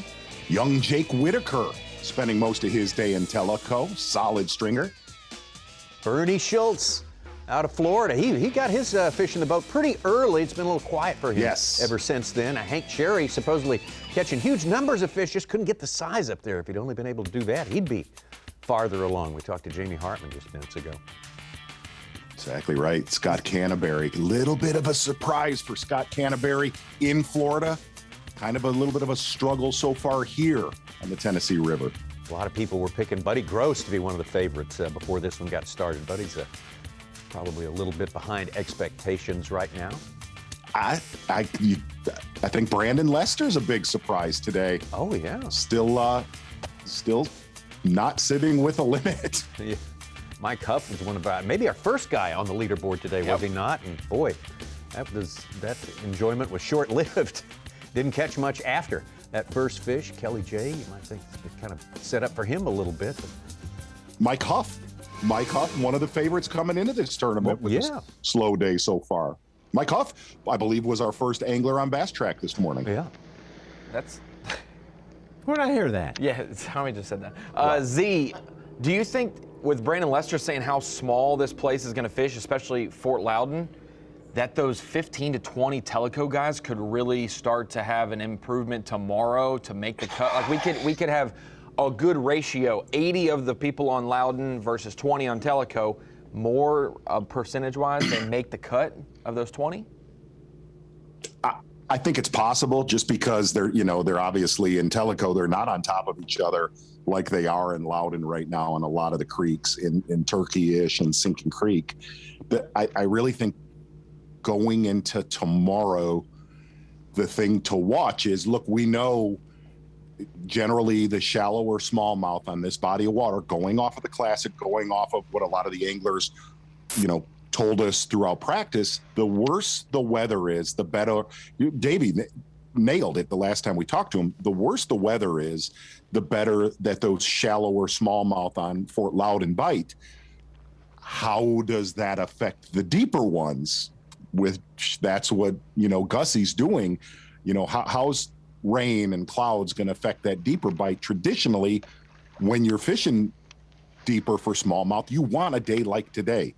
Boat control, a high sky. Snagged. But really, Gussie caught all of those fish this morning in very low light conditions. So I think tomorrow's going to be and we always say this, look, we like beatdowns. We like Lake Fork and St. John's when you're catching 8 to 10 pounders. But throughout the decades of covering these, the tournaments that I remember, Tommy, when we talk about the most memorable events, they're events like this that are completely unpredictable and grinders. Yeah. The fact that a 4 or 5 pounder will double over half the field's weight today shows how important just a solid bite is. And Z, you talked about it, that weather coming in. For those guys who maybe are fishing Tellico shallower where it's clearer, it's harder to make an error. You make too much noise and they're going to know it. With that wind and rain and stuff tomorrow, nasty, that gives them some wiggle room for less mistakes, Yeah, but if you also go off of the 2019 Classic, there was big bags, Ronnie, if you remember, caught in Tellico, whether it was practice or the tournament. The problem there is consistency. Yeah, doing it again. Absolutely. That it has, and here's a fun fact. Tellico used to have a lot of grass in it. There was 8 to 10 pound fish that used to come out of there. There's no grass there anymore. But a lot of the local experts will tell you, you can win. You can blow out a one-day event in Tellico. Doing it 2 days, 3 days, that is tall order, man. It's almost like when you deplete that place, you depleted it. Yeah, Hamilton told me when there's events out of Tellico, the ramps down there, 95% of the boats go to Loudoun. How about Brock Mosley, the limit? He's up to 4th place. He was a quiet 4th in the Angler of the Year last year, but he just keeps posting decent finishes. Yeah.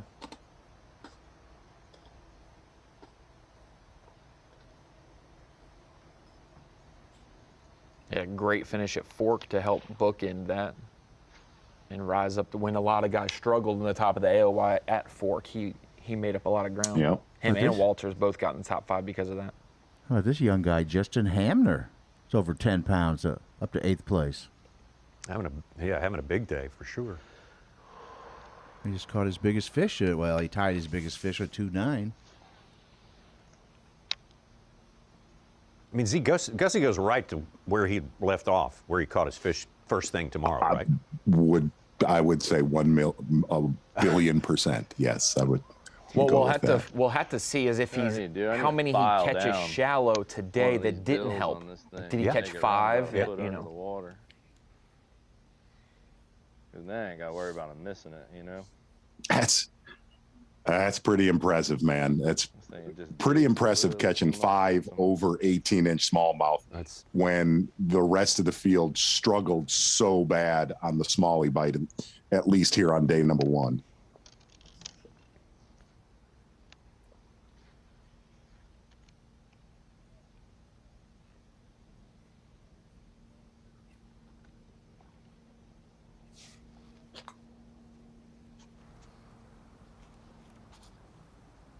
Now, Davey seems to think they're going to let the current rip tomorrow if the rain is sufficient, right?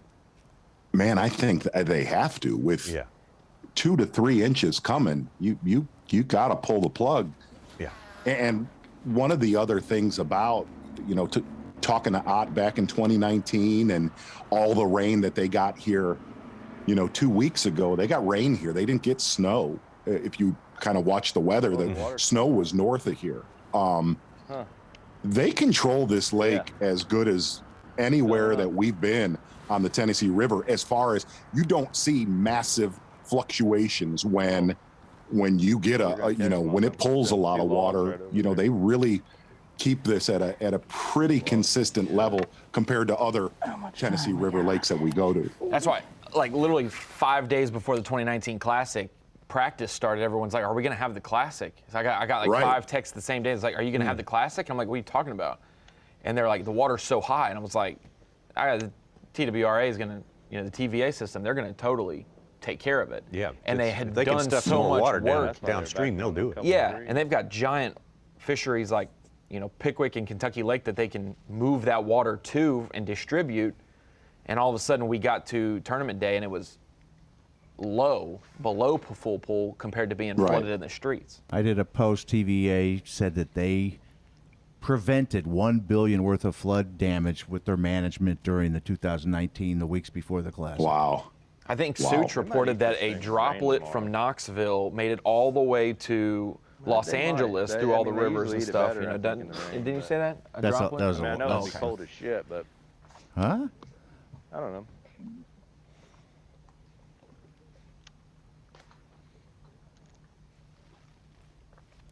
No, but I saw yesterday, day before TVA, in preparation of the rain. And Z, it's going to rain past our event. It'll rain 5 inches this next week, at least. That they will bring down all the TVA lakes for the incoming water. That's probably why they pulled yesterday during practice with no rain happening. Right. And didn't today, and then they'll just probably open them all up tomorrow and let it roll through.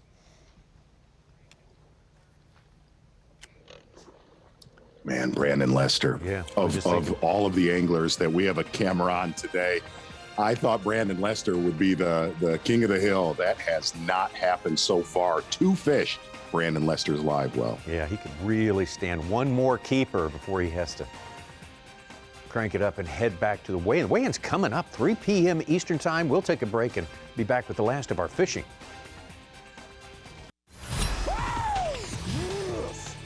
Live coverage of the Guaranteed Rate Elite at Tennessee River is sponsored by Carhartt. Earlier flights are headed back on their way to Knoxville, our host city.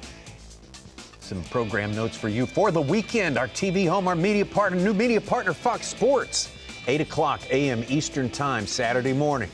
We start with live coverage on Fox for you, and the same deal on Sunday as well. I think we've got 7 hours total of coverage coming up this weekend on Fox, and we could be more happy about that. Get more people involved. And I want to thank everybody who checked out St. John's a couple of weeks ago. That's a big number. Lots of folks checking that out, spending a good amount of time watching that tournament. Take you right out now to Mount Carmel, Tennessee's David Mullins.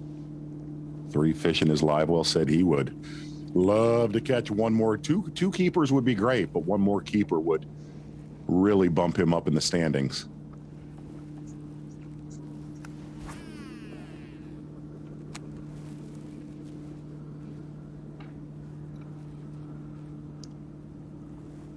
Last keeper was an 18-inch, just an 18-inch smallmouth. Let's see what this one is. Well, he's fishing a lot more Main River. Come on. I don't know. Would be close. He's missing half a jaw. I think he'll go. Gonna be right at it. I think he'll go. Come on. Oh, gosh. Oh, yeah. Look at that, son. 14 inches. game changer. That's the positivity we're looking for, Tommy. That no is. doubt. He had no doubt. No doubt. Man, how critical a 14-inch bass is in this tournament. Oh my gosh. And really, you know, we started off our broadcast today saying today more than likely was going to be the toughest day. This was going to be the survival day where, wow. That's a good one. Yeah. Unless he's snagged. He's running way out here. I don't know. I hope not. That's a largemouth. It's number 5. I can get him in here. He's just a little fat chunker. Oh God. Horrible landing job. Give me 5 on that, son. Talk about. It took us all day, but we got us 5. I know that's 14 inches. Oh, he's 15, even with the snub tail. Look at that little butterball. We got us 5. Never felt so good, did it? We got us 5 on Loudoun. Wow. I feel like I just won the classic. How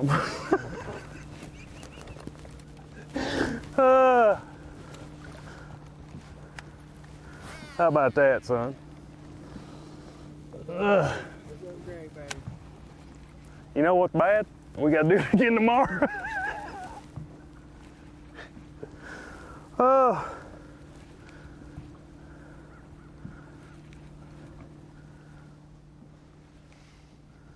I've caught 4 out of 5.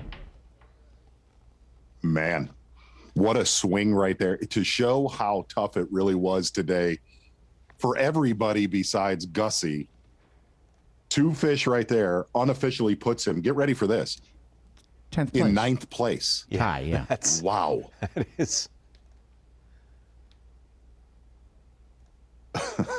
He only had about a 3-hour stretch and a 2-hour stretch with no fish today as well. None at all. Yes. So, yeah, that's a productive little interlude right there. Before David Mullins said that, I had the same thought of just imagine using all of your energy and concentration and ability to just catch 5 keepers today, and then you drive all the way back, weigh them in, and you're like, I got to do that tomorrow. How the heck am I going to do that tomorrow? What's the game plan, you know?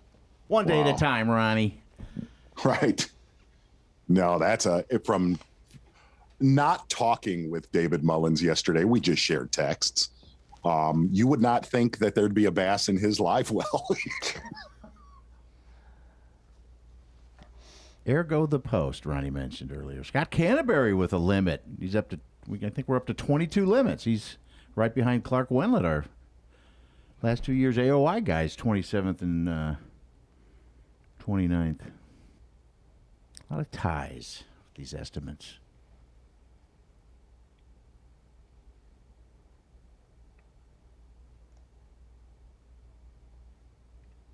Brian knew just the one. Man, I did not see that coming. I didn't either. Did not see that coming. I mean, he did it so fast. Like, he literally got to his area, idled through the shallow area, like second cast catches one.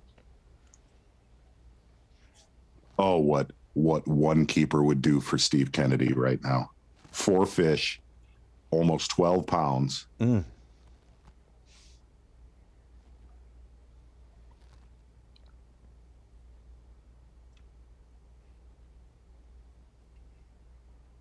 You ever notice when Steve Kennedy's on stage, it doesn't look like he knows what to do with his hands?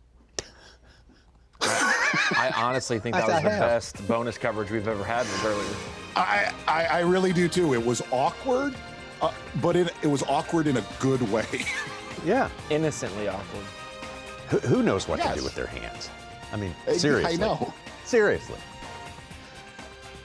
Well, get just a tiny bit of fishing left on the end of this Bassmaster live program. So we're going to take one more break, come back here to Loudoun and Tellico and wrap it up for you. Guaranteed Rate Elite at Tennessee River is sponsored by Ranger Boats, Yamaha, Toyota, and by Berkeley. If you're just checking Bassmaster Live to get a late score check, I can tell you at the top of the leaderboard, Jeff Gustafson, Brandon Card. Gustafson 16-13, Card 13-12. Both of them completed their limit 10 minutes before 10 o'clock. Exactly right, Tommy Sanders. Hit the music, Paco. Ever since he could remember, Tommy Sanders, little pigs, little pigs. We've been waiting for you all day. Jeff Gustafson this morning, my friend, he was the power pole replay of the day in the first hour throughout the entire day. And I'm going to tell you something, on a day that everybody thought would be the toughest of this event, we had heard Jeff Gustafson was on him. Well, he was in a big way. And he not only put on a show for everybody watching Bassmaster Live, he got to put on a show for Chris Zaldain. It is going to be very interesting to watch this man work tomorrow, because really he's got an area all to himself, and we're going to be able to break it down. That is your power pole replay of the day. Thank you. I appreciate that crescendo ending, but really, big hats off to Davey Height getting down there near the dam. And boy, we're going to have a big time on day number 2. Interesting to see how the storms, how all the rain coming in is going to affect that deeper water smallmouth bite on Fort Loudoun and Tellico. Boy, that's your power pole replay of the day. Very well done. That is the reputation of this place. What was here today, do not count on it being there tomorrow. Z, you'll want to know a storyline that you cannot find on Bass Track. This is insider info only. Heard Russell Wilson looking at the Chicago Bears, maybe. That's just something to think about later. There has been shared texts. Yes, Russell Wilson is looking at the Chicago Bears. There's a little bit of excitement here in Bassmaster Live Northern HQ right when we get off the air today. We're going to do it tomorrow. Bassmaster Live coming at you at 8 a.m. Eastern Time for 6 hours, just as we did today. And right now, immediately after our broadcast, momentarily on Bassmaster.com, 3 p.m. Eastern Time. Get ready for it. Back in Knoxville, the weigh-in. Thanks for being with us today. We'll see you tomorrow.